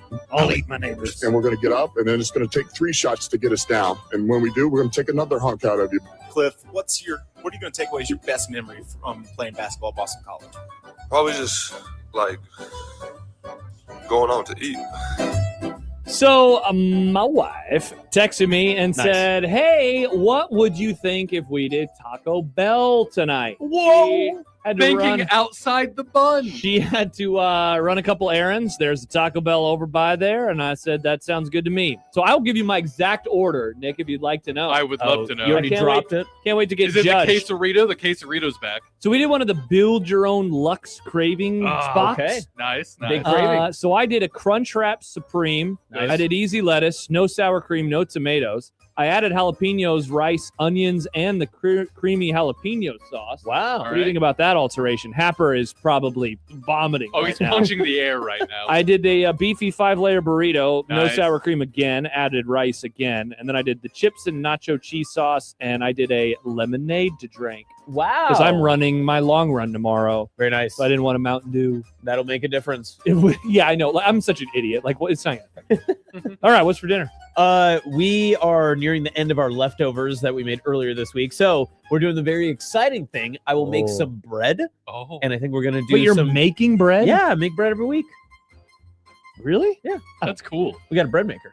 So you just throw everything. Oh, okay. I thought you were Another good thing that Gen Z is doing for their partners. You are Do so you make bread for triggered. your wife? No, I'm not a good cook, Nick. Why would I do that? She's made me You bread. literally just throw it into the bread maker. She's It's a very millennial. easy. Yeah, Very she's easy. made it from scratch. Not to brag. But I think we are going to do tuna melts with it. So I'm excited about that. I do love a tuna melt. Awesome. Hey, just because you don't like warm I fish. said awesome. I love warm fish. Yeah, I don't she like gave any a fish, weird really. look. Yeah, I don't want tuna, though. Yeah. So Nick? I'm not going to be pooping out my gourd with your Taco Bell order. My bad. Yeah. Steak tacos. Nice. You win. Now we're talking, Nick. A couple emails coming in earlier. Now, this is going to trigger Nick again. Uh-oh. Zach writes, millennial as the headline, and then suck it, Nick. What a great email. That doesn't trigger me. What a great email. Nick, you keep bringing up the great story of millennial fathers raising the children. No, I'm bringing up that Here you we think go. that's special. Why I think is it's a this- special thing that only millennials do. Travis writes, I've made a lot of bread for my wife as a millennial. Nice job by you, Travis. Travis is such a good person, except when he brings up the Cowboys sucking butt over the last however many years. Also, another email. This is not about generations, Nick, so you're not going to be mad. Money Chris writes about the betting scandal. Oh. Here is my I don't care. I absolutely do not care about people shaving points on basketball games. Whoa. As long as you aren't intentionally losing games, I don't care if you win by fewer points than a gambling line predicted. There's a risk you take being an effing degenerate gambler. I actually laugh at anybody that lost money because of this. You deserve that for being an effing degenerate gambler. Wow. First of all, Chris, so one of the involvements of one of these players, this team was favored and they lost by 14. Yes. And he always scored in the double digits and he scored 2. Yes. So just because you didn't cover doesn't mean it means you're going to win still. Yes. That's wild. I want all And of also my there- games on the up and up. And again, like you said, there are plenty of opportunities like this where a player bets against his own team or himself because it's an under both ways. Yeah. Oh, the under hits. Interesting. Hmm. Aaron texts in, wait, Nick doesn't like that millennials like their kids and care about them. Sorry for bragging about #winning. No, again, it's not that I don't like it. It's that it's not a surprise and you're not special for it. It's not a surprise, Nick. The generations before us, it was a surprise. I feel so lucky because I grew up with a loving father who told me, I love you, and gave me hugs. Well, Nick's dad invented the internet, so you're already... Yeah, and then he said, go get me another beer, partner. Wow. Partner? Well, because he was so busy inventing the internet. My dad's not the Marlboro man.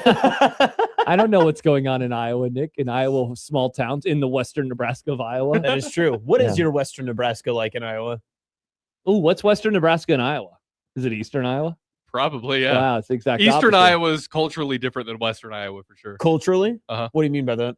Oh, is Just- this racist? It's not racist. Damn it, Nick, stop being racist. The eastern part of the state is more French because it was mostly French settlers. Very when it quiet. was first Ooh, around. oh, thank God But John's not here. The Oh, do they western, wave the white flag. the western part of Iowa is mostly German and Danish settlers. A lot of Runzas out there? A lot of overs hitting. No, over the there. only runs in Iowa, I think, is Council Bluffs. Well, as it should be. Is that true? The Omaha Metro. I've never seen a Runza That's what I anywhere recognize else. it as. I'm probably wrong, but I just know I've only seen an Iowa What's Runza that in Council loser Bluffs. fast food restaurant Des Moines has? Bebop's or whatever? Bebop's is delicious. No, it's Nick- terrible. Nick, you just delivered us a Hot and fresh. it looks like there is another Runza, and it is in what town is this? A second Runza has hit. Clarinda. Oh. What's Clarinda?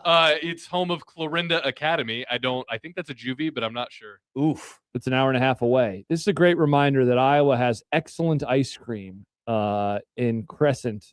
And what is it? Krispy Kreme. Krispy Kreme. I love All right, Krispy I'm gonna Kreme have to ice. try it out. It's so good. Their food is very good. good. Their fries are really good. Their sandwiches are really good. Their burgers are really good. It's like one of those, like, every small town has like a dairy blank, like Dairy Cream Oh or yes, something. a dairy chef, a Yeah. dairy king. Krispy Kreme is kind of that kind of food. But you they know? just wanted to be a little like on the line There's of being like- an inappropriate name. There's a dairy man, I think, in Hemingford Yeah, or something like that. There's Yeah. always Dairy Blank. I think he just sells milk. though. Back home it was Dairy Sweet, and then we lost it in the fire. People forget that Blue Bunny is from Lamar's, Iowa. People What? forget. The Blue Bunny? The very Wow. one. My grandparents used to live in Lamar's.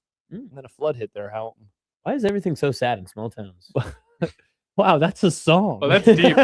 You made a country song for sure. Why is everything so sad in a small town? That's the better version of Try That in a Small Town. I don't know what that was. My dog got hit. Listen, my small town loved that Jason Aldean single. Oh, I bet. Try that. My hometown loved it too. Town. Wow, Travis writes Blue Bunny is trash. Interesting. Whoa. I like Blue Bunny. The best milk, A&E, also from Iowa. Coming up tomorrow, speaking of the best milk, Mike Stibbs is in the building. Hi, Stibbs. How is that speaking of the best milk? He's a milk check. I got to white figure out. linebacker. I got to figure out if Jack's on because we will be off at 5, so the normal time for Jack is not available. Uh-oh. Jack is so busy now. I don't even know if he could do 250 like the old days. We're gonna have to cram everything into 3 hours. The Cram Boys. I think I'm gonna talk to John and say, like, let's do a very abbreviated predictions and just do like the games and that's it, just so we can rip through that. We'll have a movie club, Drop Dead Gorgeous. I watched it last night. Very much enjoyed it. I found it hilarious. Okay. So we'll talk about that. I need to watch it. I'll watch it. It's on Tubi. In solidarity. Because of it, yes. It's on Tubi. So Kent Walgamont will join us. Maybe Jack. I'll probably say that the Broncos are going to lose to the Bills. Stibbs will get mad. Travis will get mad. But us millennials ultimately will come together and be great in our houses and raising our children. Well, luckily, Haley Steinfeld will win either way. There will be some spitting going on. That's for damn sure. So that's all we have coming up tomorrow. Austin, it is so wonderful to have you in the studio yet again. Yes, I'm just happy to be here. And it sounds like I'll be back. What does that mean? What does it mean? Why would you say that? What do the signs? What are they telling us? Oh, it's because it's basketball season and John will be gone. And also baseball starting soon.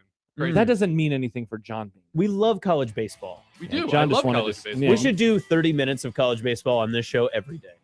I agree, Nick, yes. Austin. What a great thing to say. Where's my slice of baseball, Nick? Slice of college baseball? Dang. Nick, I think this could be an all-new podcast for the 1620 The Zone YouTube channel. Interesting. We lost Take 5, but Take 5's ashes, rise, a slice of college baseball. I love it. For Austin, for Nick, I'm Josh. After Hours is coming up next. Have a great night, everybody. We will talk to you tomorrow.